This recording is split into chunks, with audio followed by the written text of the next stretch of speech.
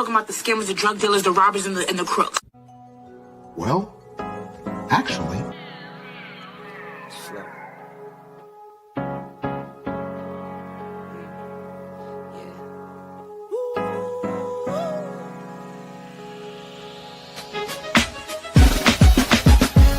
Yeah, I'm watching the rise, and I wouldn't say I'm shocked, cause I'm hardly surprised.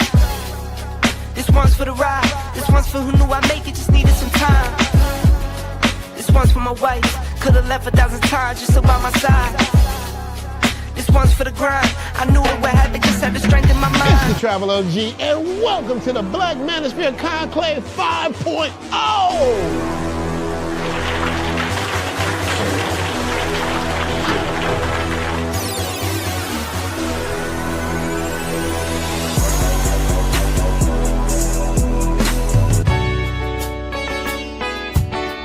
We got started in 2021 in Atlanta, united in the pursuit of excellence in all things. It's been one hell of a ride.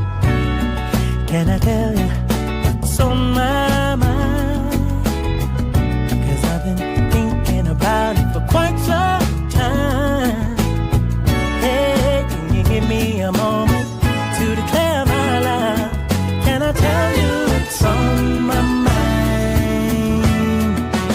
We're now focusing more on opportunities for men, in particular passport bros. Guys who go abroad, they want to have a different lifestyle, they want to have a different achievement abroad. Oh yeah, there's without a doubt the narrative has changed for us greatly. I just finished speaking and having a chance to tell individuals about how to live the American dream outside of America. And I was here to help so many men when it comes to understanding what they need to do in order to relocate.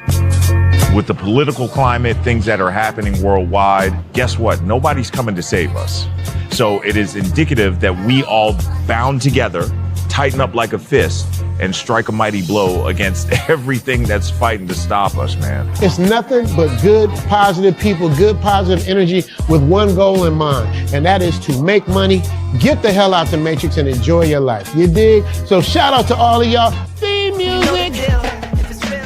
Yo, what's going on, y'all? This is your man Marcus A. Brown, and I'm here to tell y'all that I just got done with my first consultation with the brother Andre of Love Crossing Borders. I just wanted to give him his praises. I need y'all to do two things if you haven't already. If you haven't, subscribe to his YouTube channel, Love Crossing Borders. Also, if you are going to Colombia, if you're thinking of going anywhere, traveling internationally, please consider booking a consultation with the OG Andre of Love Crossing Borders. You will not be disappointed. And y'all, get in tune with him if you haven't already. Tell him MAB sent you. Peace. Where are all the black men? And I'm not talking about the scammers, the drug dealers, the robbers, and the crooks.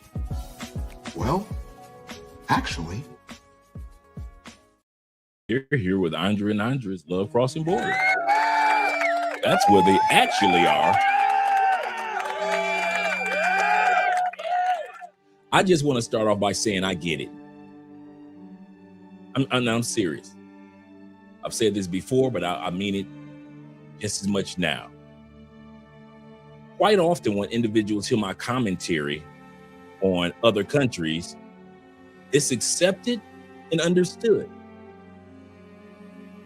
But when I give commentary on the United States, my country 'tis of thee, sweet land of liberty, it's accepted as if it's confusing, conflicting. I don't have any love or loyalty for America anymore.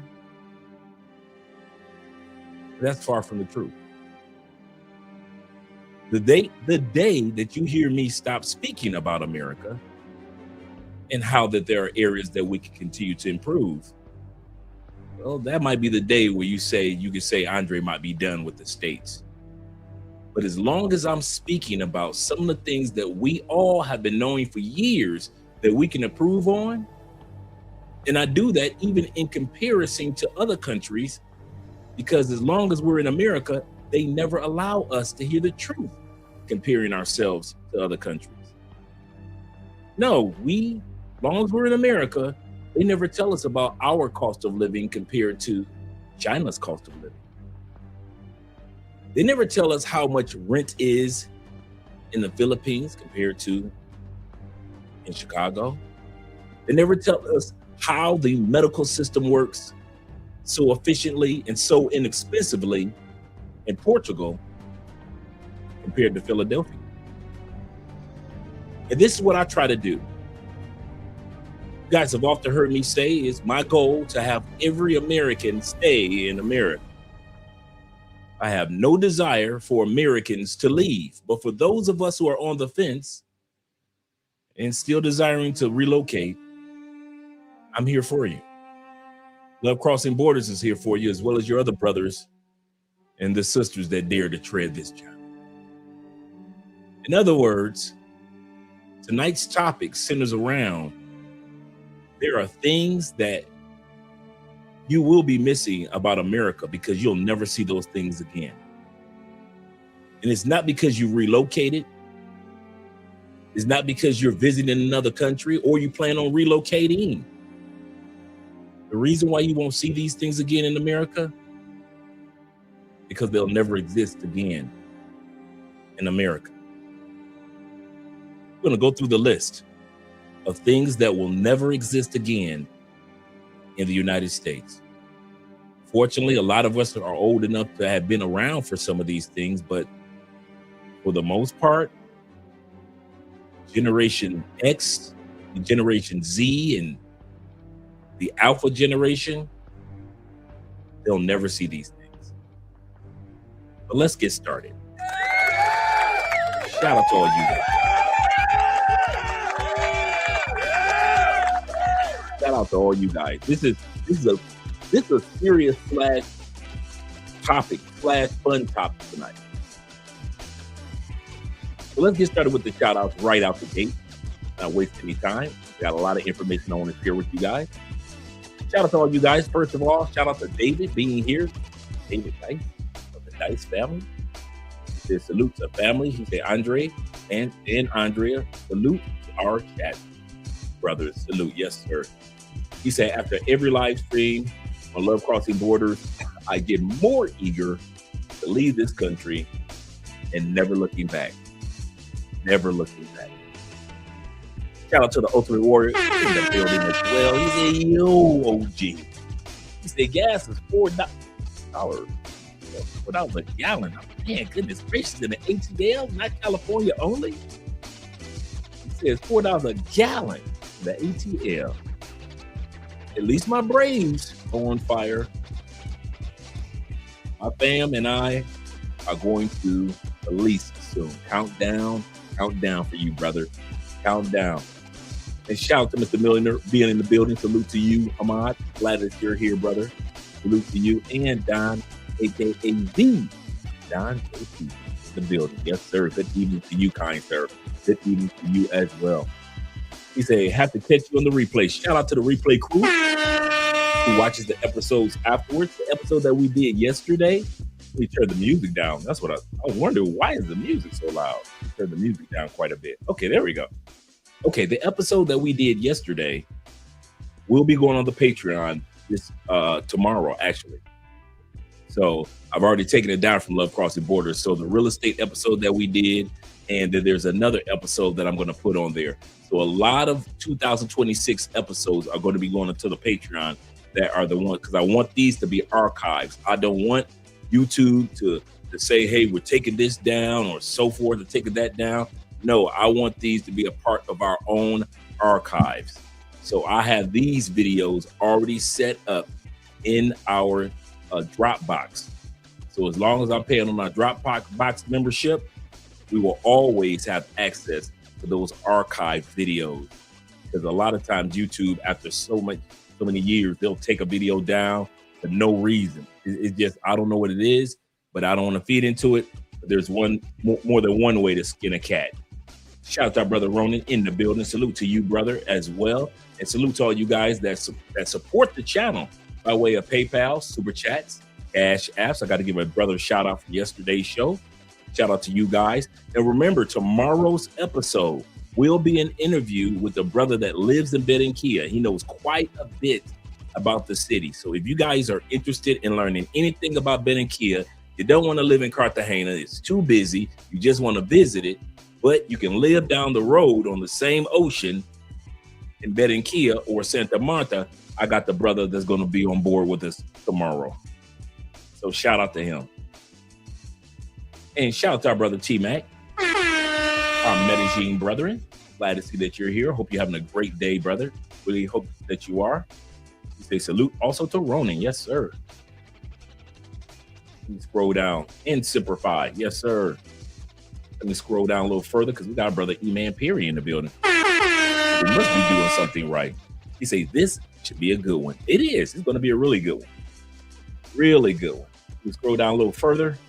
Make sure I get everybody, including my brother Tevin King. Appreciate you, Tev. I really do. He said, good evening, everyone.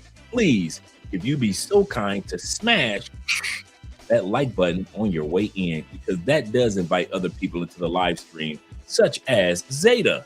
Shout out to Zeta being in the building.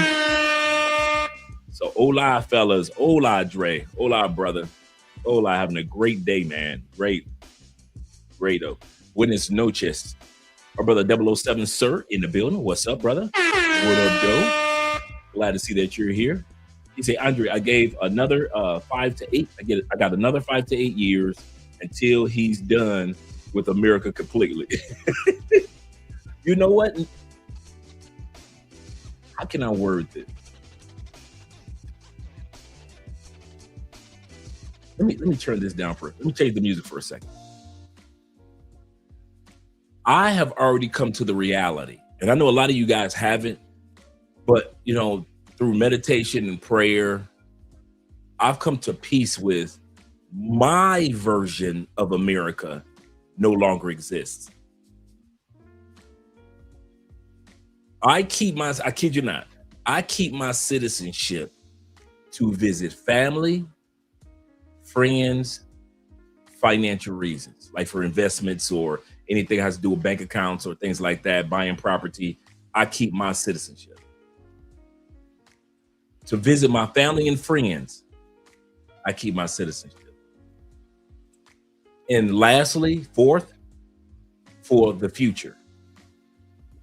Any children that Andre and I have deserve the right to have dual citizenship. If they're born in Colombia, if they're born in Spain, or if we're living in Italy, they deserve to have dual citizenship. I wish I had dual citizenship. I wish I was not born under the umbrella of one passport. That's why I keep my citizenship. Andre's America kind of like drizzled out by the time 2010 hit. It was gone. 2011, I'll say my version of America was gone. Whatever Andre was going to celebrate in America, it was gone. That's what it made it so easy for me to move and start traveling and seeing other countries. Because my version, when I talk about America, I sound like an old dude on a porch in a rocking chair, sipping some lemonade. My version of America doesn't exist anymore. So when it comes to America, for me, I'm done. But when it comes to visiting my family, A, friends, B, finances, C, and the future of our children, D, that's why I continue on my citizenship. Where you have other brothers, like the white guy on Nomad Capitalist YouTube channel, he been gave up his U.S. citizenship. I know plenty of people that they say that over 5,000 people a year give up their U.S. citizenship.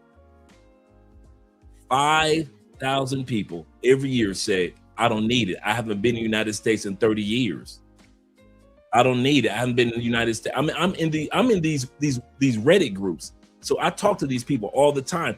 There are people that have given up their U.S. citizenship. They're like, it's a hassle. I don't want to have to file a tax form for taxes that I don't even have to pay anyway. Because we get so many tax breaks. Now, you don't get business tax breaks, but personal tax breaks you do. Now, and of course, there are certain tax breaks for businesses. Don't get me wrong. What I'm talking about as far as individuals filing their taxes. And some of you are going to get to the point where you're like me. And some of you are like me when it comes to deciding to leave. Your version of America doesn't even exist anymore. Your version of American foods, when it was healthy foods, that doesn't exist anymore. Your version of American family dynamic, America family first, that doesn't exist anymore. America having one of the strongest educational systems in the world, that doesn't exist anymore. America having a strong, inexpensive medical system, that does not exist anymore. America, the music that you enjoyed, that's not being produced and created anymore. Sports, NBA, NFL, soccer, and baseball, they all have in their corporate bylaws, we are an entertainment industry. What do they mean by that? Our referees can cheat. This is just for entertainment. The Super Bowl can be stolen. It doesn't matter. This is for entertainment. If the NBA ref has a favorite player, it's okay. All this for entertainment anyway. A lot of people actually think that the competitiveness of the players on the court is the exact same mindset that the corporations or the team owners have. They don't, for the most part. Their bottom line is that dollar. And some of you guys have never read the bylaws, especially of the NFL. They will literally tell you, listen, you can't sue us if your team loses because of a referee. Why? Because in the NFL bylaws, it says we are only here for entertainment. So if it's real or if it's fake, it's only entertainment. My NFL's been gone a long time ago. My NBA ended in the 90s, early 2000s. This is not my NBA. My NBA ended like in 2004 with my Pistons. Not because of the Pistons, but the competitiveness and the wiseness of the game. My version of America does not exist anymore. And I'm okay with that. I still love America. I still love the people there. I still love the innovation there. I love all the creativity there. Hey, if it wasn't for America, we wouldn't have you, we wouldn't have me, and we wouldn't even have Michael Jackson. So I haven't given up on America at all. I love America. But since my version does not exist and it doesn't look like it's coming back at all, I'm not foolish. So if I'm not going to America for friends, if I'm not going to America for family, if I'm not going to America because of financial or investment reasons, and I'm not going to America because of the future of myself, my wife, my kids, I ain't got no reason to go. I've traveled I've been blessed and I sound like I'm talking my eulogy, right? I've been blessed, my American eulogy, in other words. I have been blessed to have gotten out of 10 years in prison. I've been blessed. I have traveled from the Appalachian Mountains of Kentucky to the rivers in Tennessee, the beauty of Georgia, from Jessup, Georgia, all the way to Atlanta, Savannah. I've gotten the chance to go all the way and enjoy Texas, Arizona, New Mexico, California. I've been blessed to fly and enjoy California, fly all the way to New York and enjoy New York. Enjoy Myrtle Beach in the Carolinas. Eat crab in DC and in Maryland, where they where they put the newspaper down. Come on, you be more guys, you know what I'm talking about. Going to a restaurant, they put the whole newspaper down. They pour all the crab and the lobster with the corn and the potatoes, and you got your Corona over here, and you just are cracking and eating and drinking and having a good time. I've been blessed to live in the salt state. If you're from Florida, you know what I'm talking about. That's salt life. I've been blessed to live 14 years of salt life. And what they mean in Florida by that salt life, you'll see, if you're from Florida, you know exactly, the bumper stickers are everywhere. That salt life means that you live off the ocean. I've been blessed to live that salt life. So I've been blessed to go from sea to shining sea.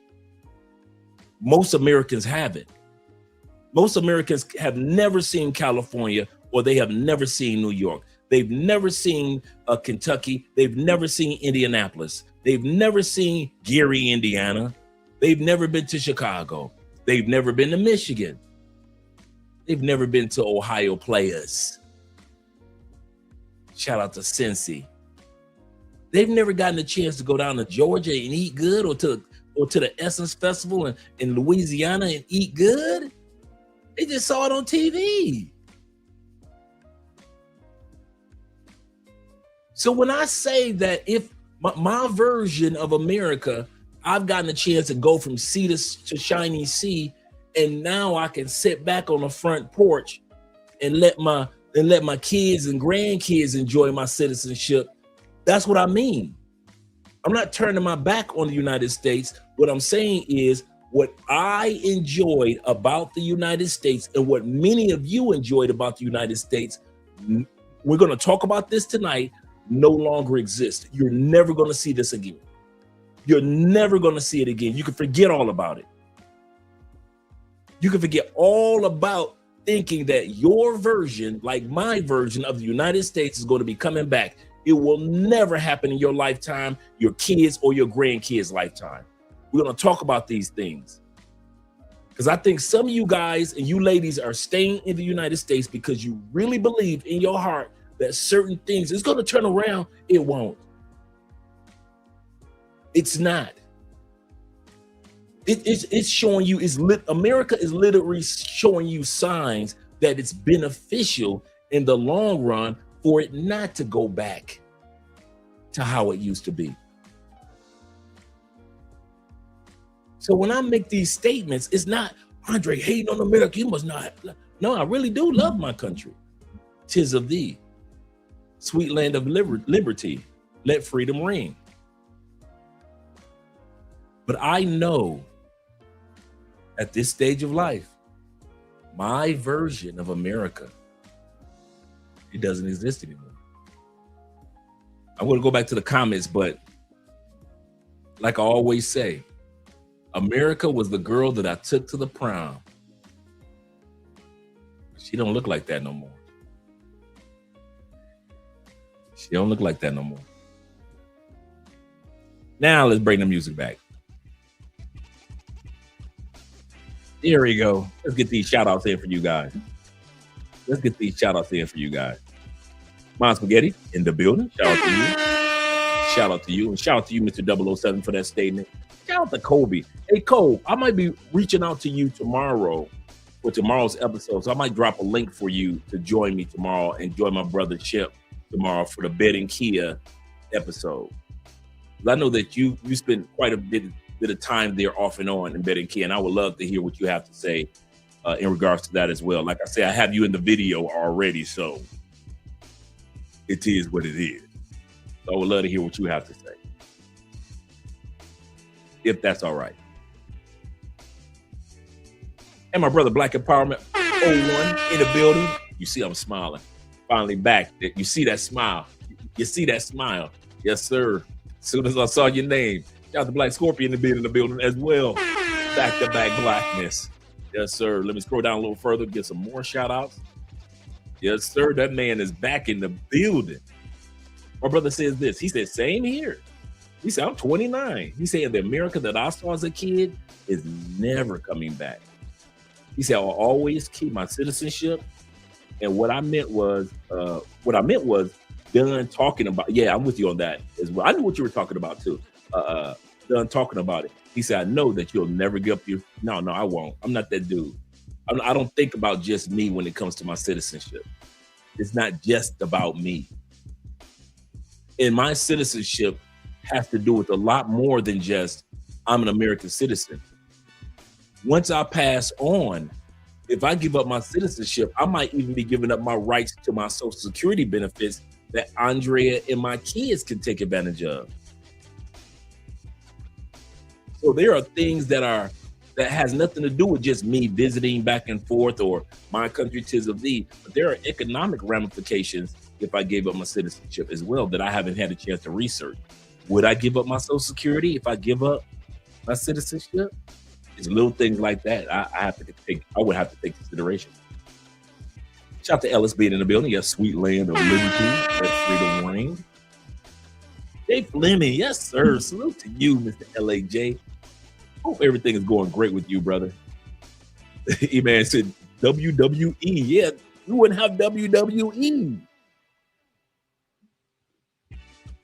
Andrew Craig says this. Mr. Junior says this. He said, long story short, he said, I was done with America for the last 5 years. Political and personal reasons. He said, my trip to Medellin and Cali in October 2023 changed everything. I agree with you, brother. I agree with you. It shows you that you got options, that you got opportunities in other countries. My man Ben Dixon of the Dixon family, Ben Dixon's ghost, that is. He said Dre talking about those mug bugs. Yeah, man. Hey, I'm just being honest. Let me scroll down a little further. Shout out to D Kirk in the building. Appreciate you being here. He said, I grew up in the Salt Life in Florida. Yes, sir. So if you're in Florida, you know exactly what Salt Life is. Absolutely. In the Panhandle. Yes, sir. Shout out to the Panhandle individuals out there in the Panhandles. You guys always have great concerts, great shows. You know, Panhandles is always having the jazz festivals. So yeah, I've been up there a couple times. He said, white sand beaches. I get it.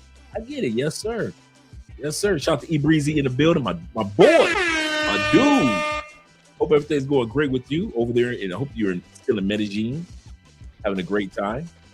He said, shout out, salute Dre, chat, in the chat tribe. And Dre, yes, sir. Shout out to you, brother. Salute to you and my brother, Jay Casey, in the building. He said, shout out Dre and Mrs. Spence. Hola, fellas. Hola to you as well, brother. Hola to you as well. And my brother says this, 007 says this. He said, exactly. Looking to retire from the military in about 10 years. He says, so I don't plan on giving up my citizenship either. Yeah. And so many people work hard for us to, to be able to get passports and travel the way that we do.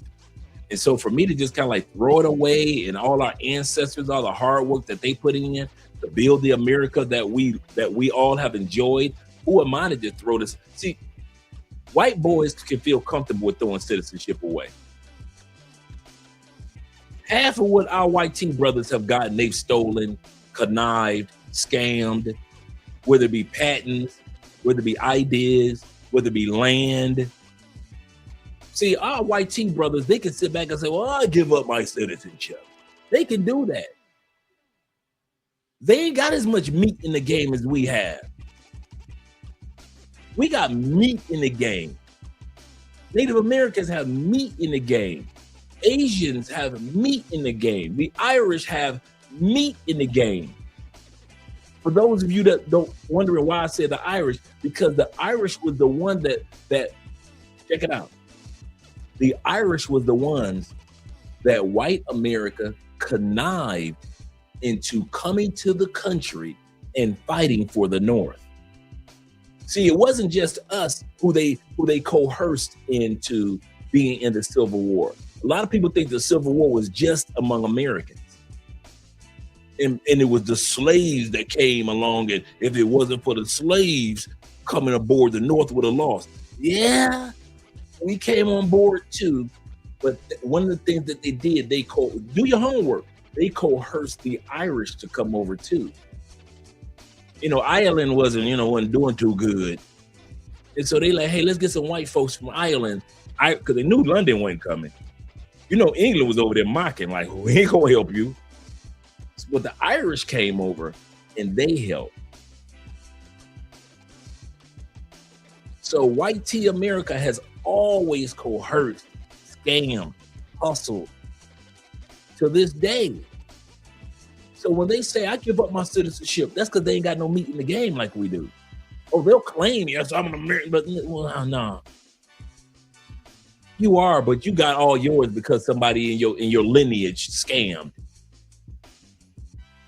Yeah, it's easy to be white tea and talk about, yes, I belong to America. Yeah, it's easy to say that when much of your benefits from banks, land ownership, communities, and so forth all have stemmed throughout U.S. history to today because of what your ancestors did. And I'll even say this, what your daddy did.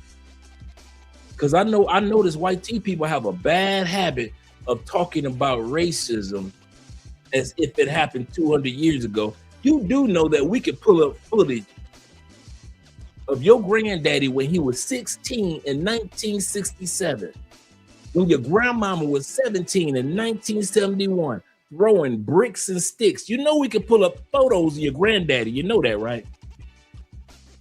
We could pull up photos, and if you're Gen X, we could pull up photos of your daddy. For all you white tea folks that trying to act like it was way back when, we could pull up color photos. We ain't got to go to black and white. We could pull up color photos of your folks throwing bricks, sticks, rocks, and water hoses. And you benefited from it. You benefited from it. So, hey. But I wouldn't give up my citizenship because, you know, black folks has too much, like I said, we got too much meat in the game. We've done too much over the years for the development of America. Whether it is America took our food and created a culture from it, our music created a culture from it, our style and created a culture from it. People look at one point in time, look at Americans like they were cool. Why? Because us black folks were cool. We taught America how to be cool. We taught America how to be fashionable at one point in time. Now America's dressed like slobs, but at one point in time, America's dressed nice. Where did they learn that from? Black folks. Nobody's trying to steal no version of white music has ever been stolen from America. No white tea music, I'm going to say this again, has ever been stolen from America. Let's talk about black music. Country, check. Rock and roll, check. R&B, check. Disco, check. We ain't even got to talk on hip hop. The whole world has taken our genres of music and dance and recipes and food. And America claims it as a badge of honor, but technically it's just black music, black image, black food, black culture. That's when people say America ain't got no culture. Black people be like, I don't know what you're talking about. You ain't talking to us. You ain't talking to us. You talking about America. Talking about them. That's one thing I know is about black people. When somebody says America does not have any, Americans don't have culture. Black people are like, no, you talking about them. Because every country dresses like us, try to move like us, try to dress like us, try to cook like us, try to behave like us. And when we travel, they even try to marry us. Why? Because we are the culture that the world sees in America. They don't care nothing about no Terminator. They want to see Michael Jackson. They don't care nothing about Michael Myers. They care about Michael Jordan. They don't care nothing about no Seth Meyers. They care more about Snoop Dogg. That's what kids around the world trying to see. They trying to see drop it like it's hot. Like they trying to see Snoop Dogg. You can find the Beatles. You can take the Beatles and send them to the other side of the world right now. And these people in remote locations won't know who the hell they are. You can take Michael Jackson, Tupac, Biggie, and show somebody a photo in a remote village, and they gonna know at least one or two of them. We are American culture. We are American culture. We always have been. We always have been. Shout out to Elham being in the building. He says no benefit to giving up your citizenship. I wouldn't. I don't know. I know dudes that, like I said, I know white people that do it, white tea people that do it, but I wouldn't. Shout out to Jamon in the building. He says this, what up, big brother? What up to you, brother? Glad to see that you're here. My brother Bean as well. Hello, Andre. How you feeling? I'm feeling great, man. I'm glad you asked, brother. I'm glad you asked. For all of you guys that were not, I'm giving y'all 411 on Cali, Colombia. All you guys, hey, I want to move to Cali. It's nice. Okay. Let's switch it up, guys. Yeah. This is how our morning was. This is how we woke up this morning here in Colombia, in Cali. Magnitude 5.3. It was definitely a bed shaker, waker upper. It was definitely a bed shaking, waker upper. A lot of people don't realize, yes, Cali does get tremors, earthquakes. Yes. They normally last about 5-6 seconds, but it gives you enough time to think. It make you feel like they last 25-30 minutes. And when you get an earthquake, I'm telling you, it ain't just no, oh, that's cute. Nah. Everything moving. Everything is moving. Our bed is sturdy. Our bed just a sliding away. We're like, what in the world is this?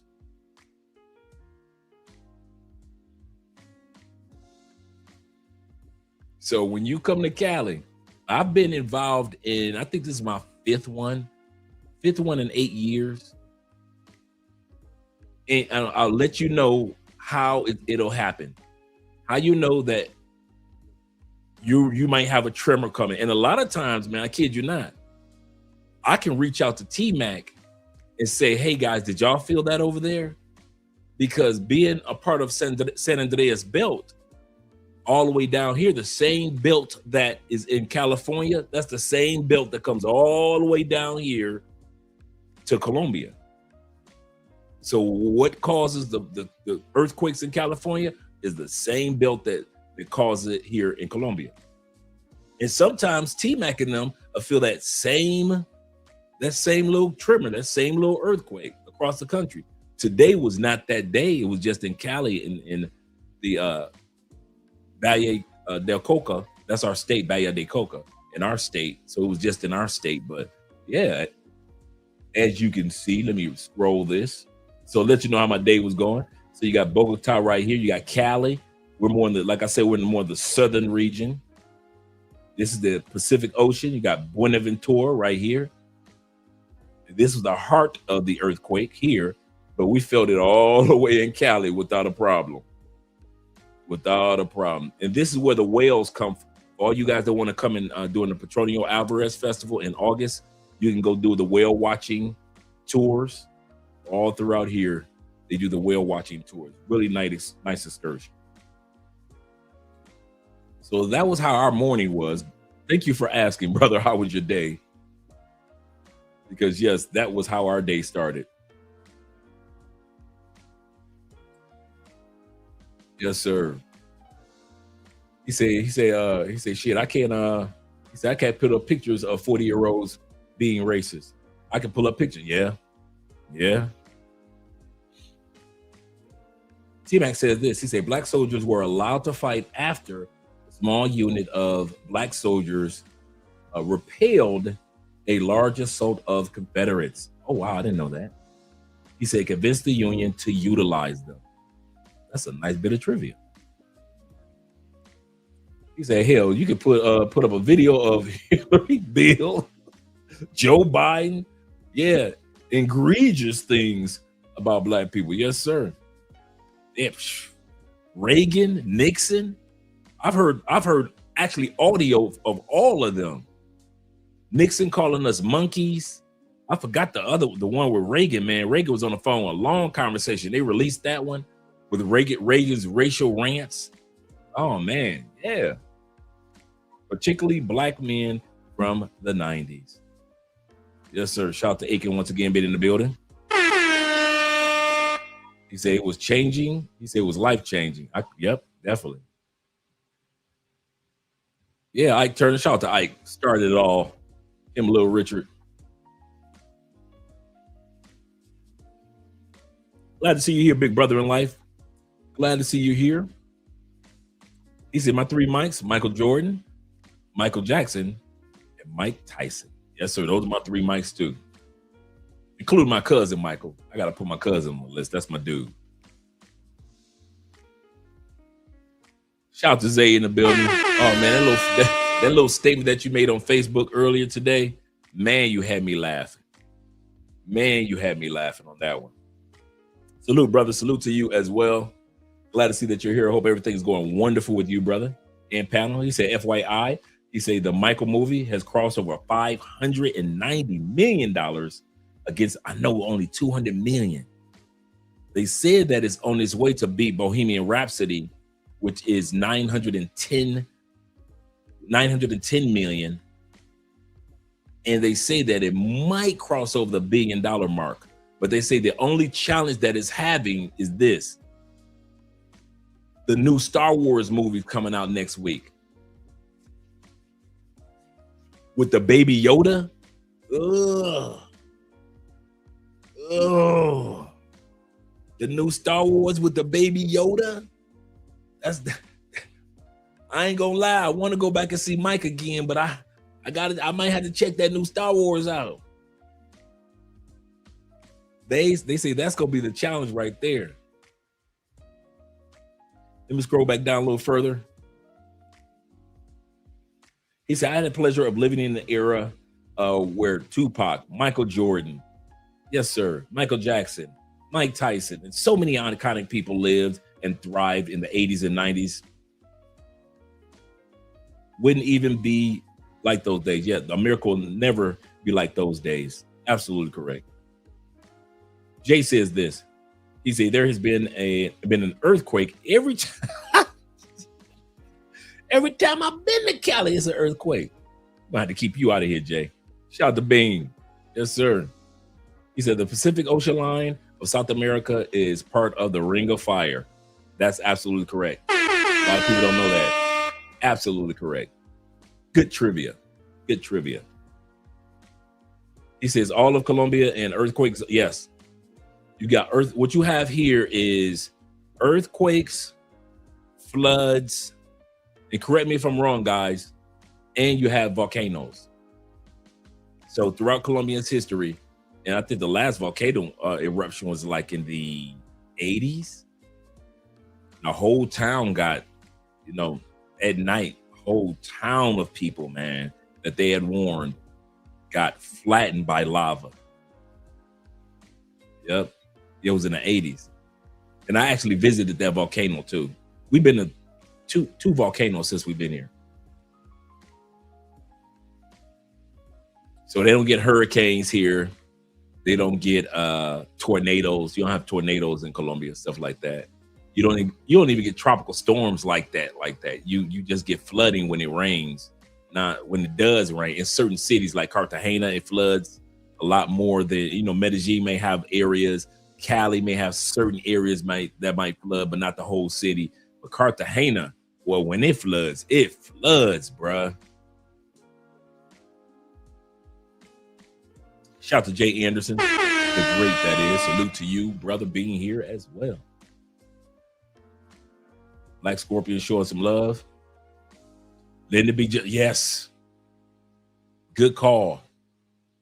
Good call. Lyndon B. Johnson with his racist rants.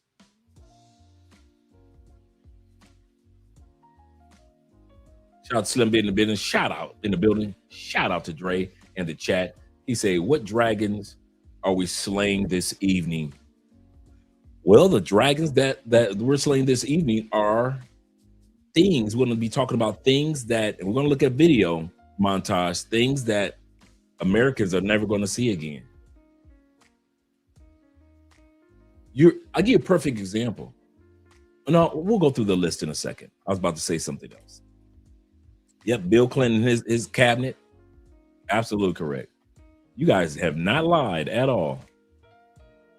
He said Battle of Port Houston in 1863 and the assault on Fort Wagner in 1863 were two of the pivotal Civil War battles that crushed the Northern skepticism and convinced the Union to mass employ blacks. All right. Thank you very much, T-Mac. Appreciate that.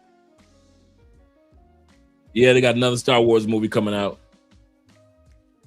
The Boba Fett and baby Yoda movie coming out. You say Chile has it even worse. Yeah, I've heard that. That's true. You say they have the biggest earthquakes. It affects the rotation of the earth. Wow. I didn't know that. I knew that about Choco.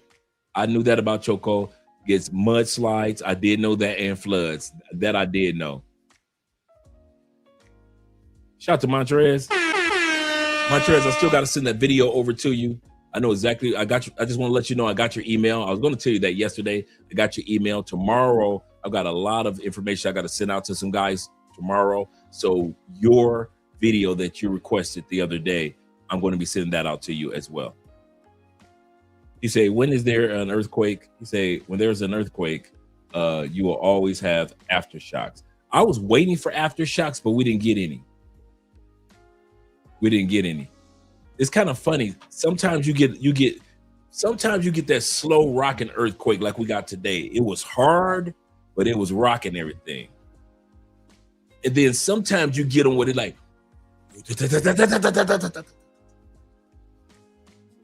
and you like, what the hell was that? So I don't know which one is worse. The one that just shakes up everything real fast. And I mean, it's like, you just, or the one that just slow and it just start, you like, what, wait, whoa. And all of a sudden everything just start rocking and moving. So I don't know which one is worse, but you can tell when there is an earthquake coming. I'll say this again. You can tell. And Andre has told me this many a time and has never failed.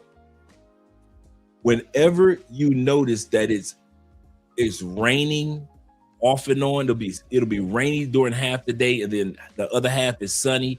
It's rainy, then sun. I'm not talking about like Medellin, because Medellin is like the city of eternal spring, so it's always spring there. But I'm talking about in other parts of Colombia, you notice it because it's rainy and then it's sunny. Really, it gets really humid, really hot, like it starts burning up. Like Cali, it rained for like 2 or 3 days last week. And then all of a sudden, the past few days have been blazing hot. That is when you know, yeah, there's an earthquake coming. And you don't know which day, but it's coming. And it never fails. Whenever Cali has rain, and then the rain, then all of a sudden it starts switching in that day, like rain half the day, and it's really humid. Rain, really humid. Then it just gets hot, super hot, earthquake. Every time, every single time. He said, I was lucky enough to be in Colombia to experience 0 earthquakes. Yes, I'm lucky. Yeah, and like I said, it's not all over the country. Like you won't know about earthquakes in Cartagena or those areas, Santa Marta, Bucaramanga. You will not know it. I don't think. Correct me if I'm wrong. Do you guys? Yeah, Medellin gets them. Medellin doesn't get them as harsh as Cali, but Medellin does get tremors as well. Shout out to Chulupe being in the building. So like Florida. And in what way?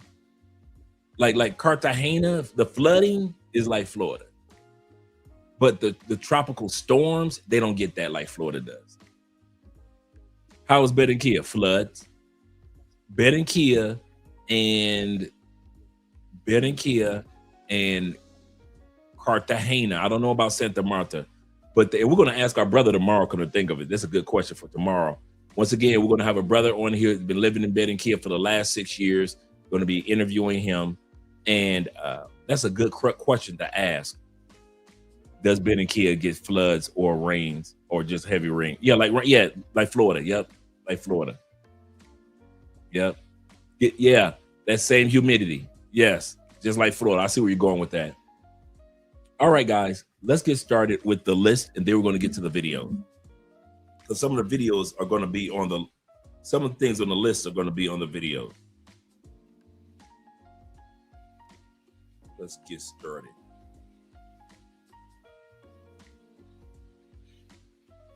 And these are things that will never come back to the United States. And when I say never, I can say that with conviction. We're going to go over 10 things real quick, and then we're going to go to the videos, because I don't want to hold you guys up too late tonight. Number one, a fair cost of living is not coming back to the United States. You can forget that one. As you're deciding to relocate to another country, stop thinking that the prices are going to go back down. They're not. It's not conducive to, it does not benefit corporations, nor does it benefit the government for prices to go back down in any genre. I don't care if it's gas. I don't care if it's the price of a movie ticket. I don't care if it's the price of a mattress or the sheets that go on the mattress. Prices in the United States are not going back to pre-pandemic. So stop. I know Americans, we often do this. We think that this is just a stage. When was the last time you saw prices go backwards? And I mean permanently, not just for a couple of months or maybe half a year. I mean permanently. It doesn't. It doesn't. Why?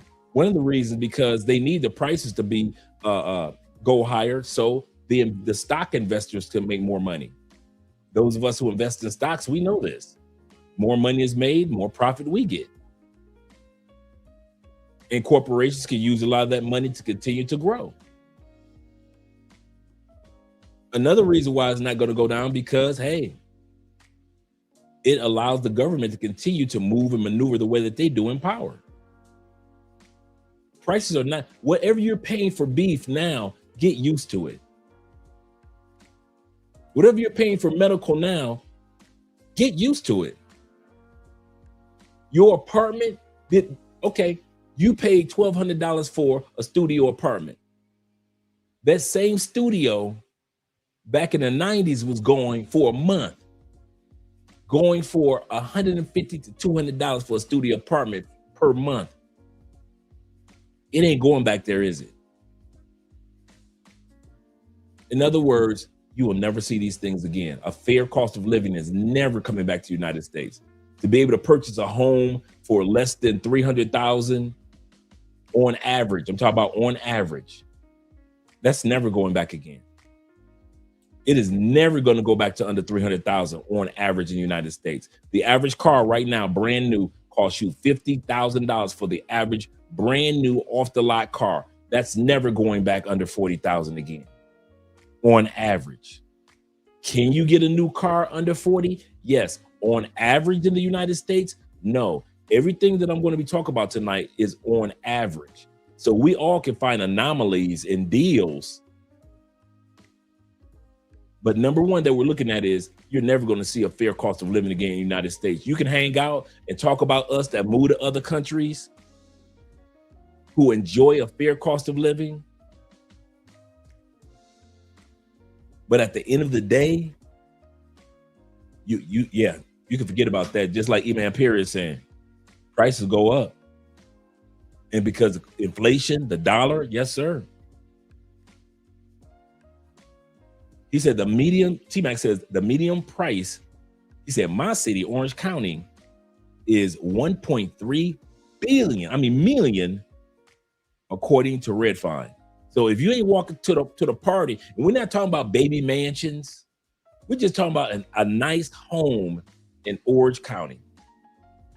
If you're not walking in the party on average without 1.3 million ready to do a deal, you might forget about that area of the country. And it's not going backwards. It's not going to go back to 800,000. But we as Americans are programmed to hope that it goes back down. There, a T-Mac, a Will, Jay Fleming. There are people in California that are still waiting for prices to go down pre-pandemic prices. I'm about me a house, man, wants to go back down to how it was before the pandemic. No, you ain't. Because it ain't never going back. It's never going back. Number 2, affordable quality of healthcare and medication. That's never going to happen in America again. You don't know, Andre, I can readily tell you, as America being the most expensive medical system in the world for years, it's never going back in your lifetime. You will never see affordable health care in the United States. The closest you came to was to Obamacare. And what did Trump do? Got rid of that. Made the average citizen's premiums almost twice and triple as much for this past 2006 year. Until another Obamacare comes, yeah, you can forget about that. That's never going to happen again in your lifetime. And I mean never. Medications, long as pharmaceutical companies are making record profits every year, do you think that they're going to stop making record profits for you? Those pharmaceutical companies who get their drugs produced in China, if you think I'm kidding, I can pull that up. Most drugs are produced for the United States are produced in China. That's why I say if China really wanted to cut United States off, they can cut us off just by our medication. Y'all think y'all doing something where y'all say, I ain't gonna buy this electric phone no more. I ain't gonna buy this cell phone no more. And I ain't gonna buy I won't buy any more Chinese televisions. Bro, that don't mean nothing. If China really want to hurt us, they ain't got to cut off televisions and cell phone sales from us. They can literally cut off medication from us. Literally. And a lot of Americans don't know that. They buy our pharmaceuticals, buy it cheap, mass produced in China, and sell them those same medications to us in the United States for prices that, like I often say about the elderly in the United States have to choose between medication and a meal if you want to live in the United States as an older person. You got a choice. You can focus on your medication or you can focus on something to eat for that day. But for many elderly, they can't have both. And it's not going back. It's not going back. Jay said, I just paid $215 for medication I could have gotten in Colombia for $13. And probably didn't need a prescription in Colombia. That's the crazy part. Montrez says this, the average 1-bedroom apartment is about $1,200. That's crazy. $1,200. 3 times the rent rule just about everywhere in the States. And I can agree with that. Elon said, I thought Obamacare was still there. Trump just added 2 things. I don't know. But all I've been seeing on social media is just Americans complaining about what Trump did. Now, it might still be there, but how it is it is used and the opportunities and the deductibles. Well, I've been hearing Americans crying the blues about trying to, in America, that is one of the few countries, there's only 2 countries in the world that doesn't have a form of universal health care. I want to say this again. 2. Think of the most impoverished country that you could think of. Congo, Venezuela. Come on, let's think of some poor countries. You know, poorest countries that come to your mind. I don't care if it's Mongolia, India, right? They're in your mind. They all have a form of universal health care for their families. All of them. Even the most impoverished countries, people can get medical help, affordable health care. America and the island of New Guinea are the only places on the planet that does not have a form of federal universal health care. Now, in America, different states might have different policies on, for example, if a woman gets pregnant in the United States, there is no federal laws. This one state can say she gets this amount of days off for being pregnant. Another state may say the father and the mother can get a certain amount of days off. So the states are, but we have no federal umbrella to say we have a universal health care program that protects all Americans, and there are certain paid days off on a federal level. We don't have that. Other countries have it on a federal level, paid days off. We don't. United States and the island of New Guinea. That's it. Number 3, which you will never see again in the United States. Like I said, we're going to get to the videos in a second. You will never see this again in the United States. Government that's not ran by corporations. We've seen this one coming since the 70s.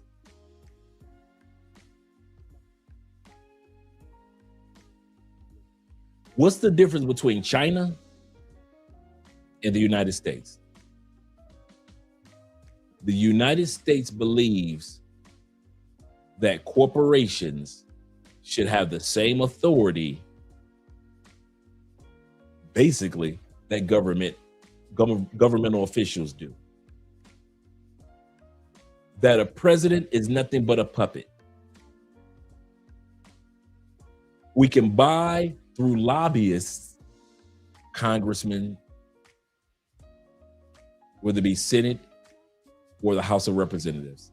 And in many cases, they feel like they can buy a Supreme Court judge.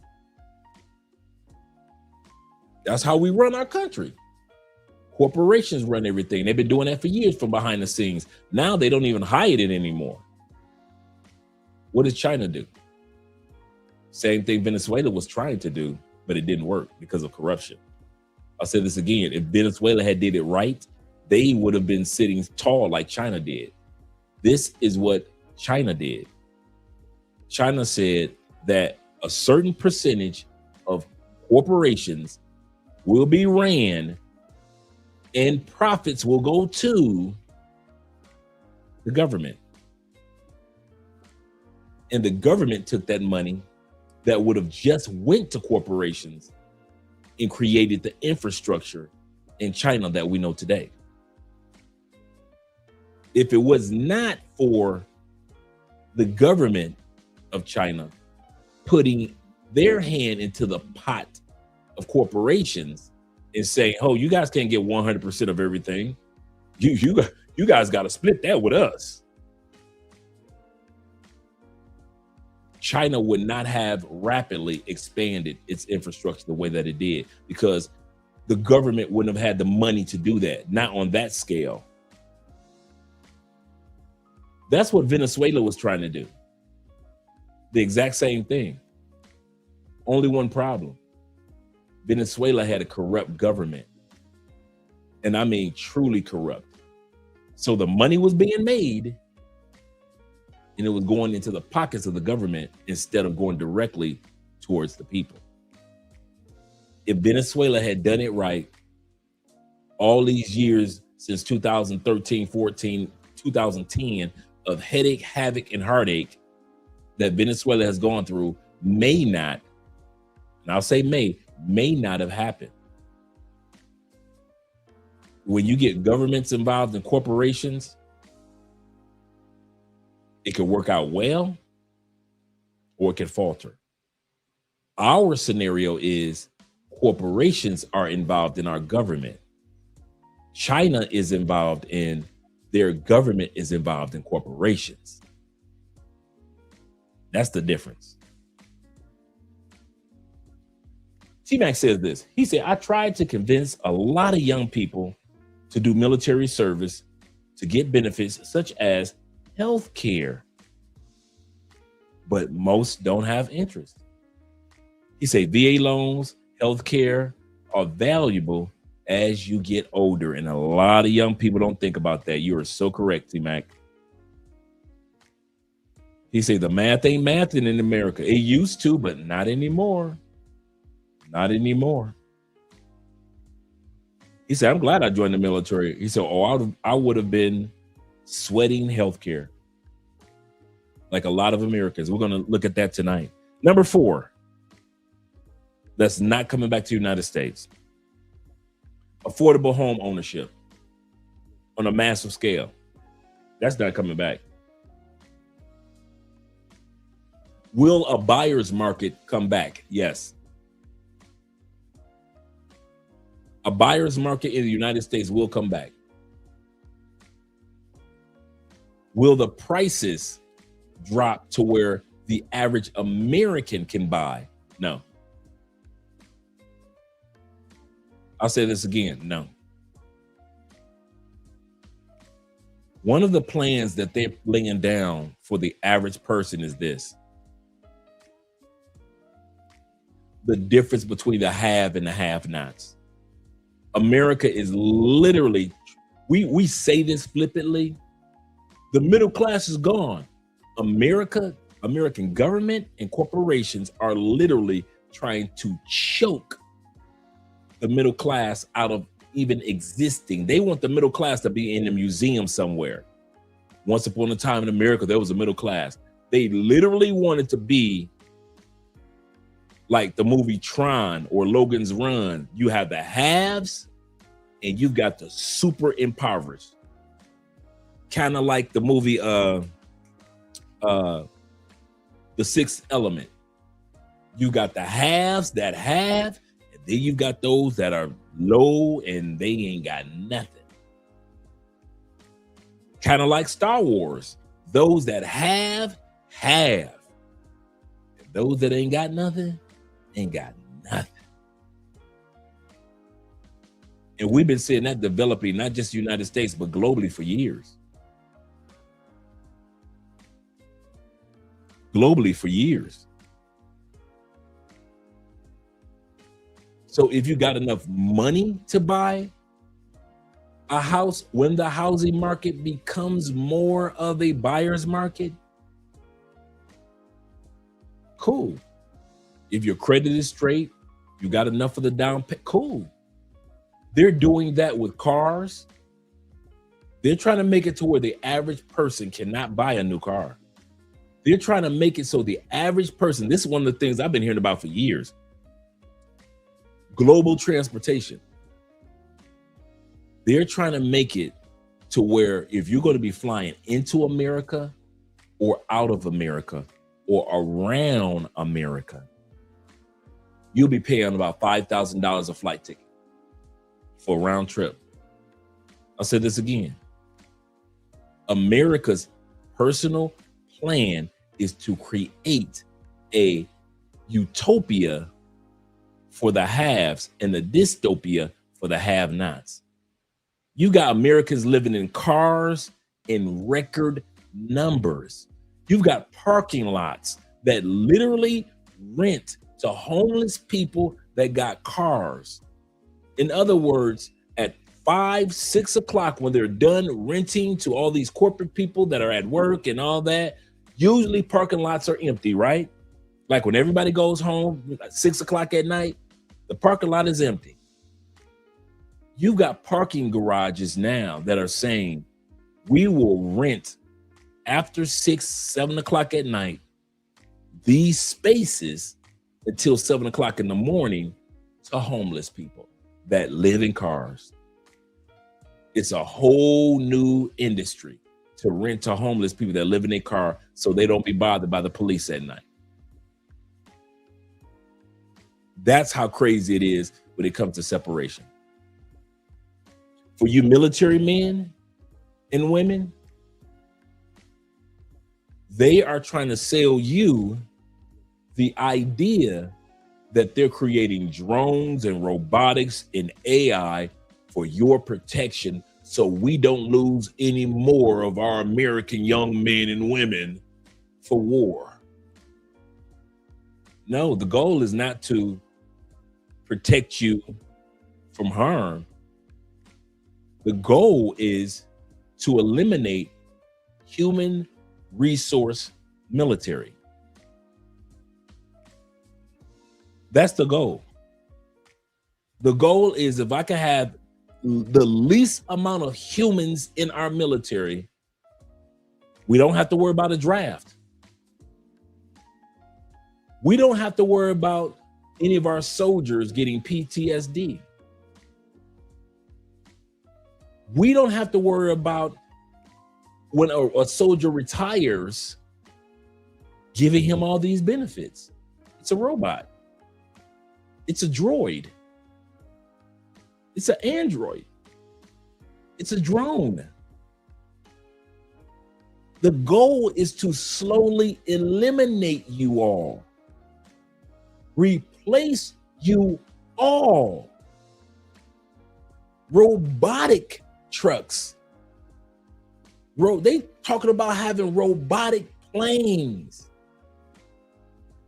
The goal is to replace humans, because once you replace humans, you can dictate humans without any emotional intervention.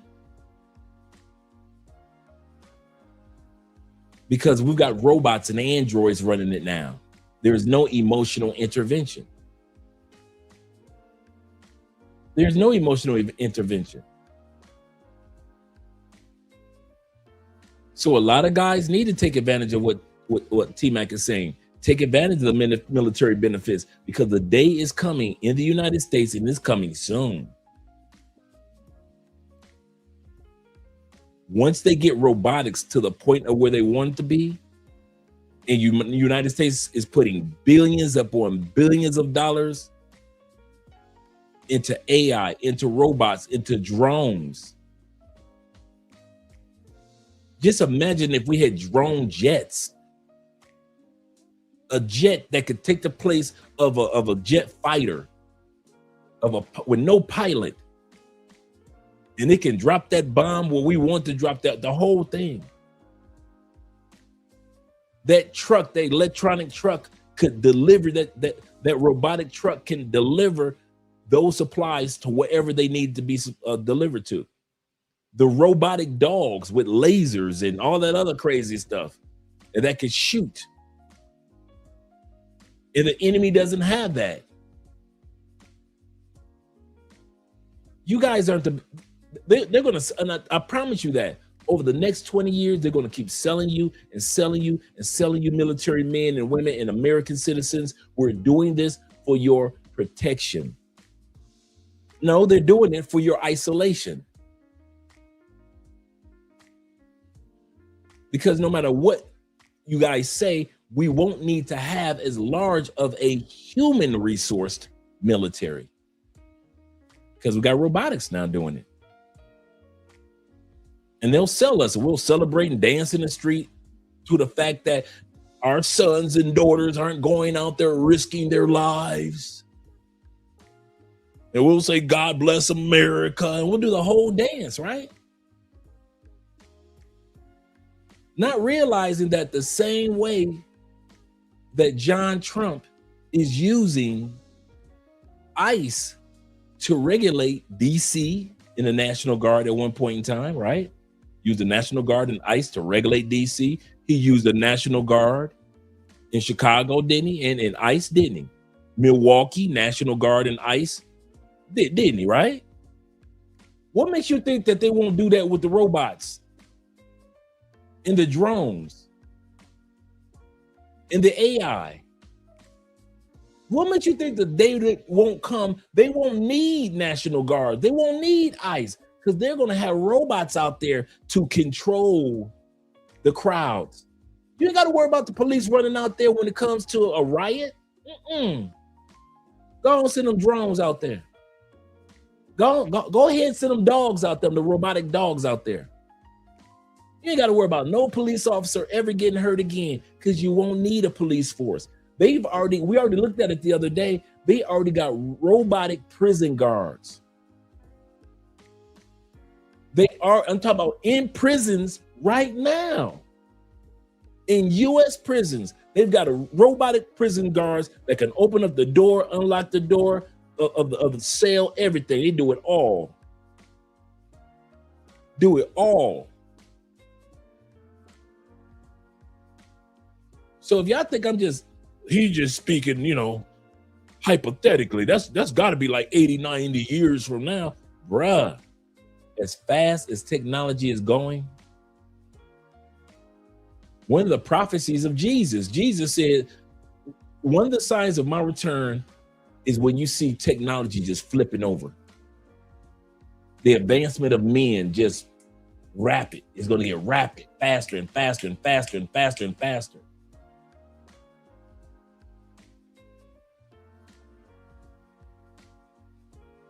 The Bible does tell us about the mark of the beast. We never knew how that was going to turn out until all of a sudden we start looking in China and Japan, and now they don't even need to use their credit card. They just wave their hand, don't they? Whoop. Pay for everything. Now, I'm not having fright night. I'm not trying to shake people up. I'm just trying to say that certain things, if you decide whether you want to be in America or not, certain things aren't coming back. And one of the things that's not coming back, like we just looked at, cost of living, a fair cost of living is not coming back to the United States. You can forget that. When it comes to affordable quality health care, that is not coming back to the United States. Stop pretending like it is. Good quality may come back. A fair cost of medication and services, that's never coming back to the United States. We are literally the most expensive medical system on the planet. Nobody comes close to us when it comes to the average person's cost. Number 3 we looked at was the government that's not ran by corporations. Corporations aren't even hiding it anymore. It used to be like you had the president up front, then like during the Reagan administration, you had, you had Reagan up front, but then you had all the corporate cronies and the lobbyists in the back. So you kind of like, they could hide behind the lobbyists, right? And we kind of like, okay, they're paying the lobbyists. Now, just as many corporate CEOs that congressmen. You can name off 5, 6, 7, 8 congressmen, whether they be the Senate, the House, and you can name off 8, 9, 10 corporate bigwigs that have governmental influence. From the Elon Musk to the Mark Zuckerbergs.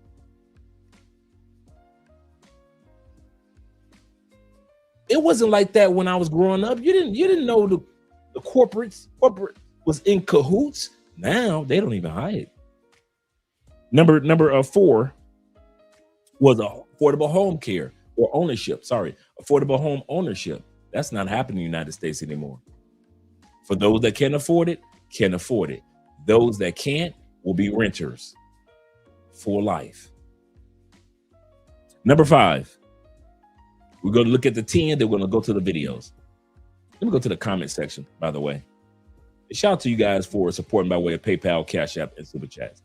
He said, Dre, you are on fire. Yes, sir. He said, I own a home. Shout out to T-Mac. He said, I own a home in San Diego. He said, I need to buy a second home. That's a good point. He said, I just had to show that I could afford another home. I found one, qualified, and just waited the minimum escrow time and got the keys. Absolutely correct. Shout out to you, T-Mac. Congratulations on that, brother. Yeah, he said exactly. Watch iRobot and Gemini Man. That's absolutely correct. You can watch this weekend, iRobot, Gemini Man, and Her. Remember Her when the dude fell in love with the AI? He fell in love, the guy that played in the Joker movies. Remember the movie Her? He fell in love with Alexis. You think it's not going to be dudes and women falling in love with Alexis? You can Google it now. They already have AI images that people are literally they've created their own boyfriend and girlfriend online through AI. And they are in love with them.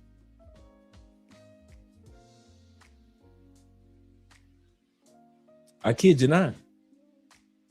The future is the elimination of the use of human resource. I'll say this again.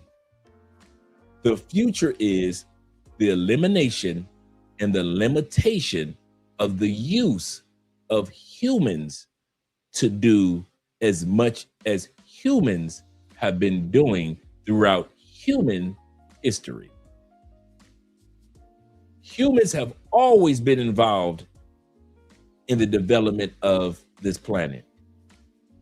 From the hunter-gatherer era to the agricultural era to the industrial era to the technological era. Now we're moving to the era of AI and quantum physics.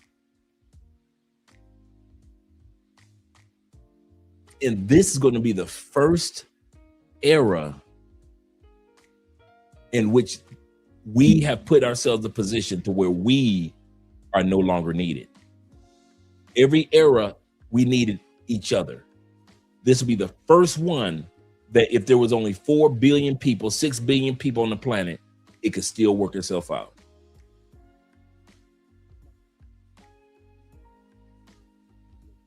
It can still work itself out. He said, this is exactly how, he said, this is exactly why I don't want to bring any children into the world to have to worry about having to go through this BS that's coming. The crazy part is this. I really believe that a lot of countries will kick against this. To where United States is one of those countries that if they could get rid of us as far as the workforce tomorrow, they would have did it. If they could raise the price of flights to $5,000 per flight tomorrow, if it was up to our government and corporations, they would have did it.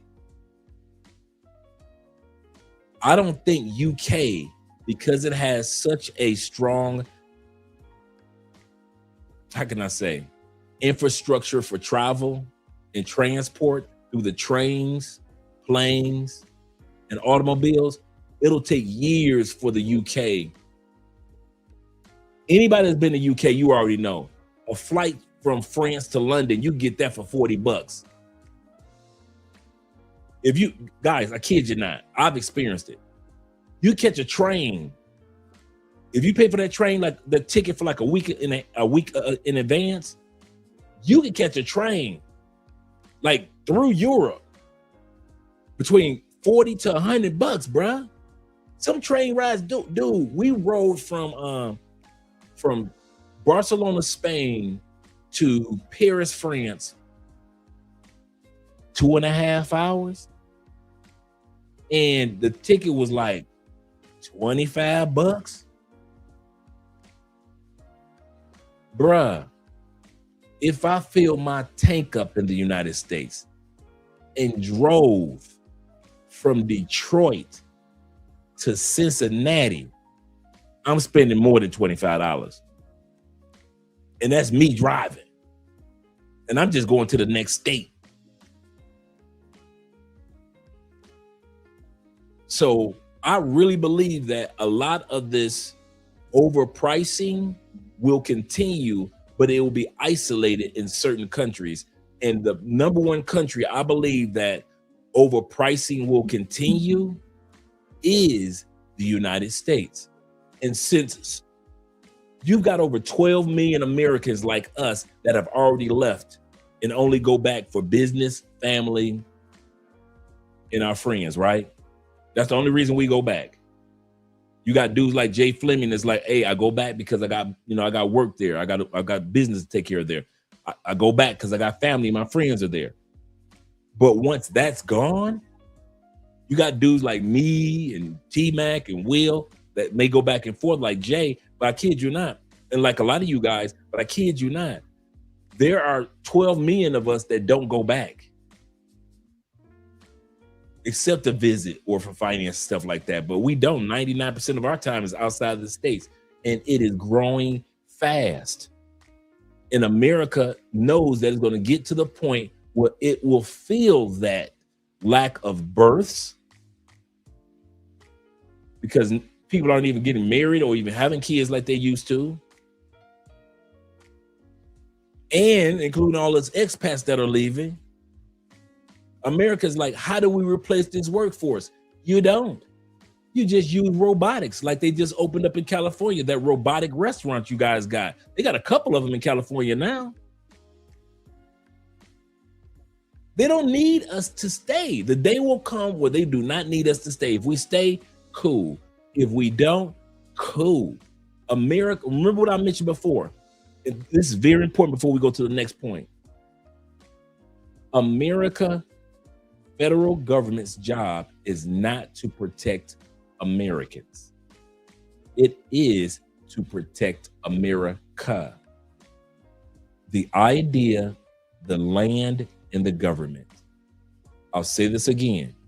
For all of you Americans all of us Americans that actually think America is for Americans, American government, federal government's job is not, our military, our judges, and our Congress is not set up to protect and provide for Americans. It's not. Get that out your head. It has never been set up like that. From the forefathers till now, the state's job is to be there for the people.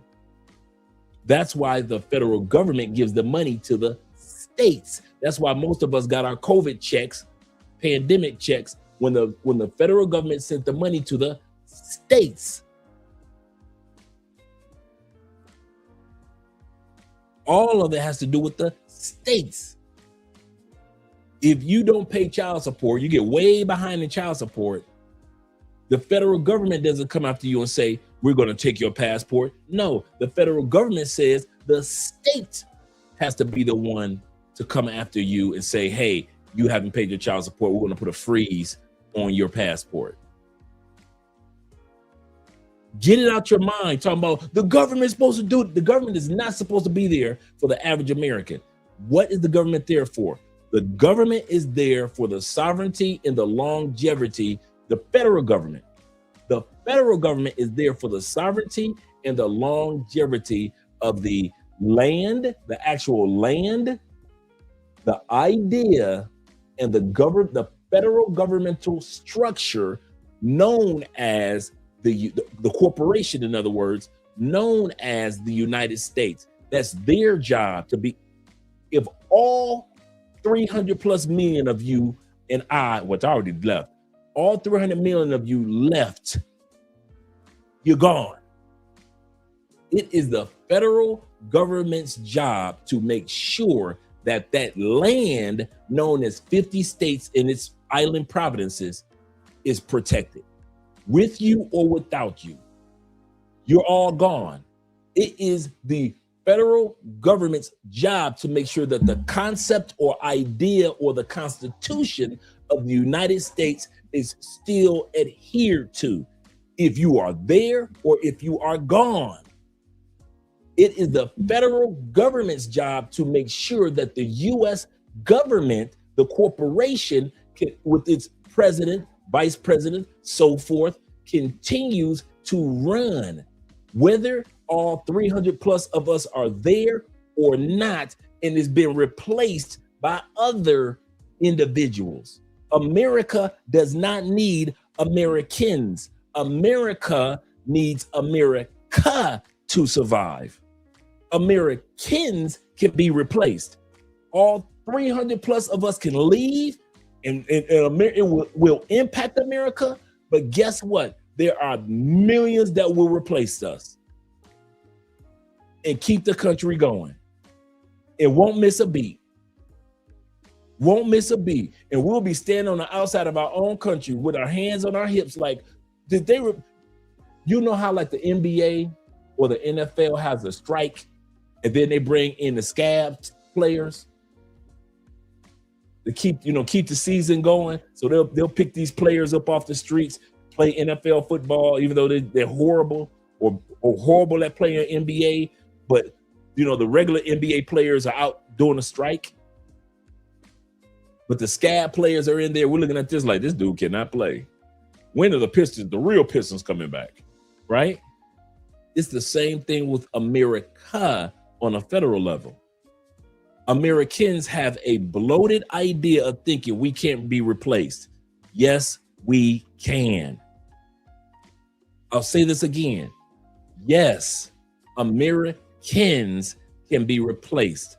The idea, the corporation and the land, the actual soil known as America can't be replaced. I can be replaced. You can be replaced. My family and your family can be replaced. The actual land, soil, the Constitution, and the corporation, which is the government known as the United States, cannot be replaced. And that's what the federal government's job is. Whether through military might, whether it be conniving, whether it be tricking us with propaganda, whatever they got to do, it is their job to protect the concept, the country known in the soil known as the United States of America. It is not their job to protect Americans. You're sold the idea that is their job to protect Americans. It is the state's jobs to protect Americans. The states. It's the state. Y'all gonna learn to get out of your feelings and get out of y'all ego and start accepting this for what it is. I'm not mad at America for what it's done. I embrace the fact that I know I'm replaceable. Andre left America. Did America shut down? When I left America, when all 11 million of us, 12 million of us Americans decided to become expats and left America, did America shut down? Why? Because we were replaced. And we weren't just replaced with other Americans. Foreigners came and replaced me. Foreigner came and replaced this other dude. Foreigners came and replaced that other woman. So all 12 million of us who left, no sweat off America's back. You know why? Because we were replaced. And I have no problem with that. I'm not saying that America doesn't love us. I'm saying that there's a difference between America, the states, all 50 states, and America, the corporation, which is ran by the federal government. And most Americans think the federal government owes you certain things. No, the states does all that for you. That's why each state has its policies, its laws, its bylaws, or its own people. And then if you go to another state, their rules might be completely different. There are 50 states, and in some cases have different laws than the federal government in some cases. But y'all got to get it out y'all mind that America, the country, is there for you. They don't owe you nothing. They don't owe me nothing. I do not put pressure on Trump. I wouldn't have put it on Kamala. I wouldn't have put pressure on.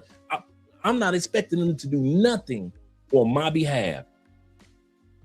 I automatically know that my federal government is there for America, the country, the landmass. So y'all can fuss and cuss and cry about America ain't the president, ain't. But the person who you need to be fussing at, your city council members, your state department, your governors, your state district attorneys, your state deputy attorneys, your state judges, all the people you and I take for granted on that ballot that we look at every 2 years. I would easily say 90% of your ballot, those are the people who you need to be making sure got your back. Not just the 1 to 2 Congress people, not just the president, the vice president, but that other 95% of people that's on the ballot that you just, I'm a Republican, so I'm gonna just put all red, or I'm gonna put all Republicans, or I'm a Democrat, so I'm gonna just vote for all the Democrats. All those policies, those city policies or the state policies that they have you vote on, that is what protects you as an American citizen. Those people, you need to make sure you know as much as possible about them. But we've been programmed to kind of ignore the 95% of our ballot and to focus on just about 5% of our own ballot. And that goes for all of us. Most of us don't know anything about our local judges, our local city council, our district attorneys, our governors, our assistant governors, our DAs, our superintendent of our schools, the policy that they had on, hey, marijuana may be legalized in this state. You didn't even realize you voted on that. All these things, 95% of your ballot, that's what Americans need to be focused on. But that 5% of your ballot that you know, those people, their job is to be there for America. America. But you can keep on dreaming. I mean, you can keep on, reaching out to Trump every other day and talking about threatening him, but it ain't his job. That is not his job. It is Trump's job to focus on America on a federal level. It is the governor's job to focus on Americans. You want to fuss at somebody? Fuss at your governor.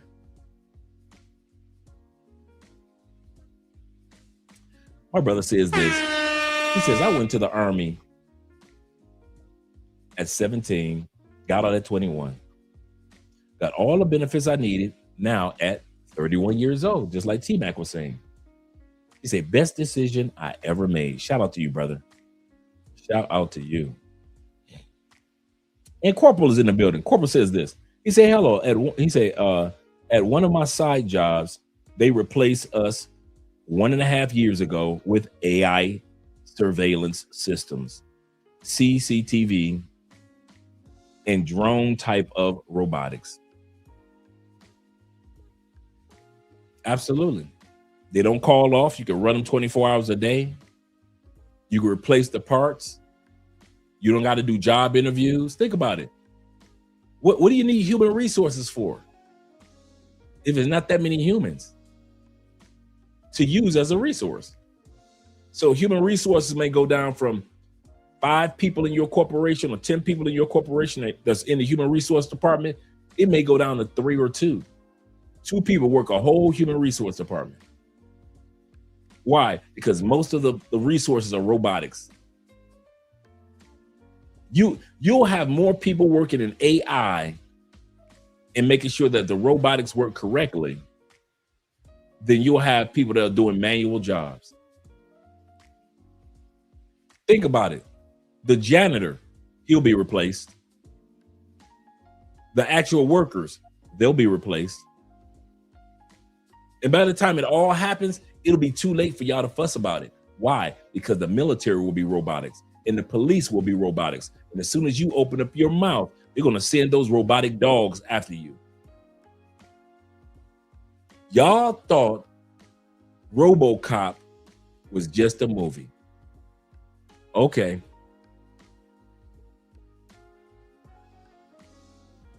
Wait until they send RoboCops to a whole city. You see with ICE is nothing but a sign of what's to come in the future. ICE has no problem with locking up an American, do they? And what happens after that American gets out? What does ICE say? Oh, my bad. My bad. He did say he was American, but we didn't know. So we had to do the research on him. Now we're going to let him go. My bad. We didn't mean to keep you in there for 24 hours. My bad. We didn't mean to keep you in there 2 days. My bad. And then they lock up more Americans because they realize that for the most part, we voted for it. We voted for it. So when he does something in Milwaukee or Minneapolis, we voted for it. He does something in DC, we voted for it.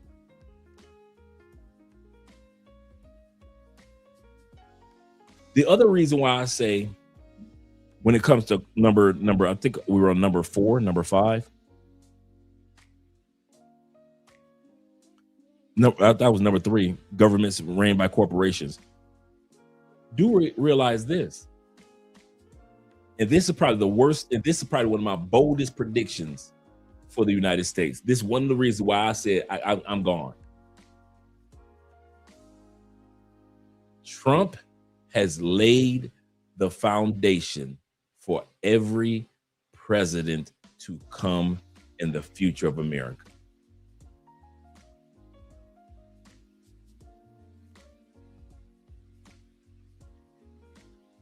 We've had presidents toy with executive orders. Emergencies, use an executive order. Use the power of the executive pen. Toy with it, but never use it as a scepter, right? We've never had a president that I know of that actually used executive order as if he was Pharaoh. As if he was a king with a scepter. Trump has not broken any laws when it comes to his presidency. I'm going to say this now. The reason why Trump has not need to use Congress because he's only using laws that were already passed that says that a president can do this, do that, do that, do this. Whether we agree with it or not, that doesn't matter. Why? These laws exist.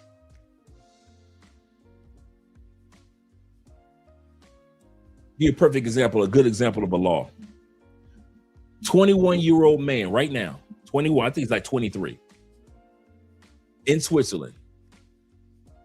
This young man has over 100, I think, no.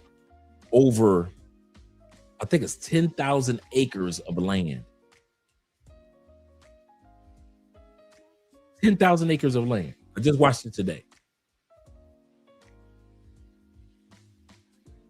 This young man discovered just by reading laws as a student that in Switzerland, if land goes unclaimed by the government or by an individual, by law, a person can file ownership and rule that land. this young man in Switzerland right now actually filed for all those acres, renamed the region, calls and considered himself king. He by law has full authority. He's actually bought him just one little used military tank just to say, I got a military. The government of Switzerland has been losing their mind trying to get this young man to give back this land. And I was watching the interviews of the attorneys, not his attorney, but just general attorneys that know federal laws. And all the attorneys were saying, it doesn't matter what the government says. The young man found a loophole and he was right. The young man found a real loophole and he was right. So now Switzerland is negotiating with him because this kid now owns the land where certain roads need to go through and streets. And now they have to negotiate with this young man for just one street to go through. They say, hey, listen, we're going to give you a certain amount of money and we'll name the street after you.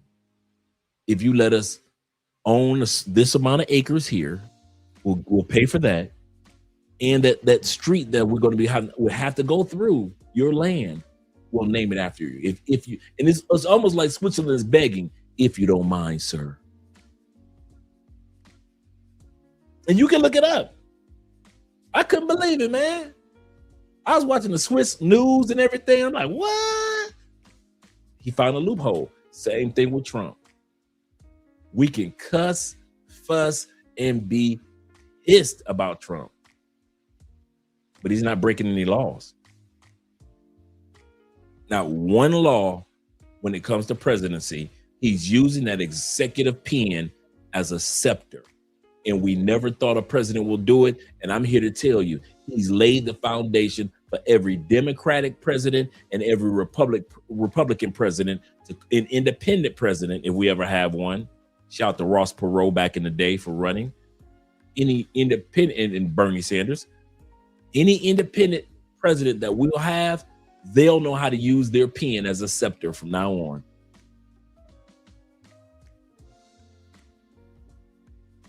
They'll know how to use their scepter as their pen as a scepter. He's showing every president. So when y'all sit back and y'all think, well, we're going to get a Democratic president next time. Doesn't matter. That Democratic president sat back and watched Trump, and now he's going to use it as a scepter too. And if we get another Republican president, he's going to use it as a scepter too. He's not going to sit around and wait for Congress. He's going to do the same thing Trump is doing. Let me use my cabinet and let me use my pen. And I don't need the Senate for anything except to pass budgets. I don't need the House for anything, just to pass budgets. And I run the Supreme Court. Y'all just don't know, man. That is one of the reasons why I left the United States, because I saw this, what I just described, coming down the turnpike. Yep. Zeta says Japan has had AI robots. He said they were the first ones really doing this. And so many Japanese men and women are lonely. Them AI animated bots, and they do treat them like they're human too. C-Mac says Japan was leading AI in an automation, because they have a population crisis. Same thing is happening around the world. Colombia is going through the same thing. Man, Colombians, y'all see a few of these women having babies. Colombians were only having 1 or 2 kids as it is over this last generation. The generations before, 5, 6, 7 kids were per Colombian mama. Now this generation, 1 or 2. Now this generation with Andre and them, one or none. You see a Colombian woman with 2 kids, you like, wow, she got 2 kids? 3 is like, okay, all right. So it does happen. He said, Dre, stop giving ninjas ideas. One of them will find a way to create a pay-for-play kingdom due to some of the old laws. Absolutely. Yeah. Yeah. Yep. He said Africa is the fastest growing.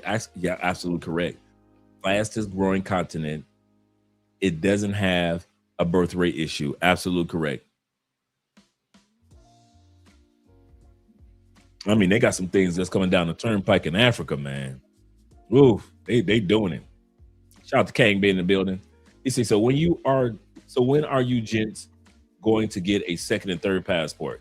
I'm eligible for mine right now. So I'll be taking my exam toward the end of the year. Yeah, I'll be getting mine. I know T-Mac is up for his as well. So yeah, I'm getting my dues. I'm not playing with this thing. I am not leaning on one passport. Because I can see the games that people are starting to play, like Trump playing these little games with passports.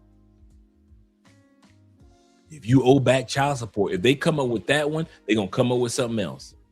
So I'm like, yeah, let me go ahead and get this 2nd passport and stop playing, Dre.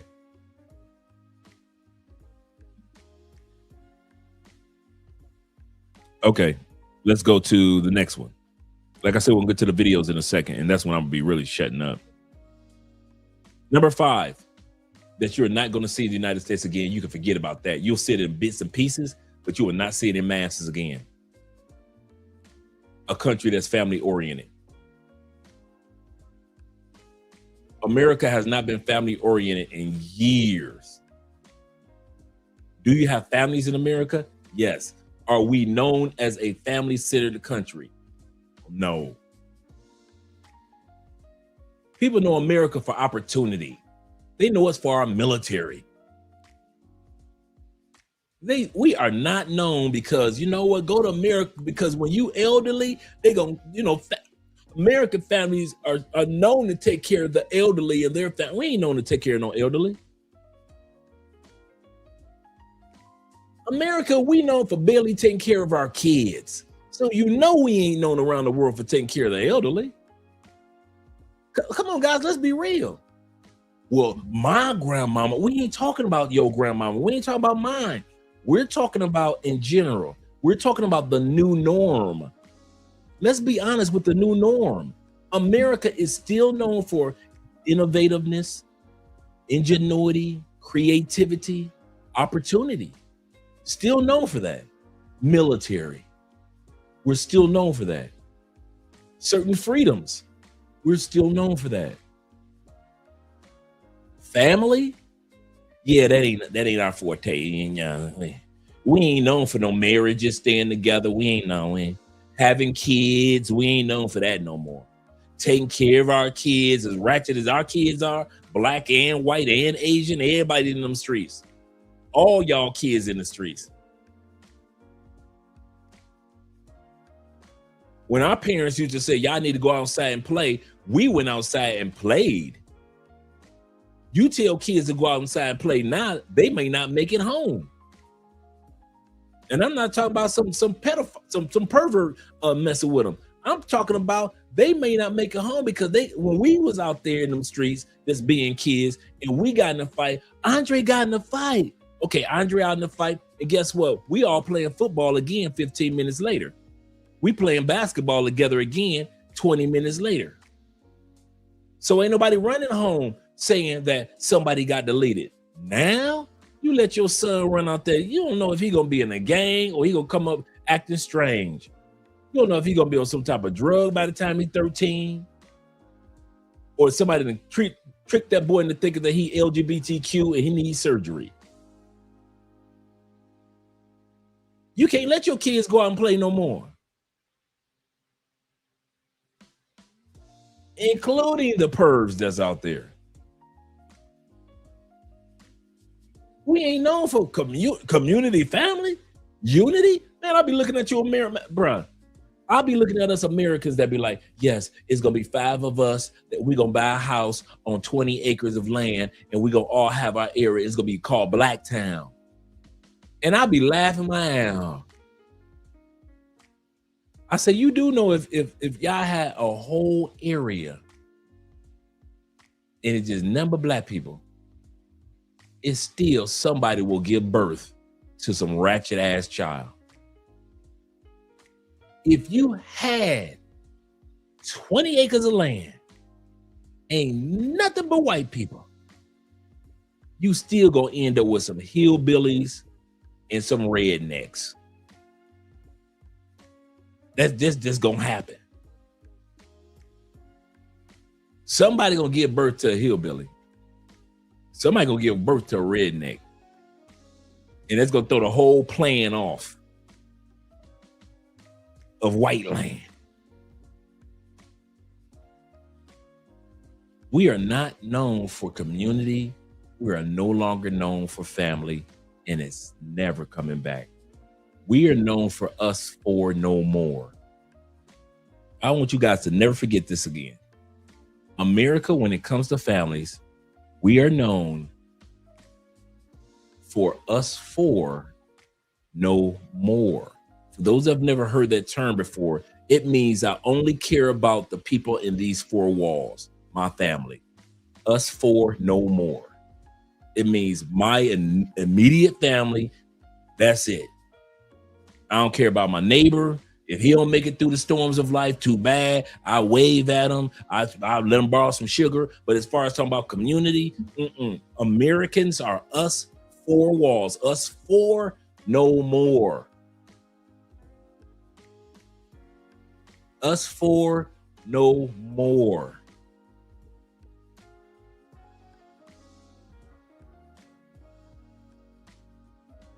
I kid you not. That's number 5. Let's go to the next one. And this is sad. Number 6, infrastructure for all. You will never see an America where everybody will be able to get around.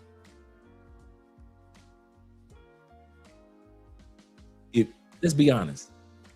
If you don't have a car, a motorcycle, or a bicycle in the United States, many, if not most, Americans can't even go to a store. Your Dollar Tree ain't even in walking distance. Your Family Dollar isn't in walking distance. You got to be on a bicycle, a motorcycle, or in a car. Let's not even talk about going to a grocery store. But then you go to countries like Colombia, Mexico, the Philippines, Portugal, Brazil, France, and everything is in walking distance. I give you a perfect example of how everything is in walking distance in France. Me and Andrea, our train was heading out to another country, but we had our suitcases because we had checked out of our Airbnb, right? So you like, in America, you just be strolling around, or even in Colombia, you just be strolling around with your suitcases until, you get ready to go to the airport or to the train station, whatever, what have you, right? In France, all you got to do is just go on an app and it will tell you where you can take your suitcases for whatever amount of hours. And usually they're Airbnbs in the area. So in Colombia, Airbnbs are just for where people are going to stay. In France, they have that, and that same Airbnb owner may have a spare room in the Airbnb, and that is nothing but suitcases from people around the world. That Airbnb may be 2 blocks away from where me and Andre are going to have dinner or have lunch until our trains got ready to leave at 3 o'clock We checked out at 11 o'clock of our or 12 o'clock out of our hotel. Looked it up on the phone, went right over there. The guy gave us a tag to put on our suitcase. We had the sticker, we had the copy of our number. So put it in the wallet. It was very inexpensive, it was only a few dollars. And he's going to keep our bags for 2 hours. He put them away. Me and Andre are walking around the city for the next few hours having lunch because we know our train doesn't leave. And we weren't far from the train station. We weren't we knew that we could enjoy ourselves and didn't have to drag luggage around the city. In other words, they made it walkable. In France, they thought of things that have to do with the infrastructure. If only those Airbnbs having extra rooms to where no matter where you are in the city, somebody will watch your luggage for you for a fee, of course. We ain't got that in the United States. We ain't even got that in Colombia. We ain't even got that in Colombia. Hotels have that, hey, could you watch my bags for me?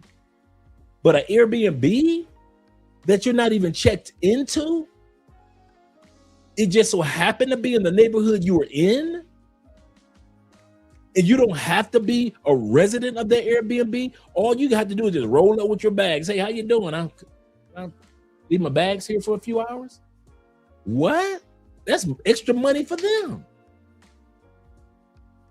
In other words, you will never see a walkable city in the United States. Even towns, you can't walk to a local Walmart, Kroger's, Publix, unless you get in the car.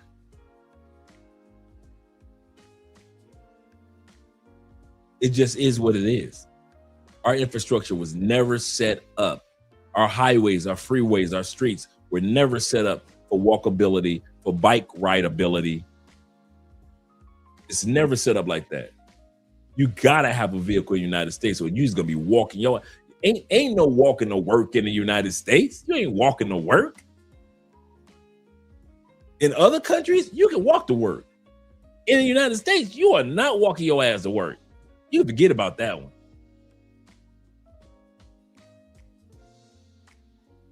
We don't never want to admit that. We are not walking to work in the United States. Let me get back to my notes.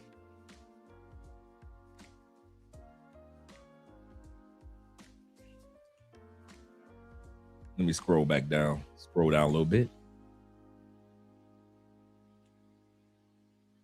He said Walt Disney's vision was the perfect white town.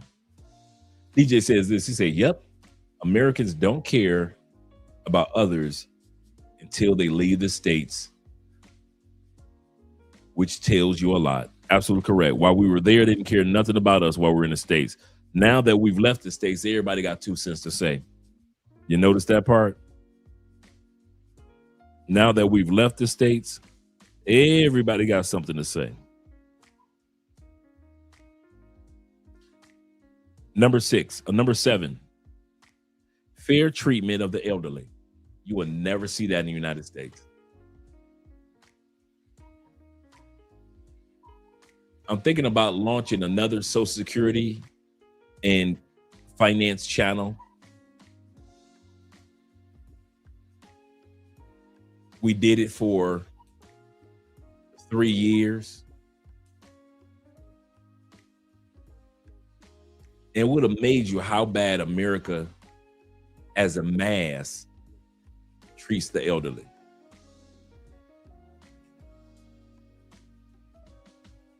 Andrea's grandmother on her dad's side, 96 years old. Just last week, they had to convert the living room into a bedroom. And many of us know how this works. Person's getting older, looks like they're going to pass on soon. So they move the furniture out of the way. And they rented a hospital bed. They have the nurse and the family takes care of her.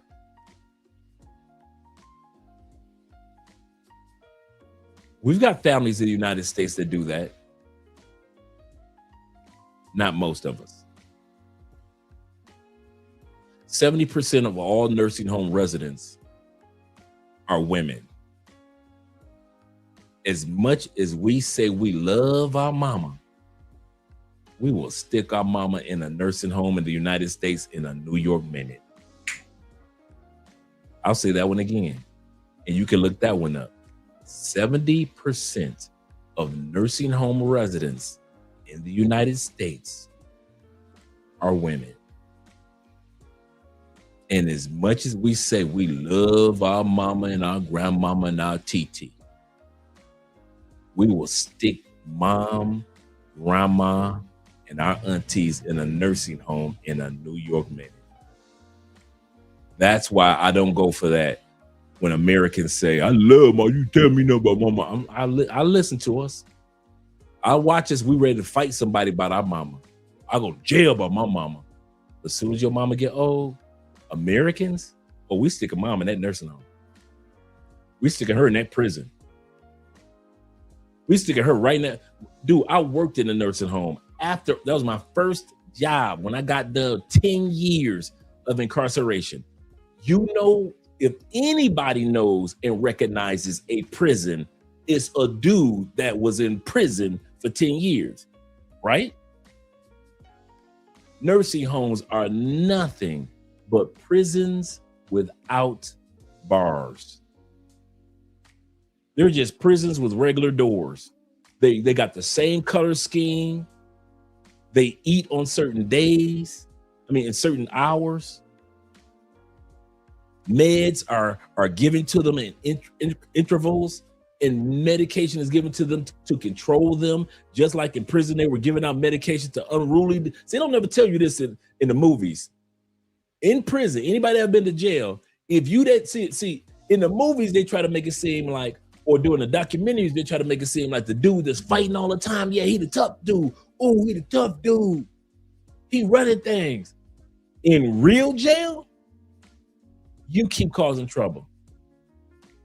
They're gonna have your ass doped up on so much dope.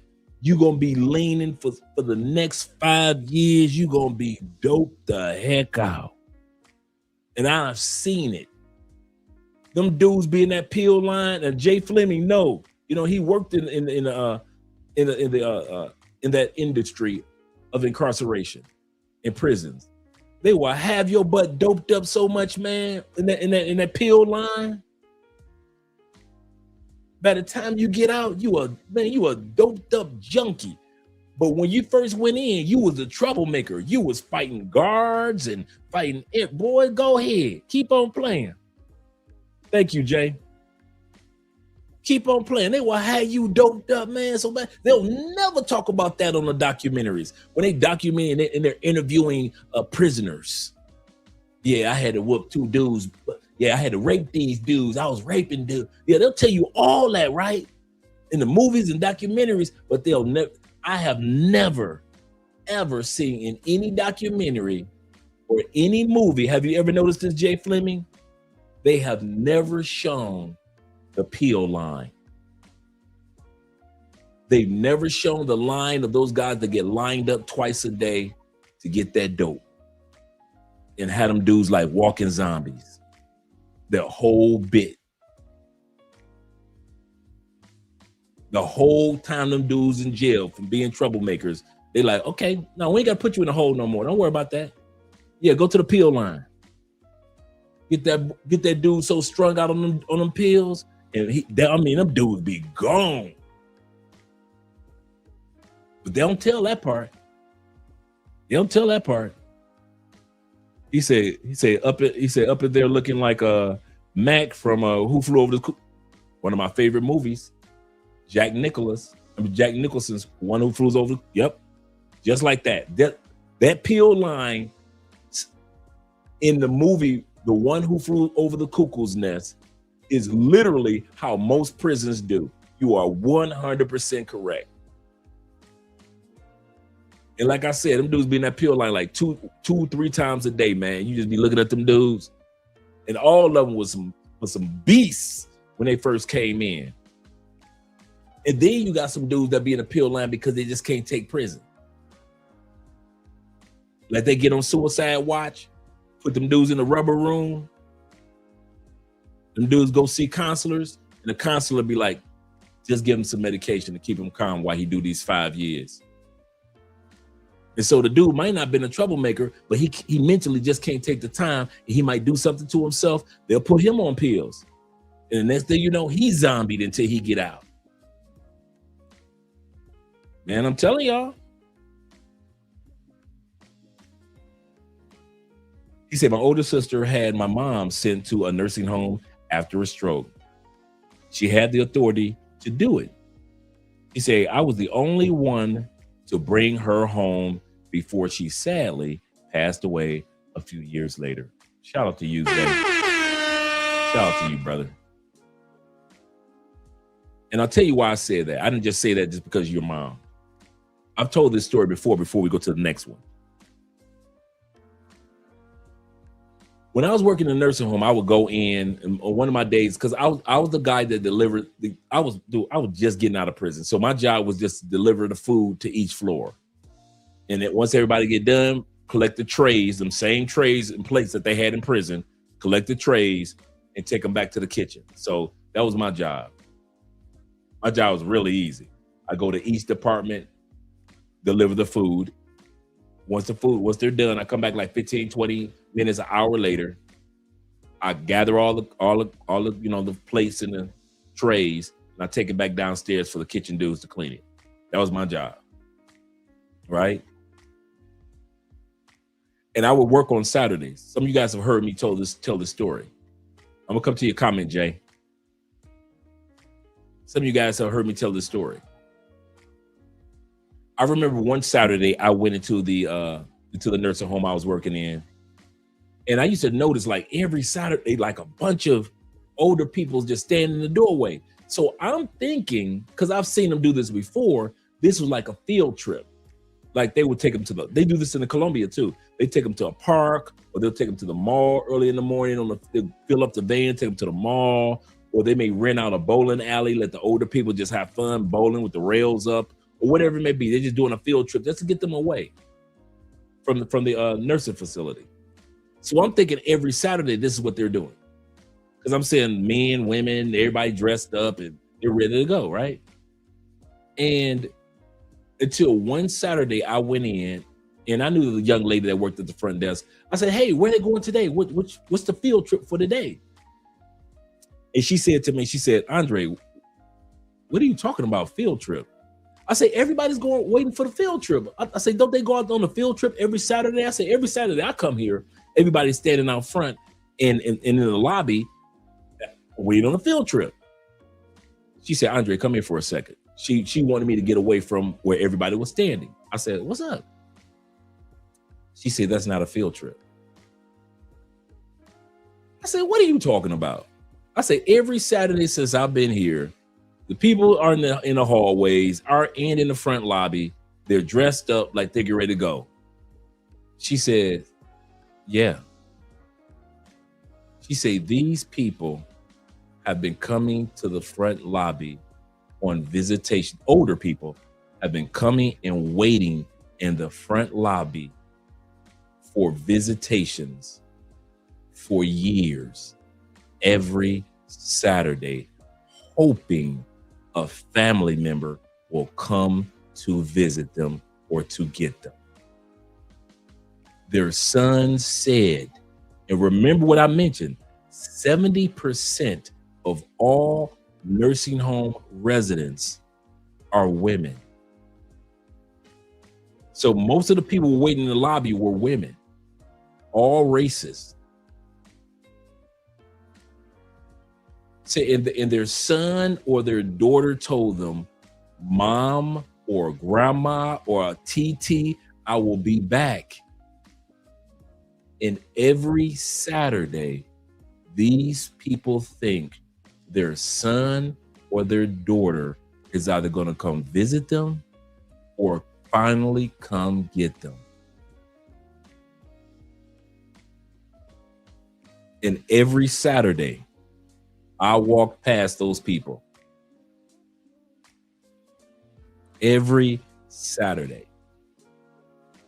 So when I tell you, I know how America treats its elderly. We had an era where we respected our elders. That's never coming back again. That's going to be in a museum somewhere. Remember how America used to be, how it treated its elders? If y'all think I'm kidding too, let's go here.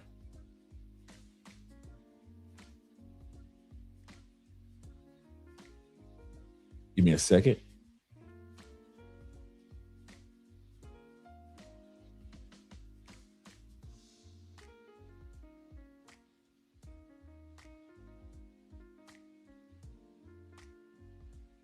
That's how crazy it is. Let me blow this up for you guys. You know me. Gotta come with the receipts.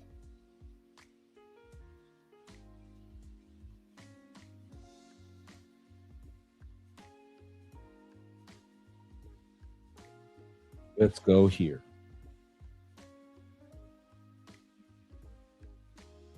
And let me blow this up even a little further. Let's see if I can make it larger.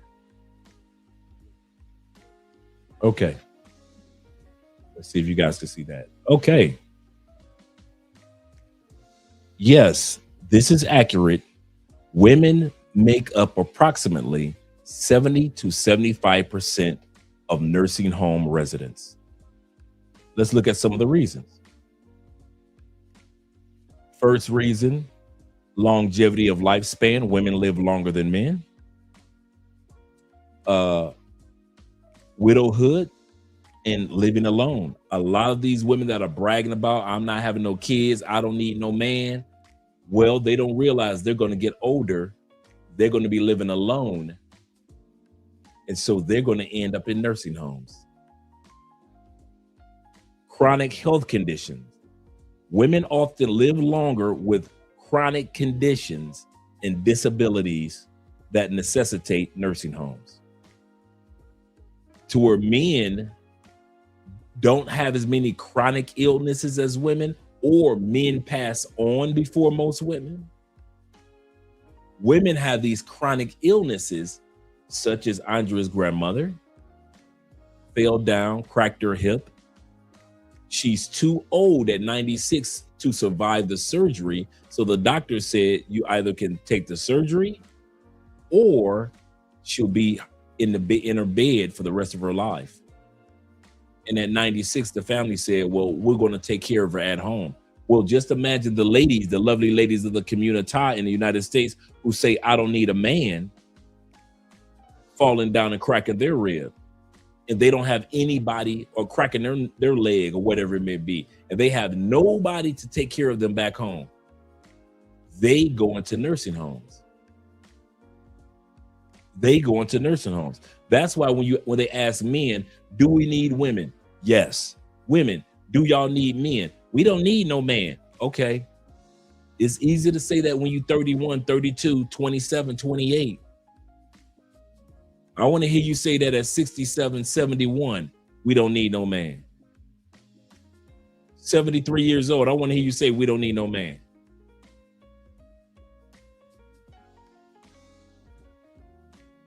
The facts, women live longer, on average almost 4 years compared to men.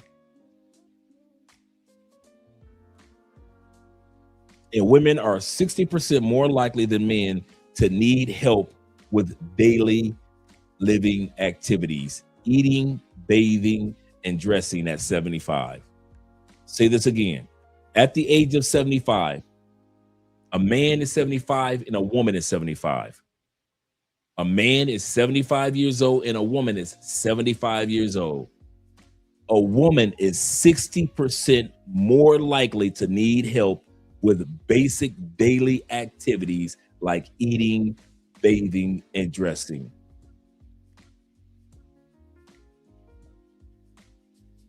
Remember, men are born with more muscle density. We're used to lifting. We're not saying that all men at that stage are in perfect health. What I'm saying is that on average, if you got a man and a woman that's 75 years old, a woman is 60% more likely to need help than a man would at the same age.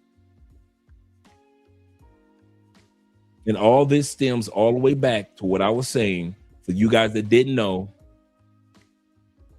women make up approximately 70 to 75% of nursing home residents.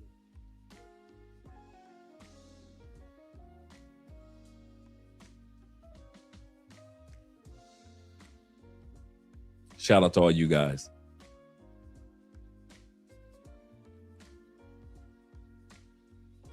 Zay says this. He said, I was the only child to visit my mom in the nursing home in Georgia. He said, I'm the youngest of her 5. He said, I was up there so much, I smashed my mom's. Shout out. I smashed my mom's nurse after a while. That place was depressing. 007 says, they said my dad and I could live there together until we both go home to glory. No issues. Yes, sir. Shout out to you and your dad. He says, as much as my mother gets on my nerves, I still couldn't bring myself to do it. She'll just live with me. Absolutely correct. Absolutely correct. Andre and I have already had those discussions. When you get married to somebody in another country and you live in a country such as, you got Ronan Travelers, right?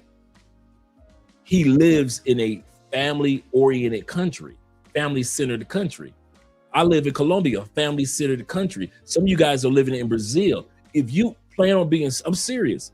If you plan on being serious with somebody, you are going to have to take in consideration, what if dad passes on and mom can't take care of herself?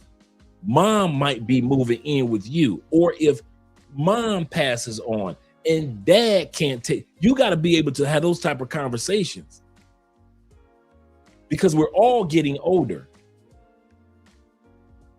And we by, regular osmosis, expect the past generation to pass on before we do. So you got to be ready with that conversation of, if you're going to be in love with somebody, what if her mama get old?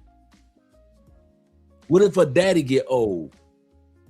Like in my case, and many of you guys' cases, your mothers have passed on, but maybe the person who you in love with, their mama ain't passed on, or their daddy hasn't passed on. Are you ready for that? I've had those conversations with my wife, and I know the expectations. These are the type of conversations that guys don't have when we travel to other countries, and you like, I got me a girlfriend, I got my boo. Okay, cool. Let's see how serious y'all are, because life gonna keep lifing. I'm gonna say this again. I don't care how much you in love. One thing I learned about being married outside the United States, I do not care how much you love. Life will keep lifing. Is this the wife or the girlfriend that you want to have while life is lifing? That's what you're looking for. Can this person handle life while life is lifing?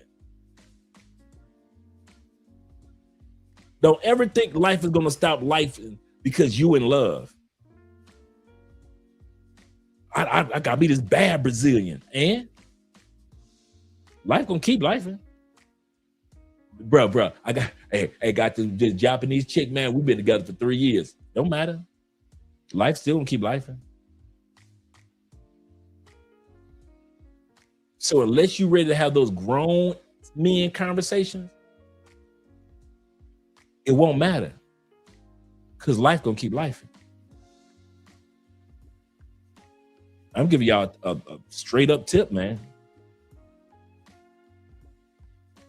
My brother T-Mac says this. He said, my friend in Colombia keeps their grandmother with them, and she has a camera on her 24 hours a day, and they always monitor her. Yep. Hey, sexy boo. You happy to be at home? You've been gone all day. I said, you've been gone all day. They always monitor her when they can't be with her or when she's asleep. Elham says this. He said a lot of guys or a lot of people aren't ready for that conversation. But you better be ready if you want to be in relationships in another country. I don't care if that's your girlfriend, your lady friend, or your wife.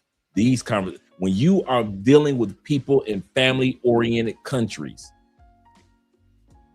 Now, like the United States, that us for no more mentality, we used to it in the States.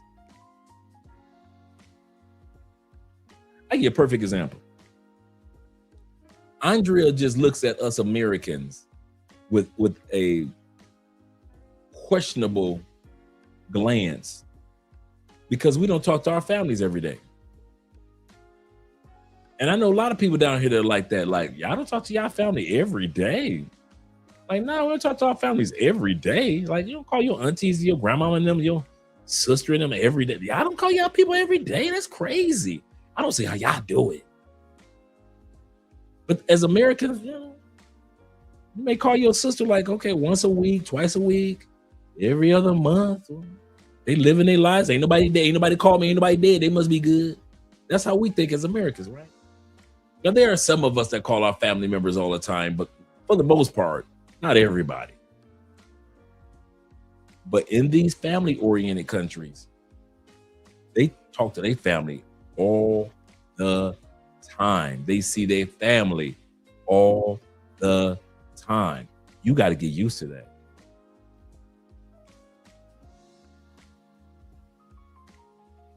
You got to get used to that. T-Man says, I'm going to be like the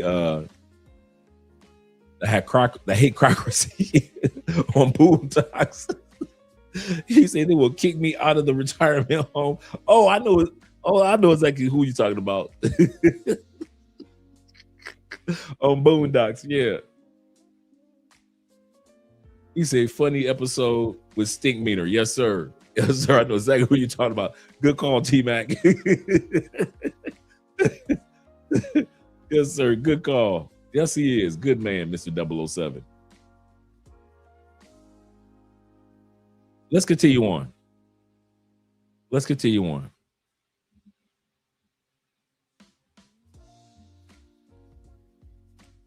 And let me scroll down. Shout out to Bolden with the $10 love over on the Cash App. This conversation is needed. Appreciate you guys. Appreciate you guys supporting by way of PayPal and Super Chats as well. You guys have not sent your brother a Super Chat all evening. He said this. Number 7 is this. No, number 7 was the treatment of the elderly. Number 8 is, I'm going to get through these last 3 because I want to get to the videos without saying much. Number 8 is healthy foods. That's not coming back to the United States. Even the healthiest food that you eat in the United States is trash. Unless you're growing it yourself, compare it to the rest of the world. Now, if you compare it to the United States, okay, cool.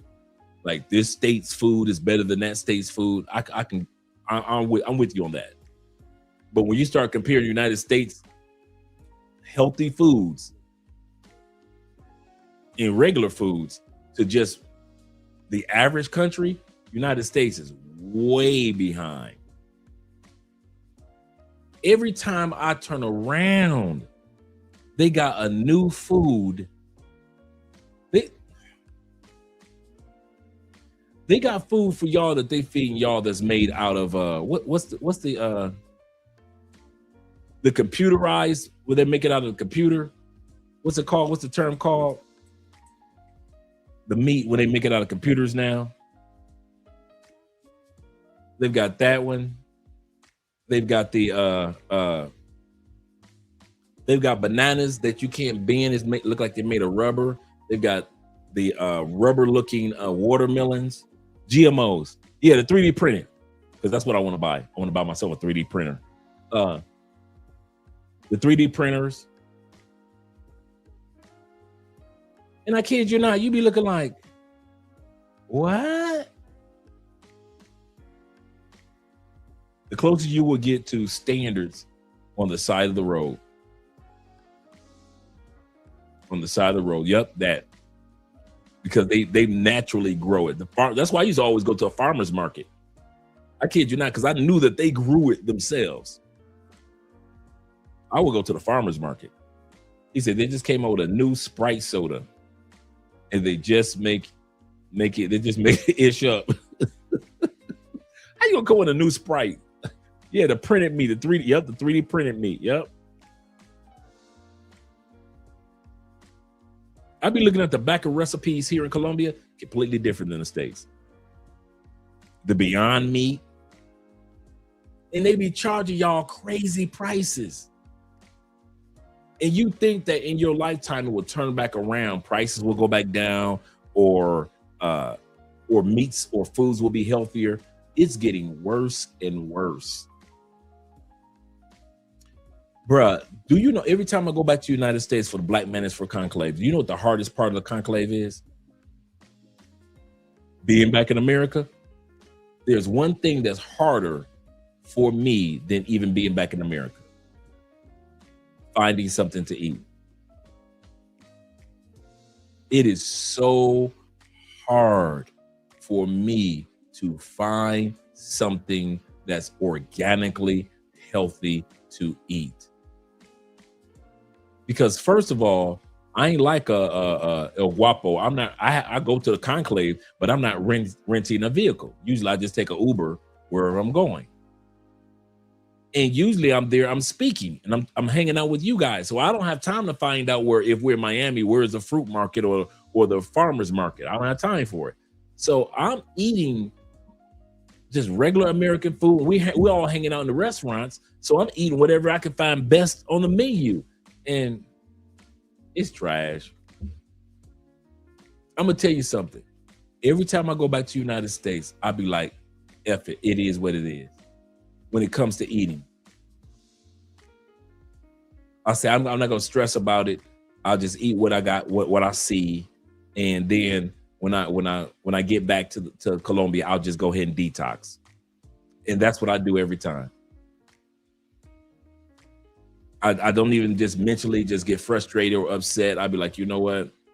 It is what it is. I look at the commercials of the food on a commercial. I'll be like, what the heck is that?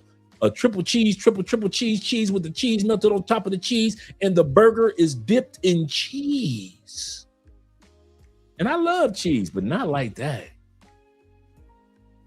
Not a triple cheeseburger that's it's fried with cheese. And then after it's fried with cheese, it's dipped in cheese. The whole burger? Yeah. Even if you go to Whole Foods, half of that stuff I found out was trash, even in the Whole Foods store. So I'm like, He said, I went to Jamaica and came back. He said, the first thing I ate was, he said, I got constipated. Yeah, man. I kid you not. I thought it was just me. My body was like, hey, man, what are you doing? He said, hard to get anything healthy now. My brother says this. He said, so many overweight girls. Yes. That's another thing that makes America one of countries with big people. Montreal says this. He said, I really don't eat fast food anymore after I started detoxing my body. And DJ says this, only place you'll find pork and beef in one sandwich, United States. Facts. All right, let me scroll down to the last two right here before we get to the video. He said the truth about the world.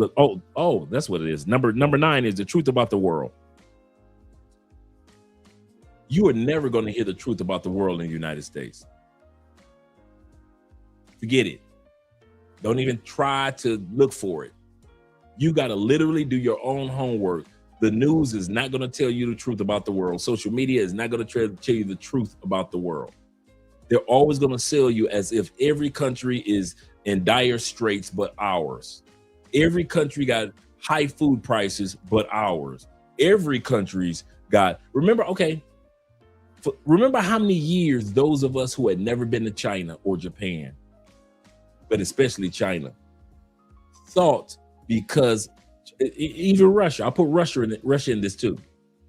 We thought, because I know I did, and not talking about you military brothers, most Americans thought, because our country is so expensive to live in, that the other two dominant countries, Russia and China, must be expensive to live in.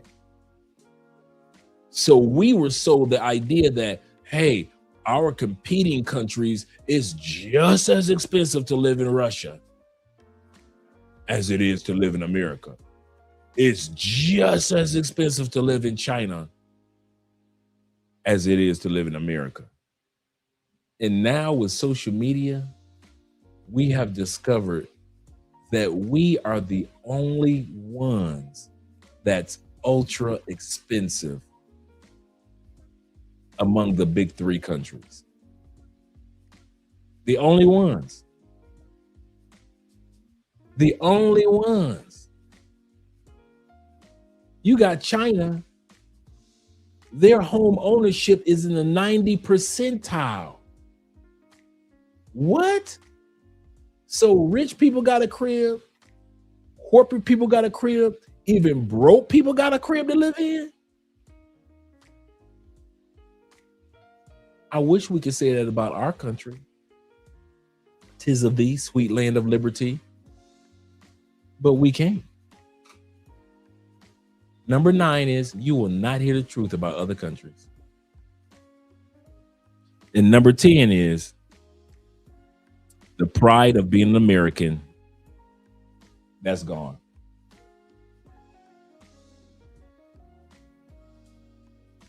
America, especially African Americans, used to have something called, and I've mentioned this a few times, moral currency. Moral currency. There was a time when people looked at America as the place to go, not only just because of opportunities, but because of the people. We've had racism, we've had issues, but no matter what, in the grand scheme of things, the average American was some good people.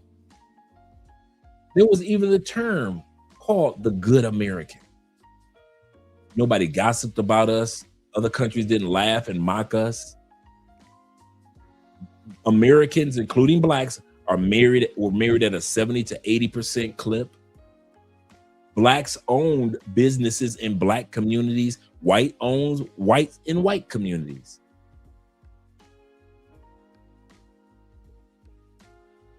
Now look at us. It's not black Americans that are embarrassing. All of us are. You can find just as many videos of ratchet white people in the hills of Kentucky doing some ratchet white people stuff as you can find some black people in the inner city doing some inner city ratchet stuff. America, we no longer have moral currency. In other words, people that saw us of people of standards, people that used to look at us as a country of honor, a word that you cannot use in America anymore, honor. Nobody looks at us like that. We're going to look at the video tonight. You've got people that actually look at America and says they feel sorry for us. You got expats that travel the world and people have walked up to them and said, almost sorry for your loss. Because they see how bad and how immoral America has become. And under this regime, doesn't look like it's going to get any better. I was doing homework on the videos and all I kept seeing were foreigners saying, America, Americans, are you okay? Is everything fine? Americans, We're keeping you in our prayers. Americans, it's going to turn around. Just stay strong. There are countries, true story, that literally have feed the children commercials for American kids.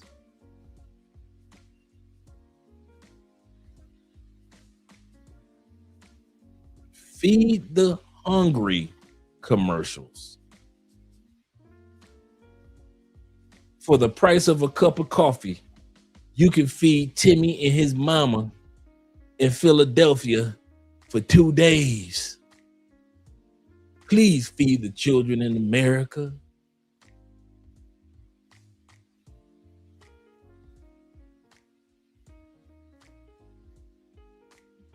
Before we go to the video, shout out to my brother Jaquan being in the building. He say food in America is total garbage.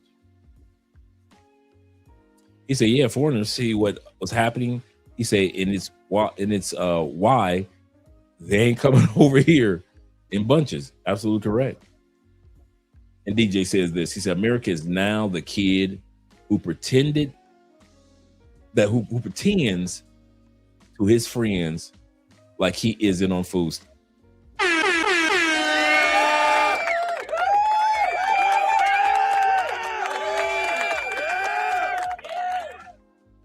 That is an excellent way of putting it. Shout out to T-Mac with the $10 love. Appreciate you, brother. Appreciate you. Let's get ready to get started with the video. Let me remove this. And let's bring the video up. Avoid anymore, and that's the fact that this country no longer looks like the America that they believed in growing up. There's something wrong in this country telling people it is okay to work 3 jobs, not see your kids, not see your loved ones, not take a vacation, and God forbid you get sick. Okay? And I still got a job at home because I'm a mother. Because let's not forget, I don't get a day off. And I got to figure all that out. How are we going to eat? How are we going to pay rent? How are we going to pay the utility bills? That every single thing went up after COVID. Not one thing stayed the same except salaries. The only thing that stayed the same in this country is the minimum wage. 17. Even though everything else went up. There is no scarcity. It is, how do we pit people against each other so they're too distracted to see everything that I'm too addicted to consuming? And how much profit I'm making, and more profit, how many more houses one individual can have, how many yachts can one individual have, and you're gonna arrest me now that I make a tent city? Yeah. So if I take the scraps from the trash and make some kind of shelter for me and my children, regardless of whether I have mental health issues, regardless whether I'm an addict, regardless of whether I am a female, male, whatever, I am a human being first.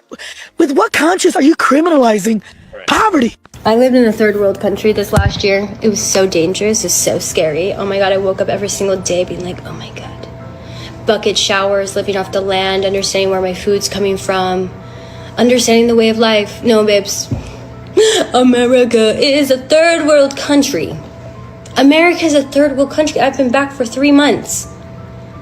And my body is so inflamed. Anytime I walk into a grocery store, I don't even know what to pick because I know it's all toxic. Any interaction I have, I'm like, oh my God, you just want something from me. The American men don't even get me started. The only thing that's beneficial about America is the opportunities here. You have more opportunities here, but you have to give your soul for those opportunities. All right. Like we said before, fair cost of living is one of the things that's never coming back to America. As a Londoner living in the US, this is the greediest country I have ever lived in. So here's a list of things I've had to pay for which make no sense and would send the European mind into absolute psychosis. Let's kick it off strong with number 1. I pay processing fees for my rent. I pay my rent and then I pay $6 to process my rent. Why am I paying you money to take my money? Now the next thing is I didn't realize how expensive healthcare actually is. But one day I had a really bad toothache and I went to the emergency room. First mistake. They scanned my insurance card, put me in a queue, and when I finally get to see a doctor, he looks at my tooth and says, yeah, we can't actually help you. You need to go see a dentist tomorrow morning. I said, cool. 2 weeks go by, I get my bill. $600. Luckily, I had insurance, so I paid $120. But think about this for a second. I paid $120 for a doctor to tell me he can't help me. This is what I'm struggling with in America right now in my 20s. Why is everything so expensive?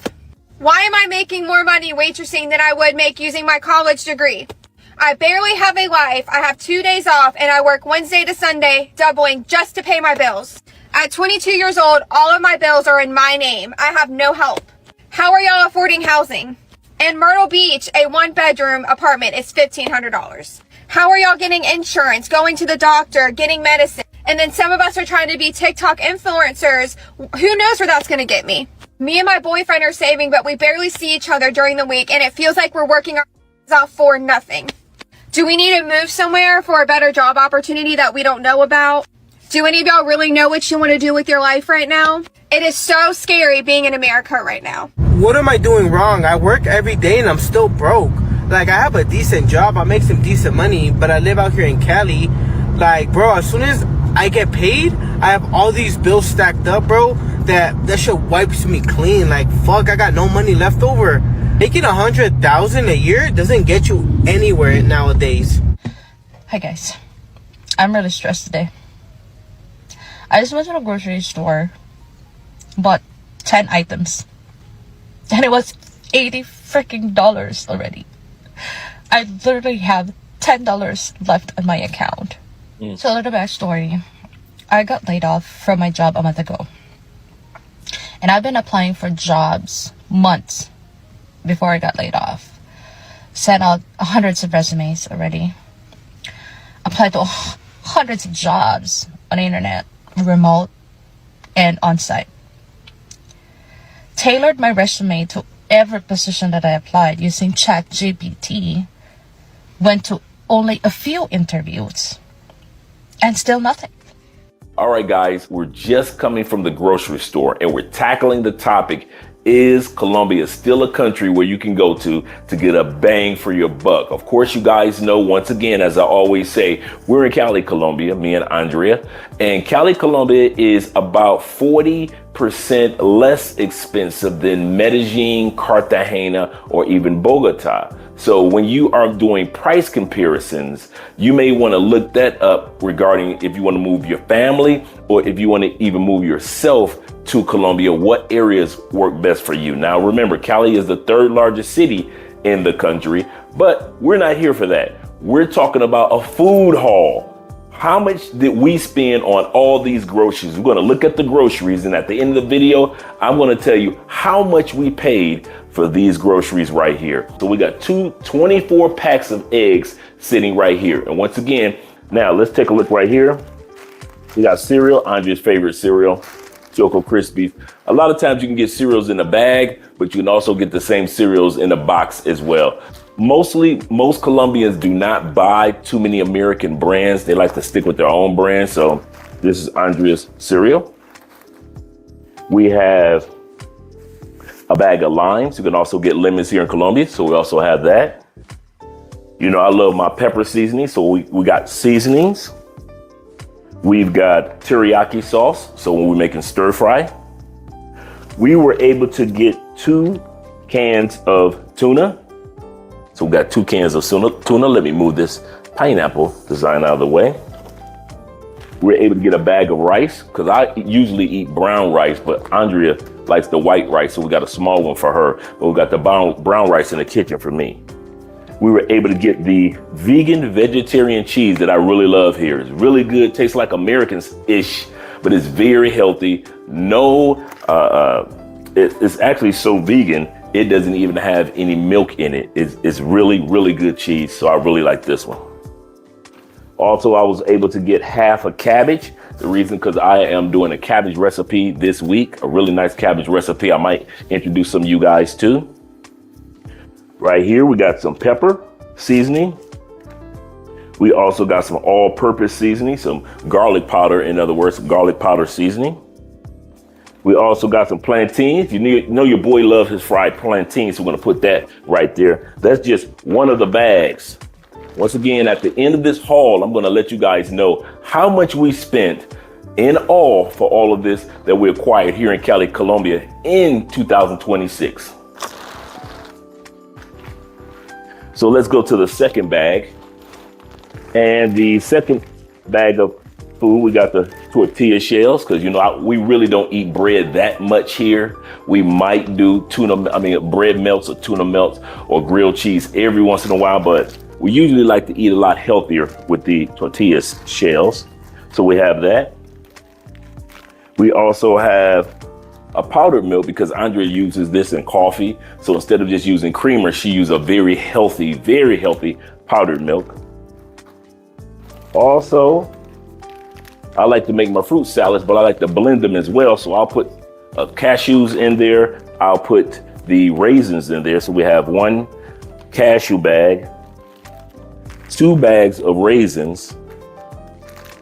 We have also the dried cranberries. So I have cranberries. So I've got the cashews, 2 bags of raisins, and the dried cranberries. Andrea snacks, plantain chips. We really don't eat regular potato chips here, but the plantain chips are a lot healthier. You can look on the back when you notice that. One of the things that you'll notice here in Colombia is that they also, I'm going to come to the front where you guys are. They also have a tendency for all of their foods, they put these health informations right on the front. So even if you don't read the back to let you know that it's healthy, it'll also let you know in the front of their products how much sodium is in it, is it healthy, what it's made of, things like that. So you don't have to worry about if I'm eating something healthy or if I'm not eating something healthy here in Colombia. Got us a bag of dry coffee, because come on, this is Colombia. You got to enjoy your coffee. So we'll put that right there. So we got 2 bags down, 2 bags here in Colombia. What else do we have in here? Nothing else? We got 2 bags down. We're going to see what else we have. Once again, we're just coming from the grocery store, and we're proving that in 2026, Colombia is a country where you still can get a bang for your buck, even though the dollar is not as strong as it once was. At one point in time, the dollar to the Colombian pesos was 4, almost 5 to 1. Now it's like 3.5 to 4. But can you still get a bang for your buck? That's the question. I'm here to answer that. So you've seen all this food that we've acquired so far.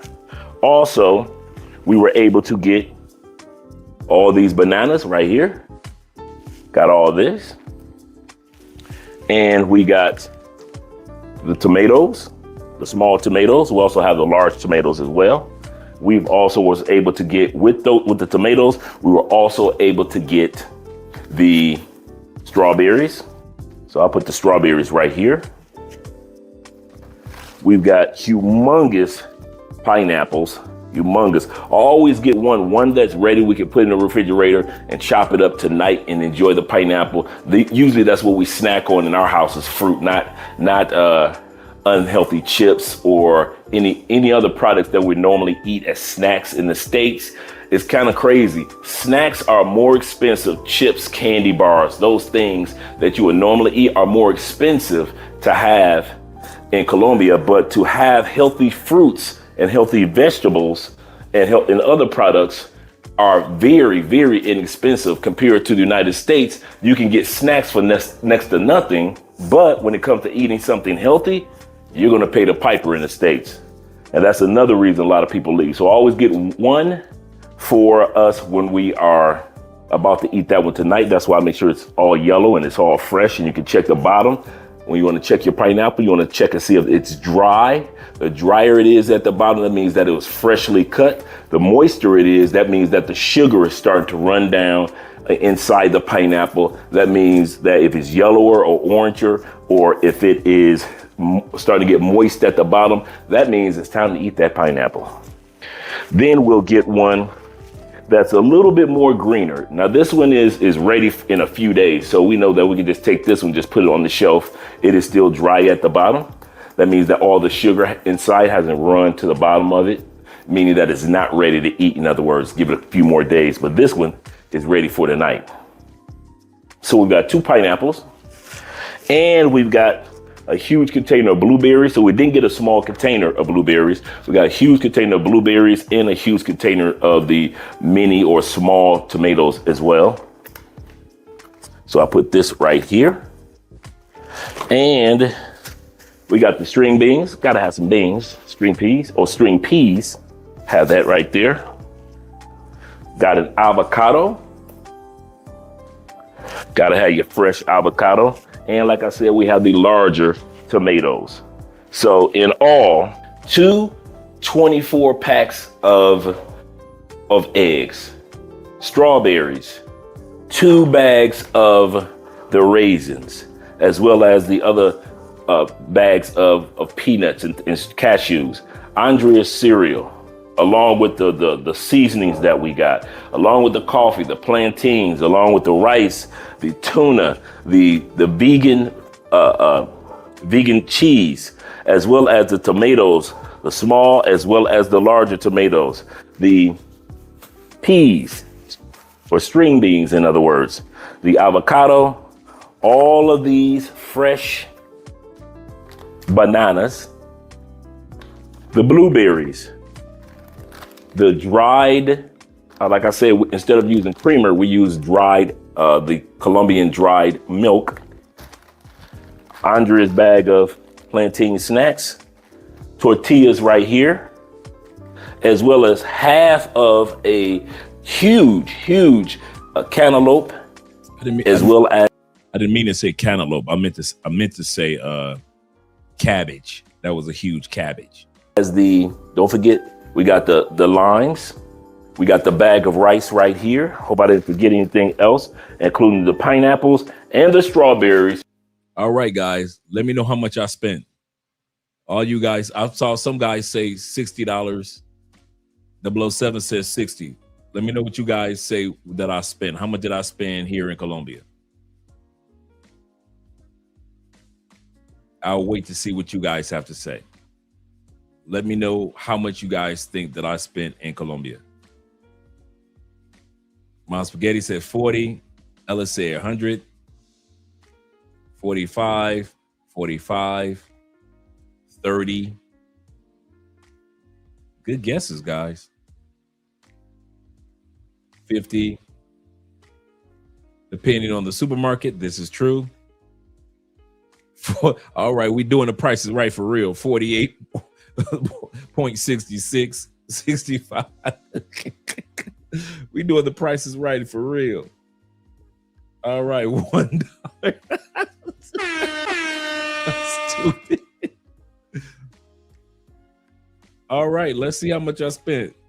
We spent in Cali, Colombia, only $60. That's it. All right, whoever called 60, good call. No meat. Yeah, we already go to the seafood market to pick up my meat. $60. Yes, sir. He said, I'm getting on stage. $60. For all of this, we just spent $60. We didn't spend any more. We didn't spend any less on this segment. We just want to show you guys that you're still able to get a bang for your buck here in Colombia. All right. The next thing that you would not see in America, like we said before, fair cost of housing.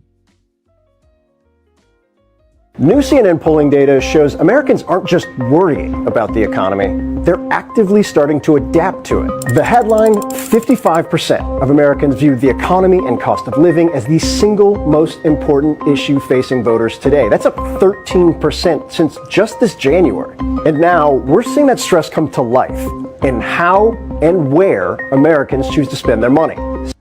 Before we go there, let me give a shout out to our super chat from Chris. My bad, Chris. Chris says this. He said, I got back from Thailand 1 month ago. He said, my nose is still clogged with snot and mucus. The food causes mucus. Yep. He said the constant runny nose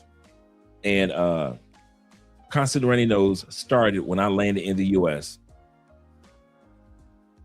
It's amazing how when you go to other countries, man, how you assume how your sinuses will be. I know a lot of people that are like that.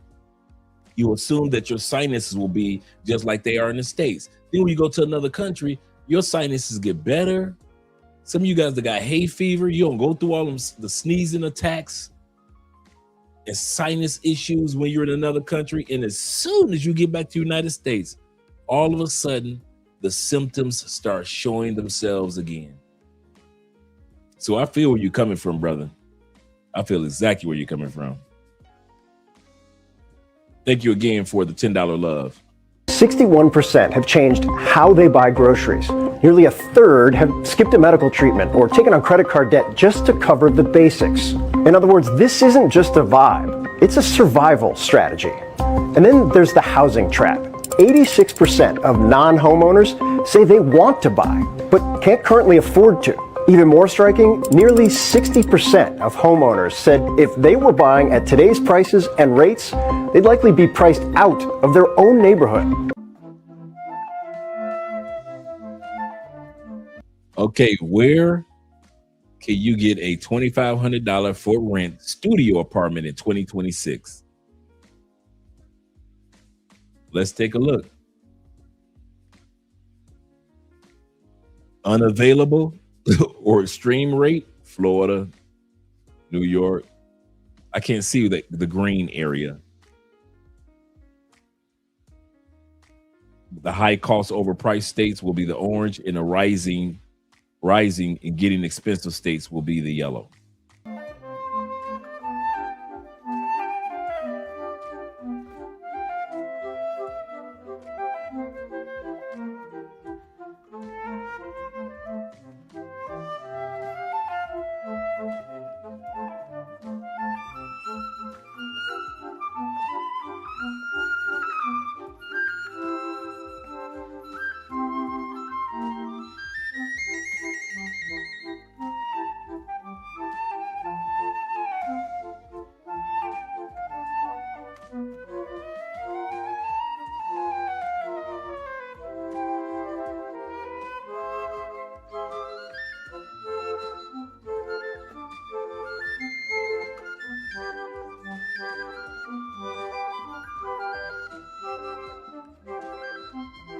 Wow.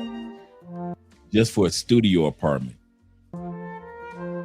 Which one would you choose? A house price in 1950 versus a house price in 2026. Same four walls, same ground, but the math has completely shifted. One was a milestone you could reach in your 20s. The other is a 30-year weight on your shoulders. In 1950, the average American home cost roughly $7,350. At the same time, the average annual salary was about $3,300. This meant a home cost just over 2 times your yearly income. You didn't need a high-tech degree or 2 corporate salaries. A single breadwinner could pay off a home quickly, allowing a family to live comfortably while still putting money away. Life was simpler, and the path to ownership was a straight line. Now, look at 2026. The average salary has climbed to $60,000, but the price of that same modest home has skyrocketed to $450,000. That is nearly 8 times your annual income. Here's the truest thing I can tell you about the cost of living in Panama City. It can be as little or as much as you want it to be within broad ranges. The biggest part of any budget is the housing. It's typically going to be the most variable part of your budgeting factors. Nowhere is this more true than in Panama City. It really depends on you, your taste, and your desires. Apartments can be found as low as $800 a month. It can go upwards of $2,500 a month or more. You will need to create a list of desirables like amenities. Do you want a pool or a gym, a nice rooftop? Do you want to live in a high rise with a view or a garden style of unit? Do you want a fully furnished unit? Do you have pets? All of these questions are going to factor into what your cost of living is going to be like. I think living in Brazil is expensive. What if I told you rent here could cost less than your phone bill in the US? Brazil! Welcome to week 4 of Brazil Uncovered. Today we're diving deep into rent prices across Brazil in 2025. In Sao Paulo, a modern 1-bedroom in a good neighborhood like Vila Madalena costs you around $500 to $700 a month. But head up to Fortaleza and you'll find beachside apartments for $300 to $450 a month. In Belo Horizonte, it's even cheaper, sometimes as low as $250 a month. These are long-term rentals, not Airbnbs. Now, just look at these spots that you can find and the information that you can find in other countries compared to just a studio. These other countries are giving you full apartments. In some cases, like we're looking at Brazil, beachfront, for far less than what you would pay for a studio apartment in the United States. And Americans, it's not going to turn back. The hands of time is not going to turn back. In a couple of years, you're going to see $3,000, $5,000 for a studio apartment in the United States. And these other countries will climb up, but they may not even crack $1,000 per month for an apartment. I'll give you a perfect example. As many of you guys know, we pay like $650 for a 3-bedroom, 2-bathroom in the upper middle class area of Cali. Even if it went to 1,000, we still killing the game. We still, winning like gangbusters. Even if it was $1,000 a month. Let's say we had a mortgage, and the mortgage is $1,500. But we have an apartment that will have it paid off in 3 years or 5 years and 10 years, not 30 years like the United States. I would take a $1,500 a month mortgage in Colombia and still win better than a $2,500 a month studio apartment in the States.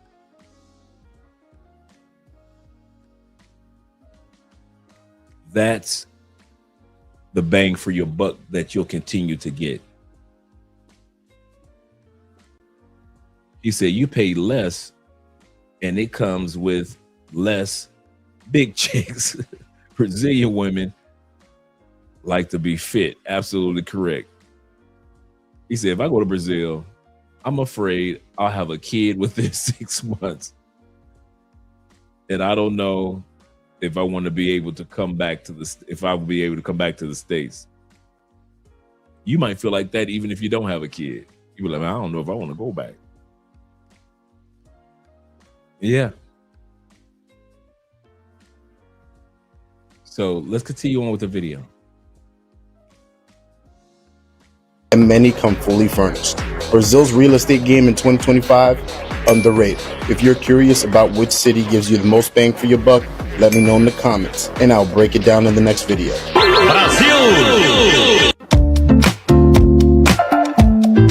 When I used to live in the States, I worked a lot. I was what you would call a workaholic. I just felt like I didn't have time to do anything. I had, most of the time, a job. So this is a family of 5 that are living in Ethiopia. Y'all know I had to take it to Africa. We moved from the States to Ethiopia. We spend only $1,200 a month as a family of 5. Sometimes 2, 3 jobs. By the time I got home, I was just wiped out or getting cliff notes from my wife on how the kids were doing, how she was doing. Because I was just working so much and I was so fixated with the next thing to make more money. And I think it consumed me, honestly. I just feel more safe here, outside of like money, outside of work. I'm working to live, not living to work. Even work aside, the peace that you feel here, the safety that you feel here, being Black and on this continent is totally different. The experience you experience as a Black person in Africa is amazing. So I love that. Hi, I'm Ian Minerve. And I'm Jocelyn Minerve. And we are 2/5 of the Minerves on the Move.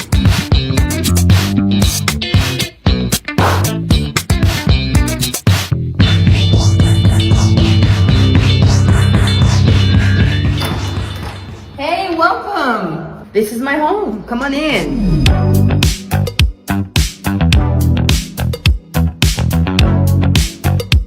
Here you have our living room area and beautiful, bright, open windows. That's a nice size spot, man. We spend only $1,200 a month. That might not just be the apartment cost. That might include everything. Come this way, we have our dining room where we get to hang out as a family, eat dinner, our kitchen, and I will warn you, people live here, so it's not the cleanest as it should be. There are dishes that I will clean. Beautiful fridge, all up to date. We have a dishwasher, everything that you could need. This is my favorite part. You can stock up lots of stuff. We have a pantry.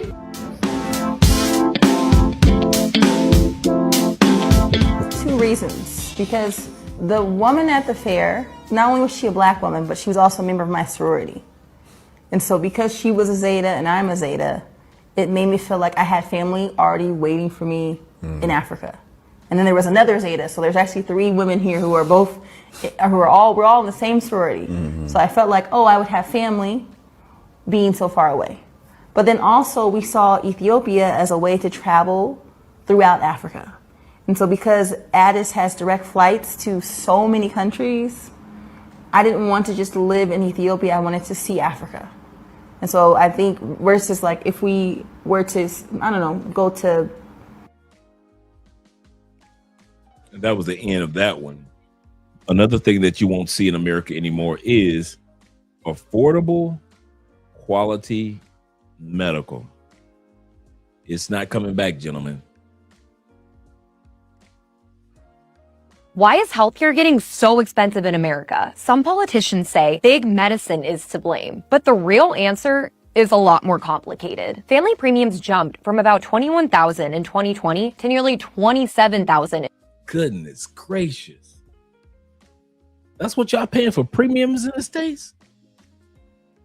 On average? Goodness. In 2025, and politicians like Elizabeth Warren blame big medicine. In fact, insurers directly employ only about 1 to 2% of America's doctors, while America's priciest hospitals tend to be in its most competitive networks, like New York City. The biggest drivers? Hospitals competing for well-insured patients with ever more lavish facilities. New drugs for diseases where no effective treatment previously existed. Here's the uncomfortable truth. Lowering healthcare costs involves real trade-offs, not just breaking up big companies. Oh, nothing. Just received my helicopter bill from being airlifted to the emergency room. And the ride was like 15 minutes, maybe, if that. And they didn't give me no medicine or nothing. They literally just took me from point A to point B. Okay. Let me see if you guys on point with this one. No Googling. We're doing the prices right once again, right? Let me see if you guys on point with this one. She says 15-minute hospital ride. They had to airlift her in a helicopter to get from point A to point B. Just a hospital ride. No medical, no nothing. T-Mac says 50. All right, 50,000. We got 150, 50, 50, 50 going 50, 50 going twice, 50, 50. Can I get a 52, 50, 50, 52, 50, 50, 50, 53? Come on, get a 50, 51, 50, 50, 51, 59. Can I get a 51, 59?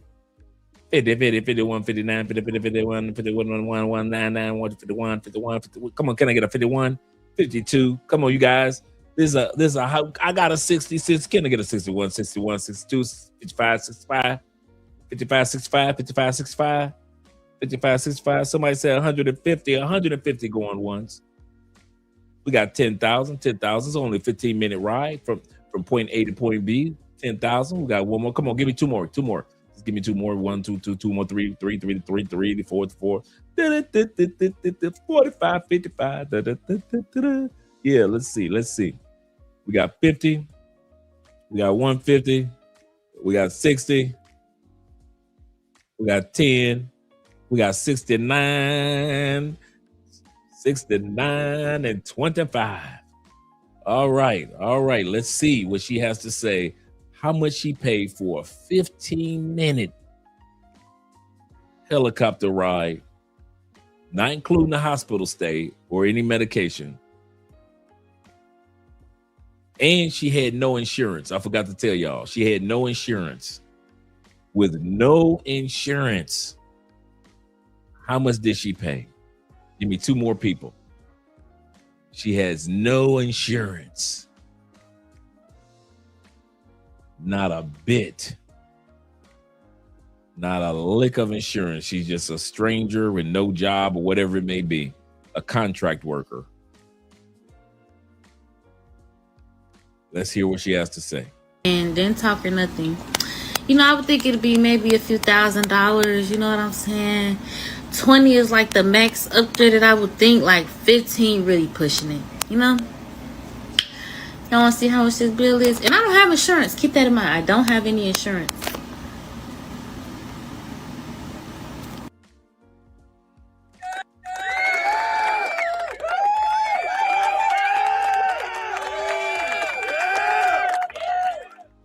Look like you're a little over, but you were close. But the winner, if this was Price is Right, coming up on stage is the African Wolf. It would be the African Wolf coming up with the 68.8. With the 68.8, including the $15 tip. 68.8 in the United States. You gonna pay. You gonna pay, Santa. He said, y'all just gonna have to find me that 70K for that 70K for real. Yeah, he wins a date with the broke chick who needs the money. She needs the money. Yes, sir. That is somebody's yearly salaries for real. One 15-minute ride. $69,000. This is real. The average cost of a medevac helicopter ride is between $28,000 and $97,000. Let that sink in, Americans. My fellow Americans, let that sink in. Let that sink in.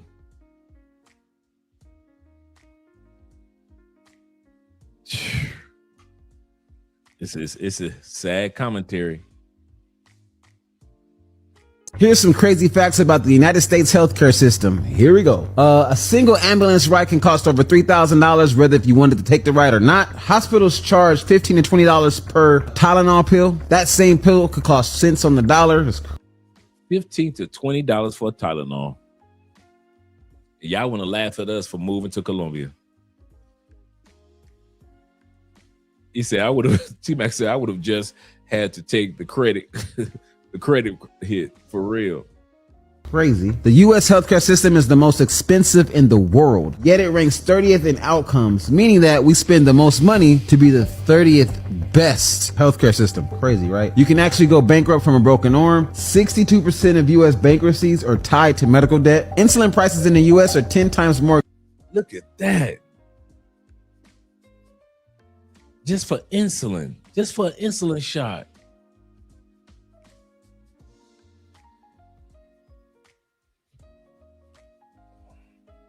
That's crazy, man.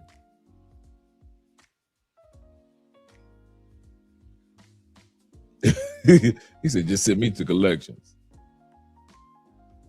Expensive than they are in Canada. Prescription drugs in the United States cost 2 to 4 times more than any other country. There's more medical billing specialists than there are doctors. Cancer patients have now normalized GoFundMes because their insurance refuses to pay for the treatments. There's been cases where multiple people has had hospital bills over $100,000 while having major medical health insurance. Medical errors are the third leading cause of death. We got to look at that one. Look at that. I wish I'd have caught that earlier. That is 600. If you look at the top, right in the middle, towards the right, that says their medical bill was $610,000, $406.47.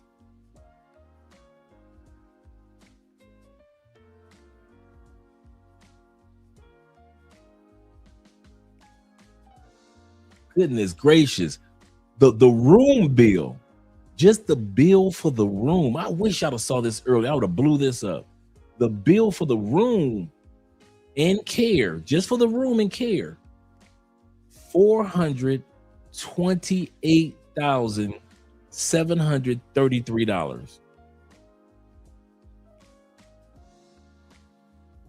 That is crazy. The pharmacy, just for the pharmacy had a service fee of $622.15, but for the meds, just for the meds, $60,637.25. But Dre, it's the land of our ancestors. That room bill was a house. You could literally buy a house in the United States for your hospital bill. AM says this. Shout out to you, brother. He said, Andre, you can no longer go to your local county health clinic for free STD. What? That's wild. He said, I remember that it used to be free to go to. Right. Wow.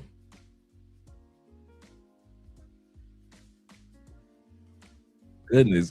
Right. Seriously. Say Caesar's Palace for the presidential suite. He said, I can approve of the ambulance ride. Just 10 minutes ride to the hospital cost me $2,500 alone. I ended up putting in another 80 hours a week just to pay off. I'm full. Wow. That's wild. He said, now you know why dudes haven't been going to the doctors for years. Now here in Colombia, dude, now you guys see why in Colombia I go to the doctors all the time, because while in the States, I was like you guys, I couldn't afford to be going to the doctor with the premiums. I couldn't afford to be getting all these checkups that weren't covered on my insurance. I'm an American. I ain't got medical money like that. Even though I was making good money. But if there was nothing wrong, I wouldn't get no checkup like that. I get a checkup like every 3 years. But in Colombia now, man, I stay at the doctor's. I get a checkup for everything. Me and Andrea, man, please. We get a checkup for everything. Our insurance covers everything, bruh. He said, I would be in Bali with Russell Simmons if I owed $610K. That's seriously. I'll be flying out to where Diddy should have flew out to. Bali, yep. 007 says this. He said, I see jokes on TikTok of people getting hit by cars. Someone called the ambulance and the dude just gets up and walks off. Sad and funny, both are true. That's crazy. Shout out to Black Nubian, the Canadian brother in the building. I told this guy where I was from. He said, oh, Canada. Glad to see you here. T-Mac says this. You could call me irresponsible, but they couldn't call me broke. For real, from that one. That's wild, man. Young Wrestler says this. He says, what up, Dre? Shout out to you, brother. He said, they ain't lying. It's expensive. He said, I was $7,000 for X. What? Man, you know how much I pay for x-rays in Colombia? Nothing. It's covered on my insurance. We pay $100 a month, $200 between the both of us. We pay $100. And when I go, I don't be getting no well. Dude, we got all type of stuff in our home for medical. All of our medical exams, because we got a printer right here. For those that don't know, I got a printer, right? So we print off and put in our folder all of our medical exam results, right? Guess what we don't have in there? Bills or receipt for bills. I kid y'all not. We do not have one, dude. We got a file about that thick for our medical. When we go to the doctors, Andrea has everything in order. About that thick. It ain't one bill in there. Ain't one receipt in there. For $200 a month? Shh. Two? Man, listen. He said, and $250 for the medicine. He said, Dre, I was only there for 6 hours. This man say I was there only for 6 hours, bruh. These people just robbed me. Yes, sir. I would have been up in Canada or in Mexico somewhere. For real. For real. My brother Barco says this. He said, these prices will send you right back to the emergency room for real. Stressed out strokes. He said, I wish I could show you.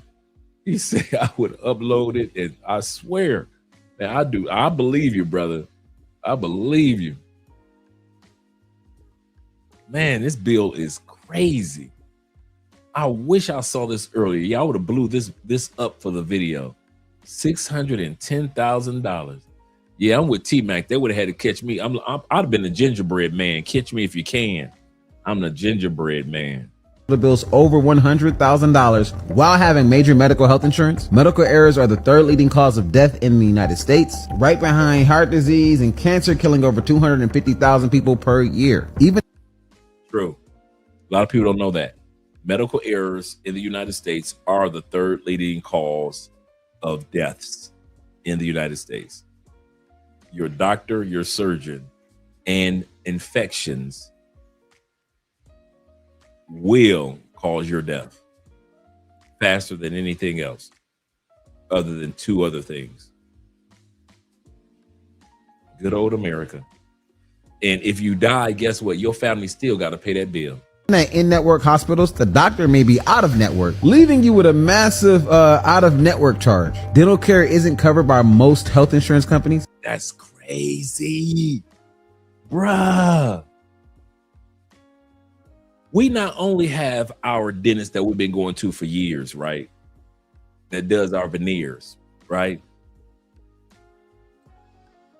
We also have dentists. That's why Colombians take care of their teeth, because the dentist part is part of your insurance. Even state-sponsored insurance got dental. Man, if I get a root canals in Cali, $23, $19.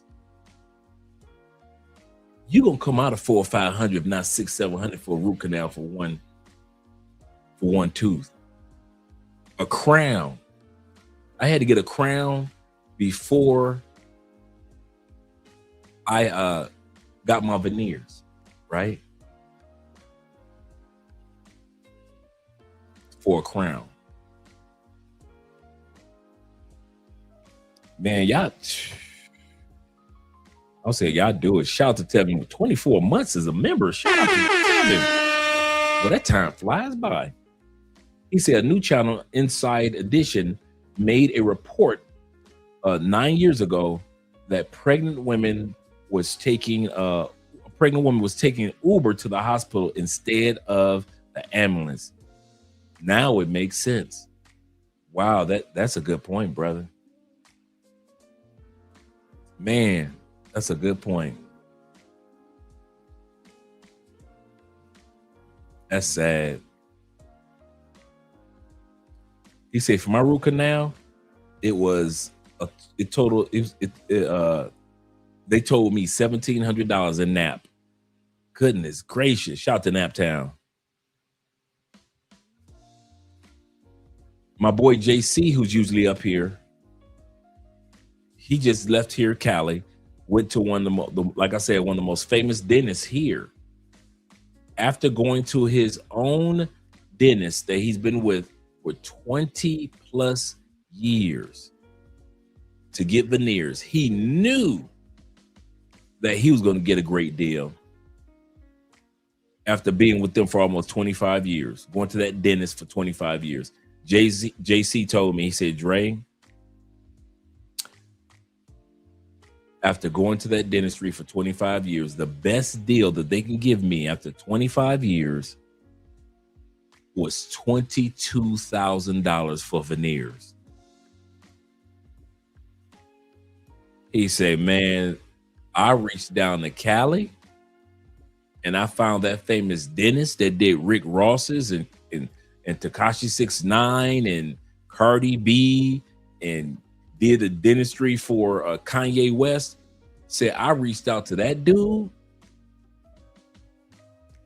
Same veneers that would have cost him $22,000 in the States. And that's the copay. That's after his insurance. You know, the insurance usually don't cover nothing. He said after going to that dentistry for 25 years in the States, he said, I paid for the best dentist or one of the best dentists in Colombia, $4,300.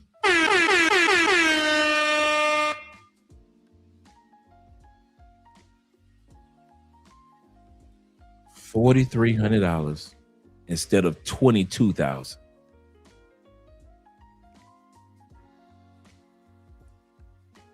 And we're talking about a regular dentist in the United States, not a specialist in the United States.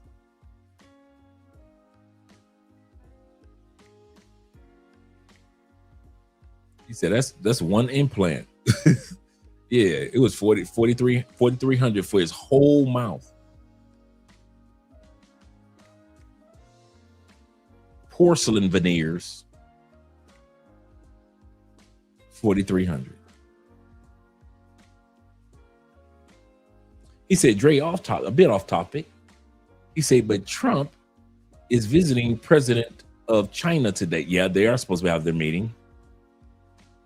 Oh yeah, today is the 14th. They're supposed to be dropping that. There's a coin that's supposed to be taken off too. I'm trying to remember what that coin is. When a crypto coin. He said if China was to replace the U.S. as the superpower, this would make passport bros less valuable in the eyes of foreigners. No, it wouldn't. Nope. The reason why I say it wouldn't, because America would still be a superpower, even if we're not the superpower. So it'll still be a superpower.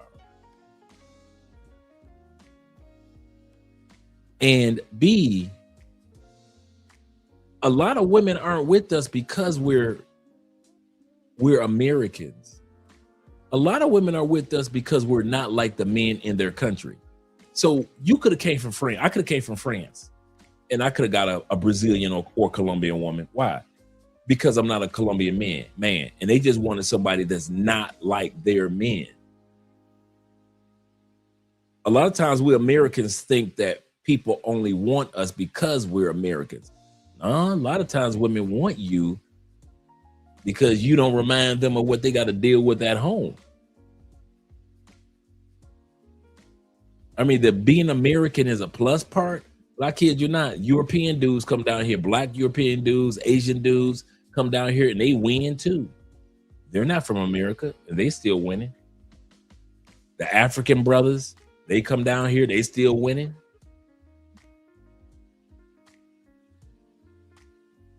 Yep. So it'll still be strong. He said, my mom's got 4 implants with crown included, $4,000. She was quoted back in the States, $34,000. Crazy, man. He said, with all those prices, I might as well get it done myself. Yeah. He said, I worked in China. He said, still have a ways to go before they displace the United States. And I agree with that too. I agree with that too. A long ways. I'll give China on their infrastructure, but as far as in a lot of other areas, they still have work to do. So let's be honest with that. He said, word on the streets is Valentina, the scope chick, is back on them Tinder streets. I don't blame her. I'll say this again. I don't blame her. Because there will always be dudes dumb enough to get off a plane and show her some attention. And she's going to keep drugging guys. And hopefully nobody dies. But maybe until somebody dies, that's when they probably do something to her. But it'll always be another simp. If it's not Valentina, let's say they kick Valentina out the country. It's going to be another simp getting drugged by some other chick. That's the sad part. It'll always be a simp in line to simp. Let's continue on with the video.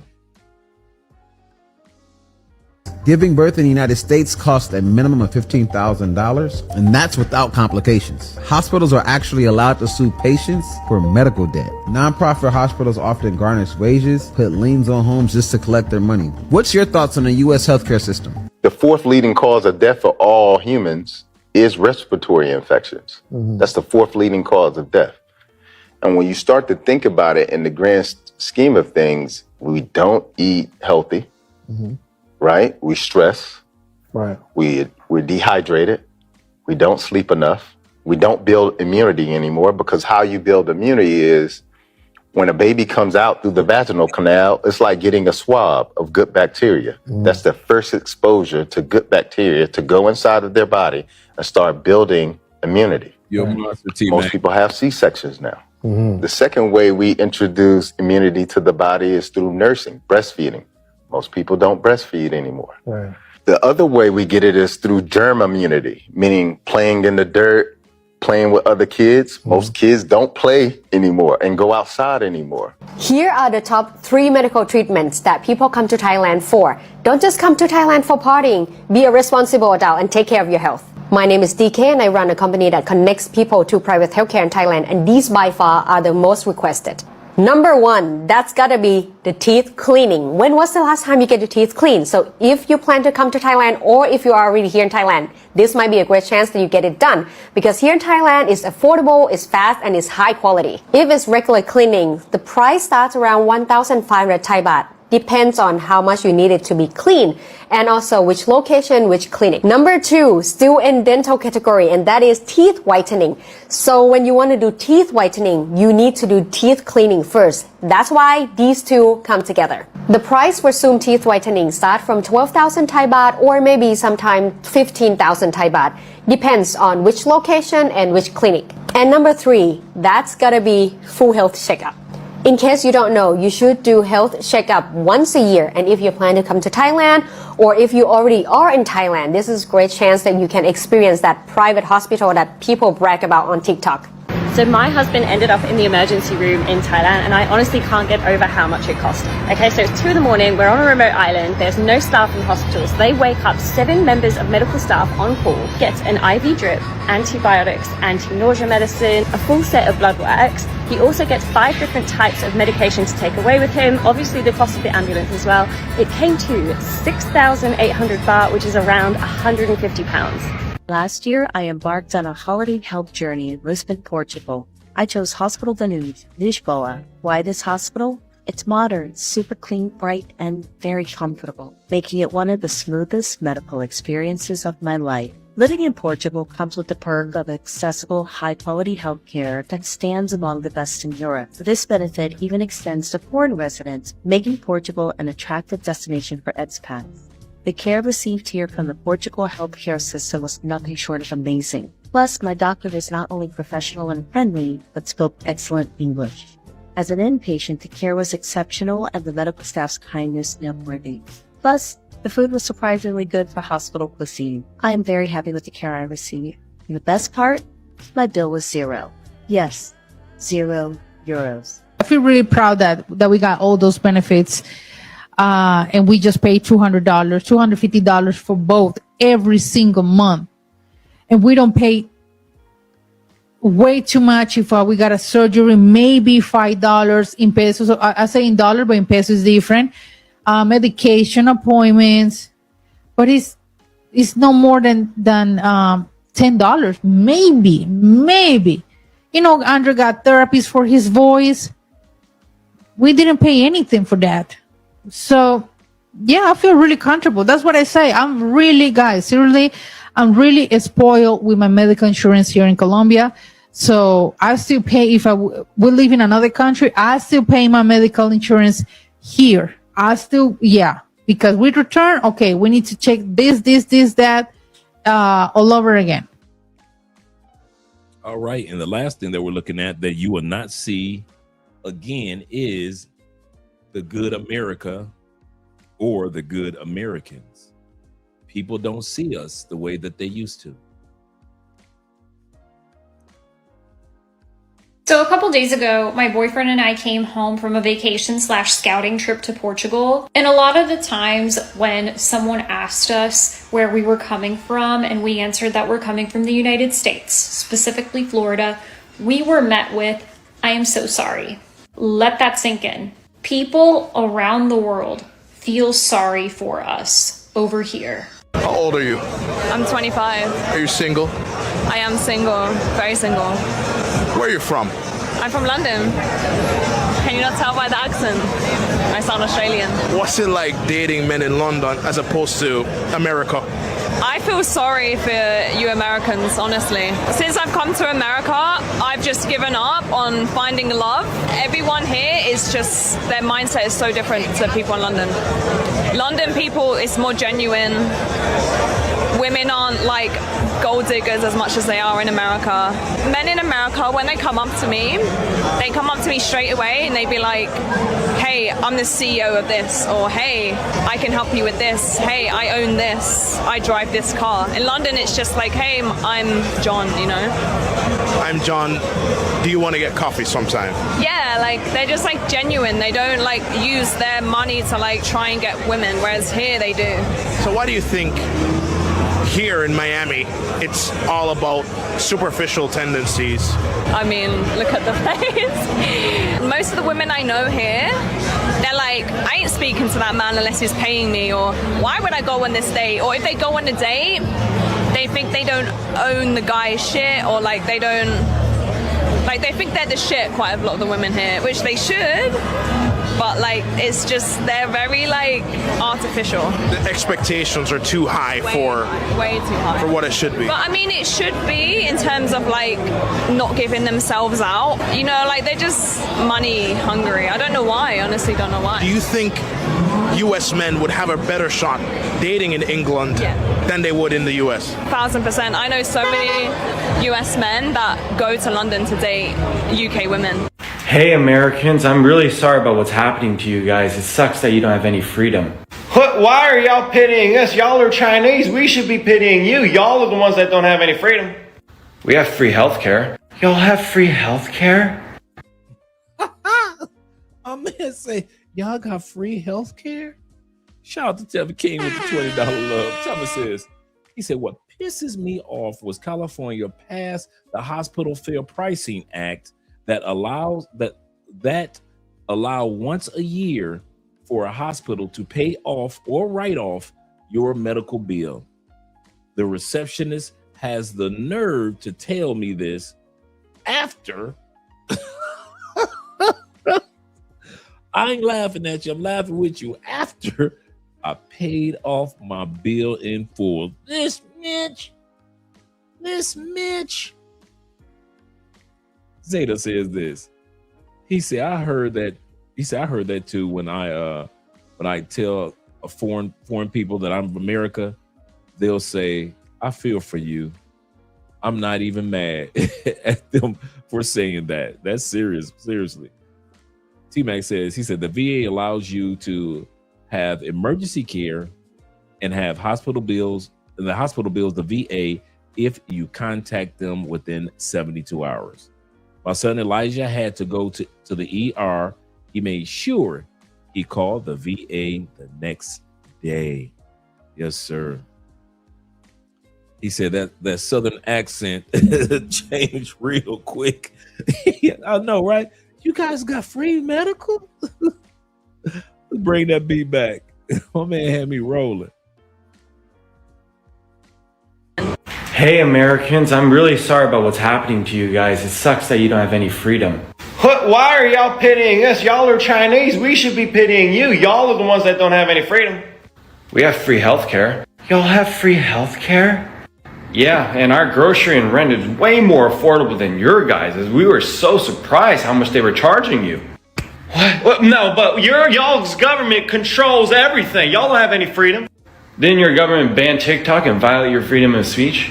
Oh crap, yeah, okay, but what about the Uyghur camps? What about the ICE camps? This is America, we're free, we're number one. Wow, you guys are not taking this well. Okay, but what about the fact that your country sends soldiers to war to fight the Taliban that they give $40 to $80 million a week to, funding it themselves, and they come back with PTSD, but they don't do anything about it? Or the fact that your country has allowed the burning of homes in Maui and in LA just so that they can have land to build a smart city, but if you say that, it's just a conspiracy. Wait, we did that? To ourselves? Are we the bad guys? You and I, are we the... Or the same? No war! No NATO! No war! We don't work for you no more! We don't work for you no more! N-A-T-O-N-A! Before we go any further, this is something that is cropping up very often in the United States. You are starting to see U.S. soldiers who love the military, but does not love how the U.S. government has been using the military. I'll say that again. What's been cropping up across the United States, which you never saw in the past, U.S. military soldiers, males and females, protesting how the government is using the U.S. military. Usually soldiers are soldiers, and you kind of keep business among soldiers. You don't say nothing to the civilians. They don't need to know everything. They won't understand everything. Not anymore. You got soldiers that are out there marching and protesting, and they're tired of putting their lives on the line for unnecessary wars. In many wars that aren't even wars to protect U.S. citizens.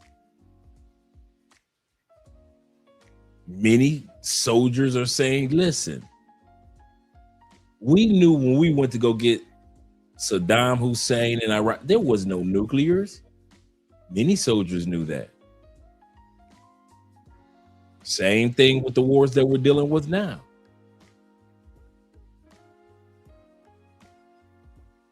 And they're tired. They're tired of becoming body bags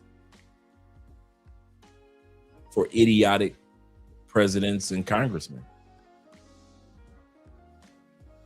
Before we go to the video, T-Mac says, he said, I got in trouble in boot camp.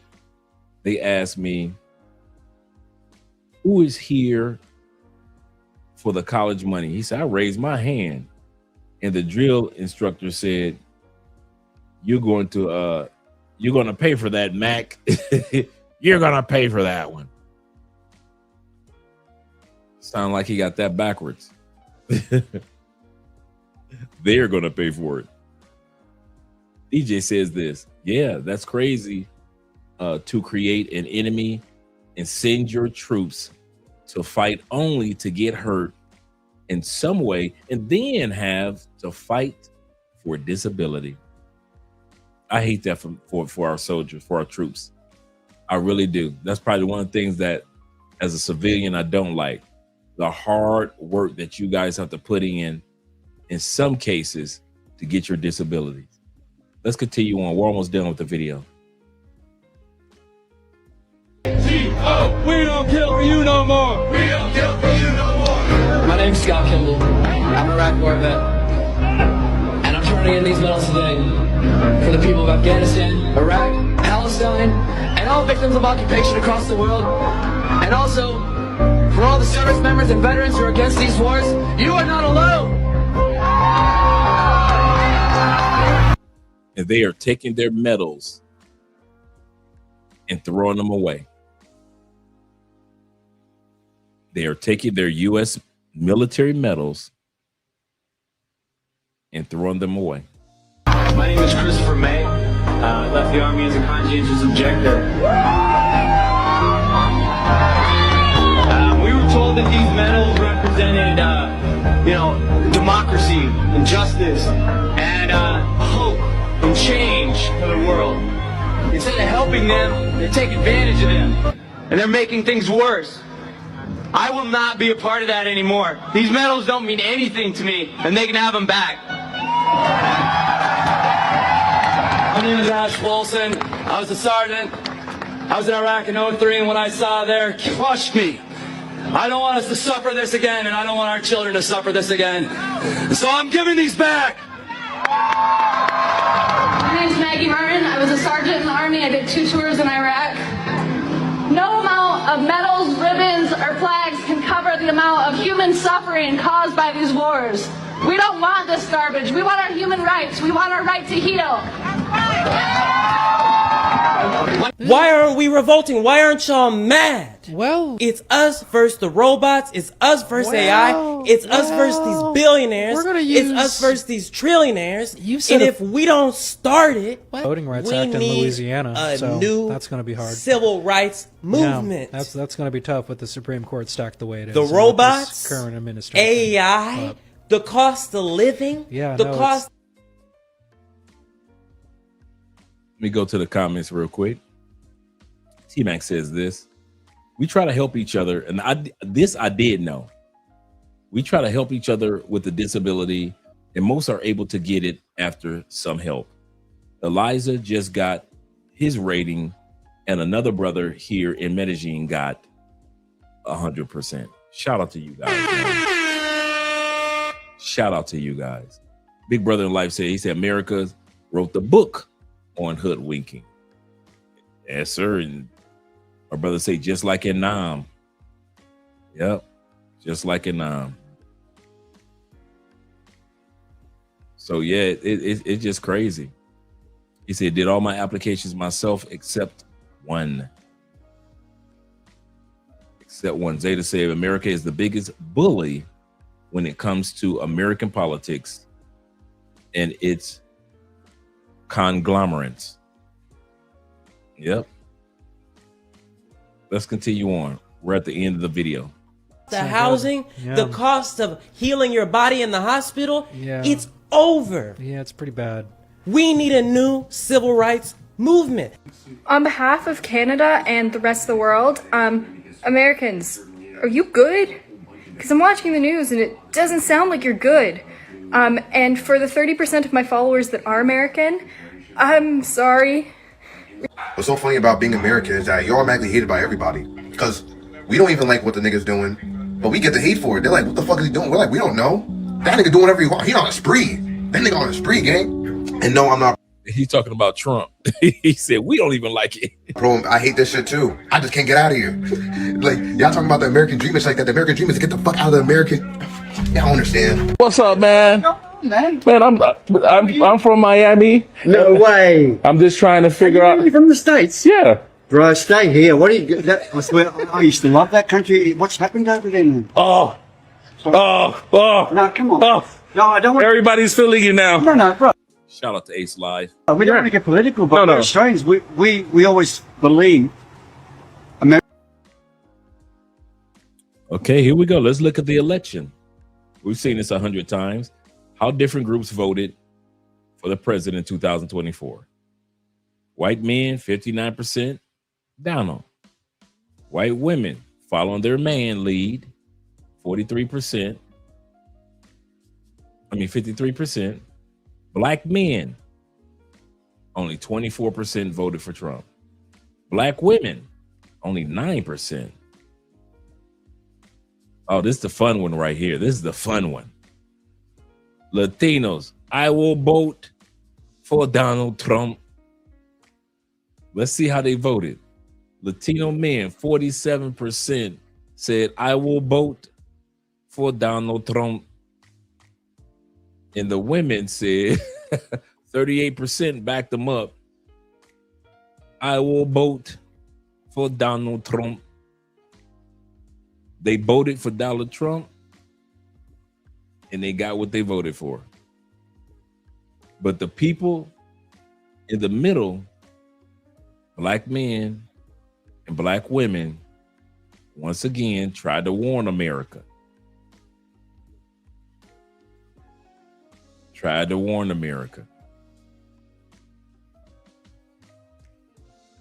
Could you be like the boss, the sheriff, they're good guys. He doesn't look like that man.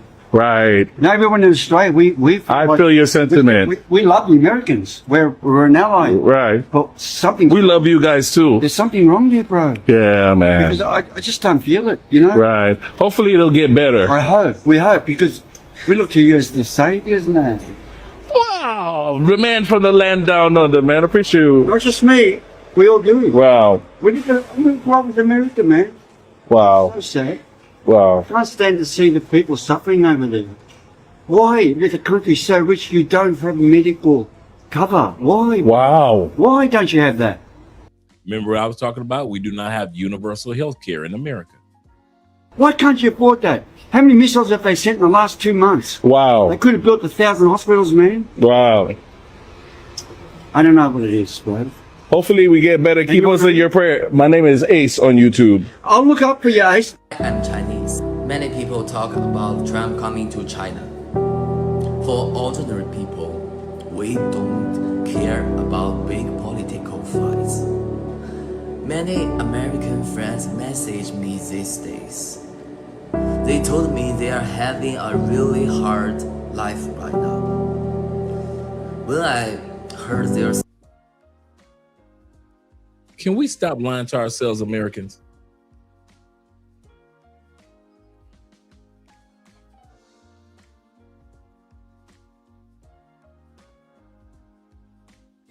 With Kamala, we would have had inflation. I agree with that. Cost of living, medical would still been high. I agree with that. But I bet you she would have spent $400 million on tearing down the West Wing of the United States White House to build a ballroom. Bet you 9 times out of 10, we wouldn't have been in this war. Bet that. So I can agree. Everyday things, the costs probably wouldn't have gone down, because no matter who's president, they're not going down. But that treating the executive pen like it's a scepter. You telling me, you guys are trying to tell me that Kamala would have carried herself like she was a queen of America, like Trump literally carries himself as king of America? Because I've heard Americans say this several times, and I'm not there. I'm not there. So I'm just speculating. Anything I say is speculation and entertainment, right? And I kid you not, guys, a lot of things wouldn't have changed, whether it was Trump, Biden, the inflation, gas price, all that would have still been going up. American inflation is not going to stop per president. It's not. It just is what it is. It's in the fabric of our country now. So ride it out. All we've had since the pandemic is either inflation, stagnation, recession. That's all we've had. We haven't had a chance to take a deep breath in years when it comes to economics in the United States. No matter who's president, whether it's Obama, during the housing market crash, we didn't get it. By the time we got a chance to breathe again, because Obama left us with at least a decent economy. Here come Trump, his first go around, and just tore all that up. Just like when Clinton left Bush with an excellent economy and a surplus, Bush destroyed all that. And my statements are not a Republican or Democrat statements. These are just historical statements. So I'm not just talking about like you're anti-Republican. Bruh, I'm independent conservative. I've always been an independent conservative. I've always been in the middle. I've always had enough sense to know that Republicans have certain policies that make sense, and then there are moments when the Democrats make policies that make sense. I've never been that just put all Republican on my election ballot, or put all Democrat on my election ballot.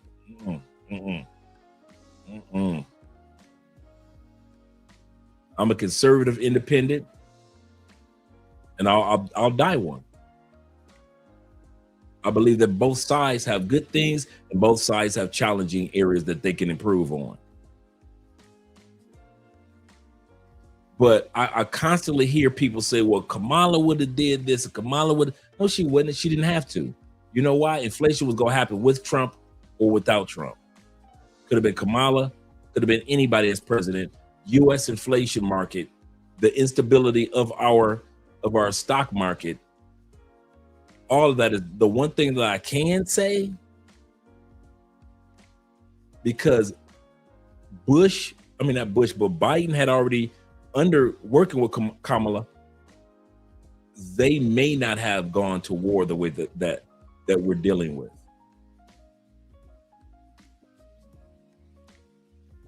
Well, if Kamala was president, I'm telling y'all dudes, some stuff is going to happen no matter who was president.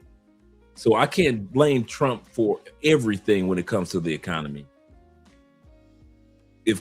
I really believe that if Kamala would have been in office, we'd still have a hole to dig out of since the pandemic.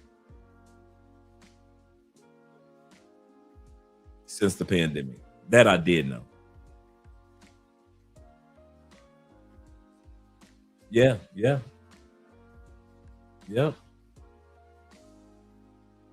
I'm with you, brother. I'm like this. Would either choice had been any good? I doubt it. But like I mentioned earlier, I don't think the presidency will ever go back to what it was before. Trump is literally showing every future president the power your pen has, and you don't need Congress the way that you thought you did. You just need Congress to pass the budgets. If you can keep Congress quiet and just pass budgets, and you just take advantage of the laws that are on the book, you can use your pen like a scepter, like a king. So I do not think, and I'll say this again, I do not think once Trump is gone, that the presidency of the United States is going to go back to what it used to be. The presidency of the United States of what we knew, good, bad, or indifferent, it is over. It is over. Every president now knows I've got a pen and I don't need Congress. I just need Congress to give me money. I'm going to use the same executive orders in the same cabinet use that President Trump used. And I believe they'll do it for the next 25 presidents, Democrat or Republican. Obama did it for a while. He used his executive pen like crazy. But Trump is writing a textbook on how to really use it. I do not think the American presidency will ever go back to what it used to be. He said, I will ride it out here in Colombia. Yes, sir. Yes, sir. He said, I want Trump to give everybody a piece of that work. Congress wants to allow it. So let them suffer. Absolutely correct. He said the cost of everything is going up. Yeah, we were looking at that earlier. The cost of everything is going up. The quality is going down. Zeta says the lesser of two evils, basically. Yeah, basically. That's what it looked like too. Let's finish off this last few seconds of this video. Great. I mean, This Chinese brother was making a great point. China. For ordinary people, we don't care about big political fights. Many American friends message me these days. They told me they are having a really hard life right now. When I heard their stories, my heart feels so sad for them. I'm sorry, my friends. We only want lower price, easy life, and peace. No matter which country you are from, we all share the same hurt. We want warm days, safe homes, and happy life. Talking with each other is always better than fighting. Love and peace belong to every person in the world. I believe all people can be good friends, including me and you. I'm your friend Hanaka, follow me. Shout out to him. Shout out to him. 'Cause that's all what everybody wants. At the end of the day, like he said, hot summer days, peace, a safe place to live. You can't beat that. The reason why I hit this topic once again is not anti-American. He doesn't love America anymore. Like I said, the day that I get quiet when it comes to talking about America, then you could probably say something like that. All I do is share information to let people know that you have a global option. A. So if you stay in America, so be it. If you leave America, so be it. B. The choice is up to you. Nobody else can dictate what choice that you want to have when it comes to in 5 months, 5 years, or 15 years, whether you want to live in another country or not. That choice is up to you and or your loved ones. C, it's not going to get better in your lifetime. It's not in any of our lifetimes. Some of us got 30 more years on this planet. You think America is about to get better in 30 years? Some of us have 50 or 60 years left on this planet.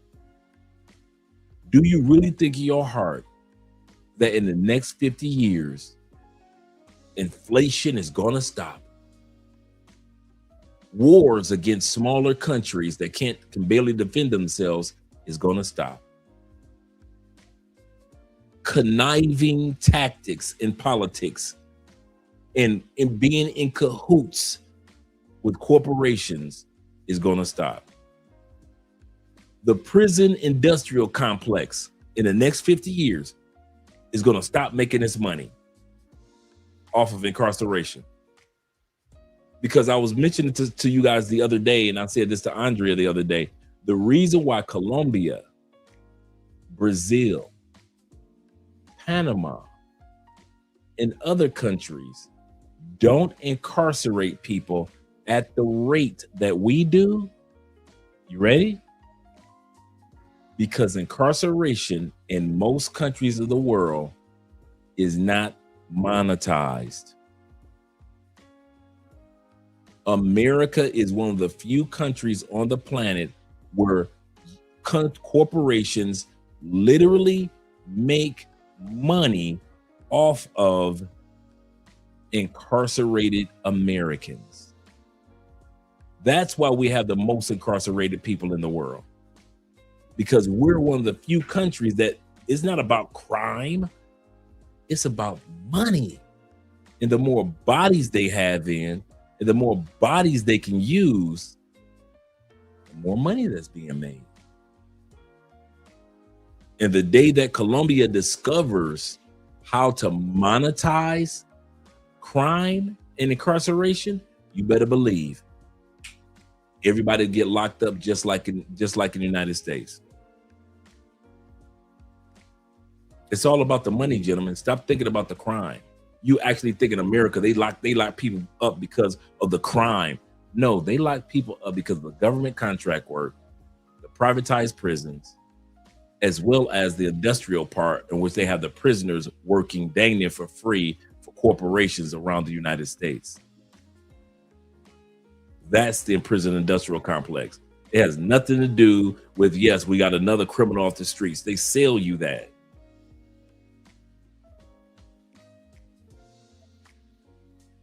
So America has more prisoners than China, India combined. How, Sway? Seriously. You Americans hating on Americans, it's nasty work. I know, right? That's what they be thinking, man. I get that all the time. You must hate America. Man, I love America. I love America so much. I'm willing to tell America the truth. You ain't the only cute chick at the prom. You ain't the only cute chick at the club. You are not the only cute chick at the restaurant. America, we have been told that we are the only pretty chick at the prom, at the debutante, at the restaurant. We're the only beautiful chick at the restaurant. And I'm here to beg to differ that America is not the only beautiful chick at the club. And that's what Americans hate. They don't hate. I've never had an American tell me that I was lying. Well, you're lying about that. No, let's look it up.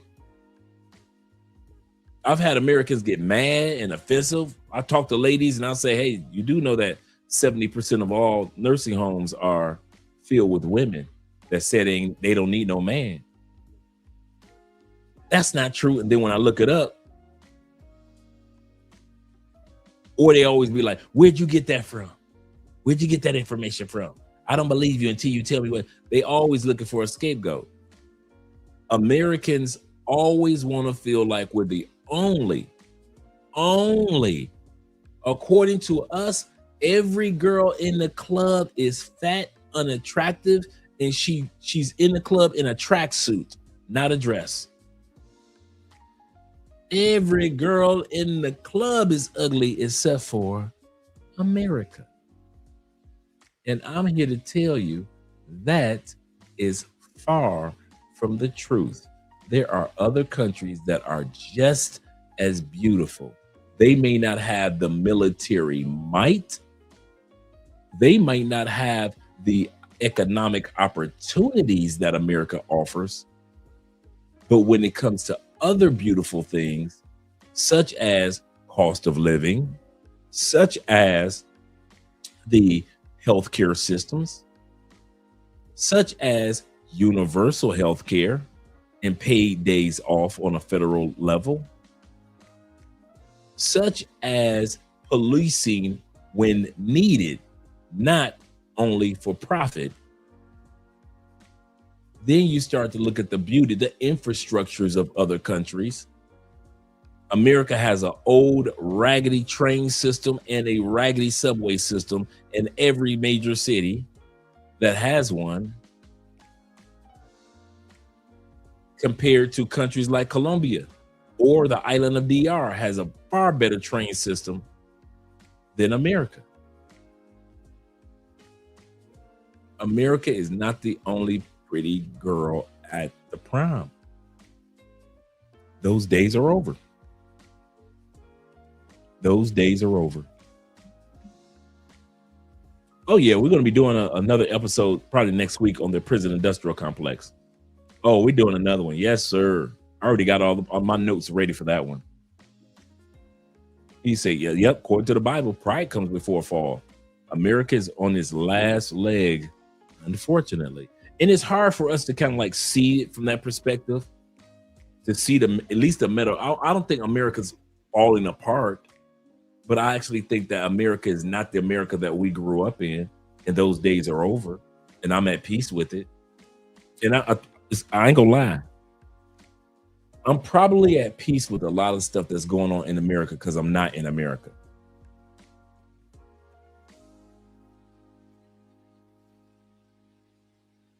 We all have good days. As men, we all have good and bad days. We have days where everything economically, we are on the mountaintop. Everything we touch is the Midas touch. And then sometimes your business can take a drop. In America, that can equal homelessness. I'll say that again. That could equal homelessness. Just one major drop, and you're sleeping in your car with your kids and your girl.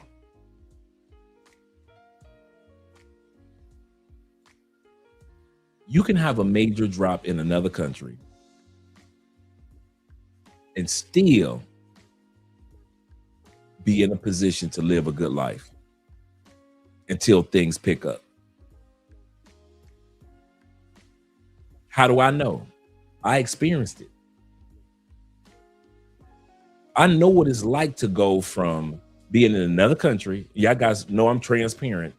I know what it's like to be in another country and you're making $15,000, $20,000 a month. And you get the rug pulled from up under you. And you're living an excellent life. And the rug get pulled from up under you, and you can still live in the upper middle class locations like we do. I know what it's like to be building, establishing, and re-strengthening and restructuring your business.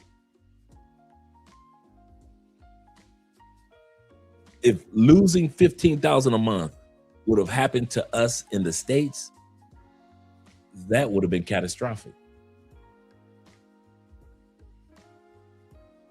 But when you live in another country, as an American with American mindset, you could lose that, know you're going to get it back. You drop down a little bit to $5,000, $6,000 a month. You're still living in the upper middle class. You cannot live in the upper middle class on $5,000 a month in the States. So when I say to you guys, life will keep lifing for men, it's going to keep lifing. You're going to have some great days, some great moments. Sometimes you're going to have some peaks. Some guys came to America from America with great health. Then the next thing you know, you had to get surgery on something that you didn't even know that you were dealing with. But because you lived in a country, Thailand, that the examination was affordable, they were able to discover whatever that was in your body while you were living in Thailand, and you were able to get it taken care of. You wouldn't have afforded that in the States. So some of us come to other countries, we're on an economic high. Some of us come to another country and our health is on high. But some of us go through dips. Life is going to keep lifing. But the fortunate part about it, you are in another country. And they did discover whatever it was going on in your body while you were in another country. Very little to no copay.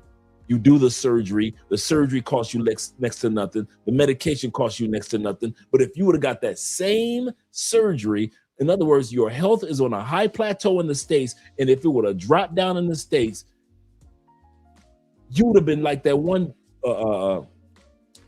receipt we just looked at, $610,000 just to get your health back on track in the United States. For in another country, in Thailand, it would have cost you what, $250.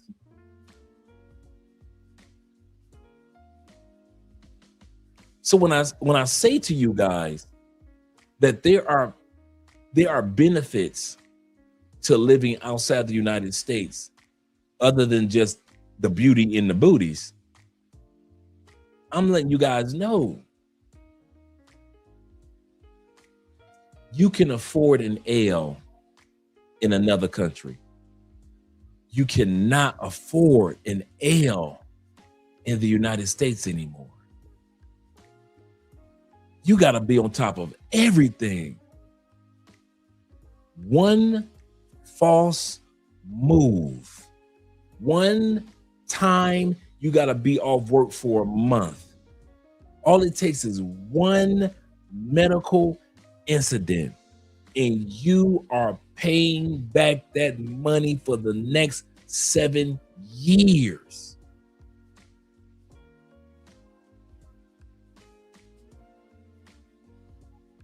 You could have a medical incident in Brazil, Colombia, Philippines, and it won't break the bank.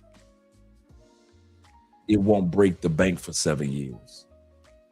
That's what I'm talking about. Some of y'all don't realize life gonna keep lifing.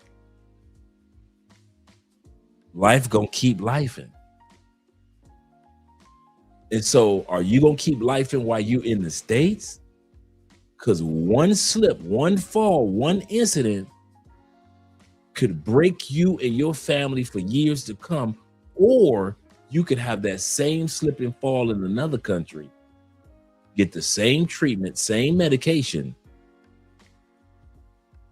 and you and your family ain't even came out $500 without insurance. I'm just here to let you guys know, man.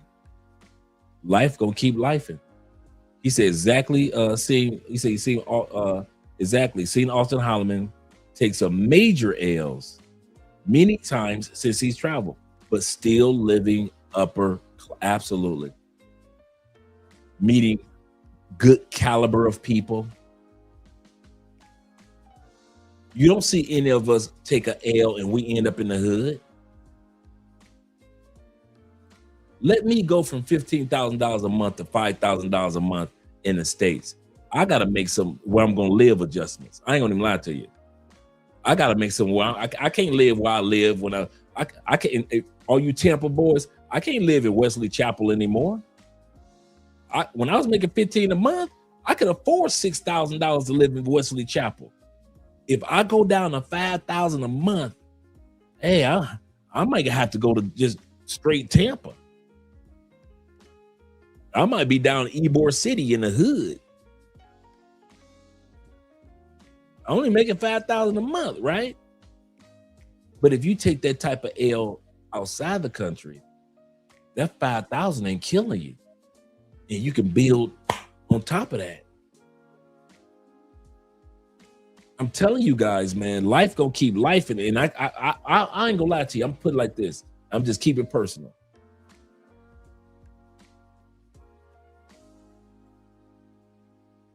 I wouldn't want to put myself, Andre Spence, in a position as life keeps lifing and feel what it would be like to take that type of L in the United States. I don't want to ever feel that. I mean that. I do not want to feel that. I already gave the federal government 10 years in prison. I am not going to give a hospital in the United States 10 years of economic incarceration trying to pay back a $200,000 bill because somebody hit me while I was on my motorcycle in the States. I'm riding my motorcycle, somebody hit me, and I end up with a $250,000 bill. I'm in a hole for the next 10 years paying this thing off as if I'm in prison. I don't want to experience that again, bruh. I'm just being honest. When it comes to purchasing a home, I will purchase a home in the United States as a piece of investment property, yes, but a piece of property to live in, I can't do it. The taxes are too high. Even if I paid a house off in the United States, taxes too high compared to Colombia, compared to Philippines, compared to Thailand, compared to Japan when you own a piece of property, compared to China, who once you own it is yours.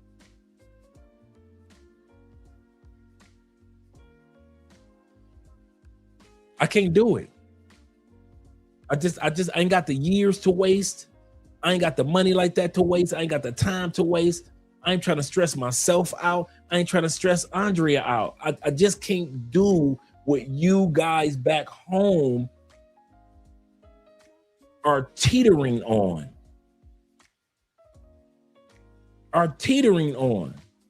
One paycheck away.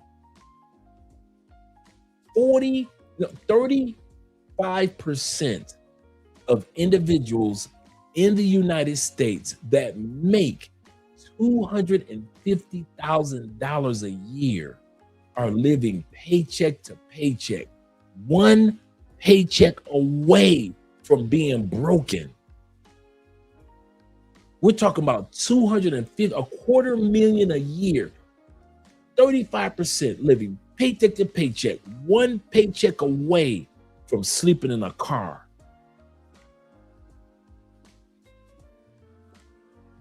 $85% of Americans don't even have $1,000 emergency fund in their bank account. That is too close to the edge for me. I can't do it.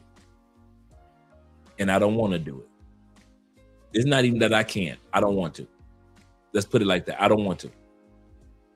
Call me spoiled. Call me whatever you want. I don't want to. I know what it's like to be on the other side, and I don't want to. I ain't gonna even lie to you. I ain't gonna pretend like if I move back to the state, ain't no if I move back to the States. I am never moving back to the United States. I'll give them 6 months. If there's a contract job, I'll do that for 6 months, but I'm never fully moving back. Never. That'll not happen. And one of the reasons why I'm like T-Mac and other guys that are working on their citizenships to get my dual citizenship and get my other passport as soon as possible. So while these presidents in the United States are playing games with passports, I can have my second one. So if the first one is full of crap and they acting a fool, I got my second one that I can use to get to other countries too. I'm done with that playing these games, man. I can't afford it. Only got a certain amount of years left on this planet. And I'm not about to sit up here and do this guessing game knowing that life will keep lifing. That's all right.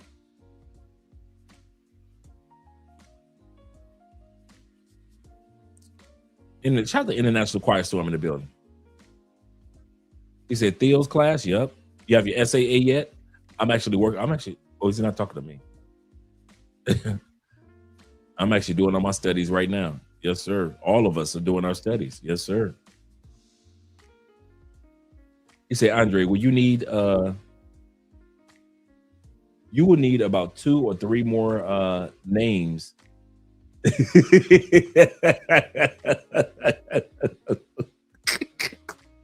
I know, right? It just can't be Andre Spence. It's got to be like Andre Hector Rodriguez Spence. Andre Ricardo. Let me write that down. I'm gonna tell Andrea. You just made my night. Hector Ricardo. I could be. You know what? I could pass for Ricardo. Jose Spence. I'm with that. That might just be my. You know what? I might have to use that name. I may have to use that name. Yes, sir. I know, right? Oh, man. Y'all just made my night, man. I needed that laugh. Let me let you guys get some rest, man. We've been here 4.5 hours. Once again, tomorrow we have an interview regarding Barranquilla, Colombia. A lot of questions that you guys probably have. If you don't want to live in Cartagena, you don't want to live in Medellin, but you want to be around some lovely ladies, Barranquilla is a great place to be, living that beach life. We're going to have a brother here tomorrow to be able to, you can't live in Ruskin, right? Can't live in Ruskin. Right. I was in Riverview, so I know exactly Ruskin right next door. I'm losing my Riverview house, and I used to go to church in Ruskin. Yes, sir. He said $2,500 a month in Medellin will be comfortable, upper middle class life. Absolutely correct. Absolutely correct. Once again, shout out to International Quiet Storm.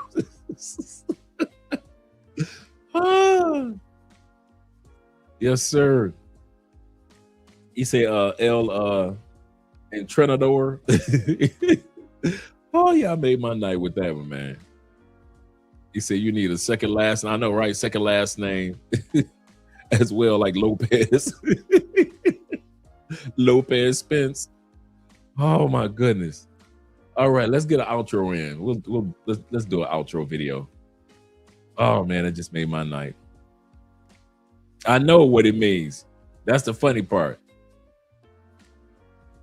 Oh man, that's funny.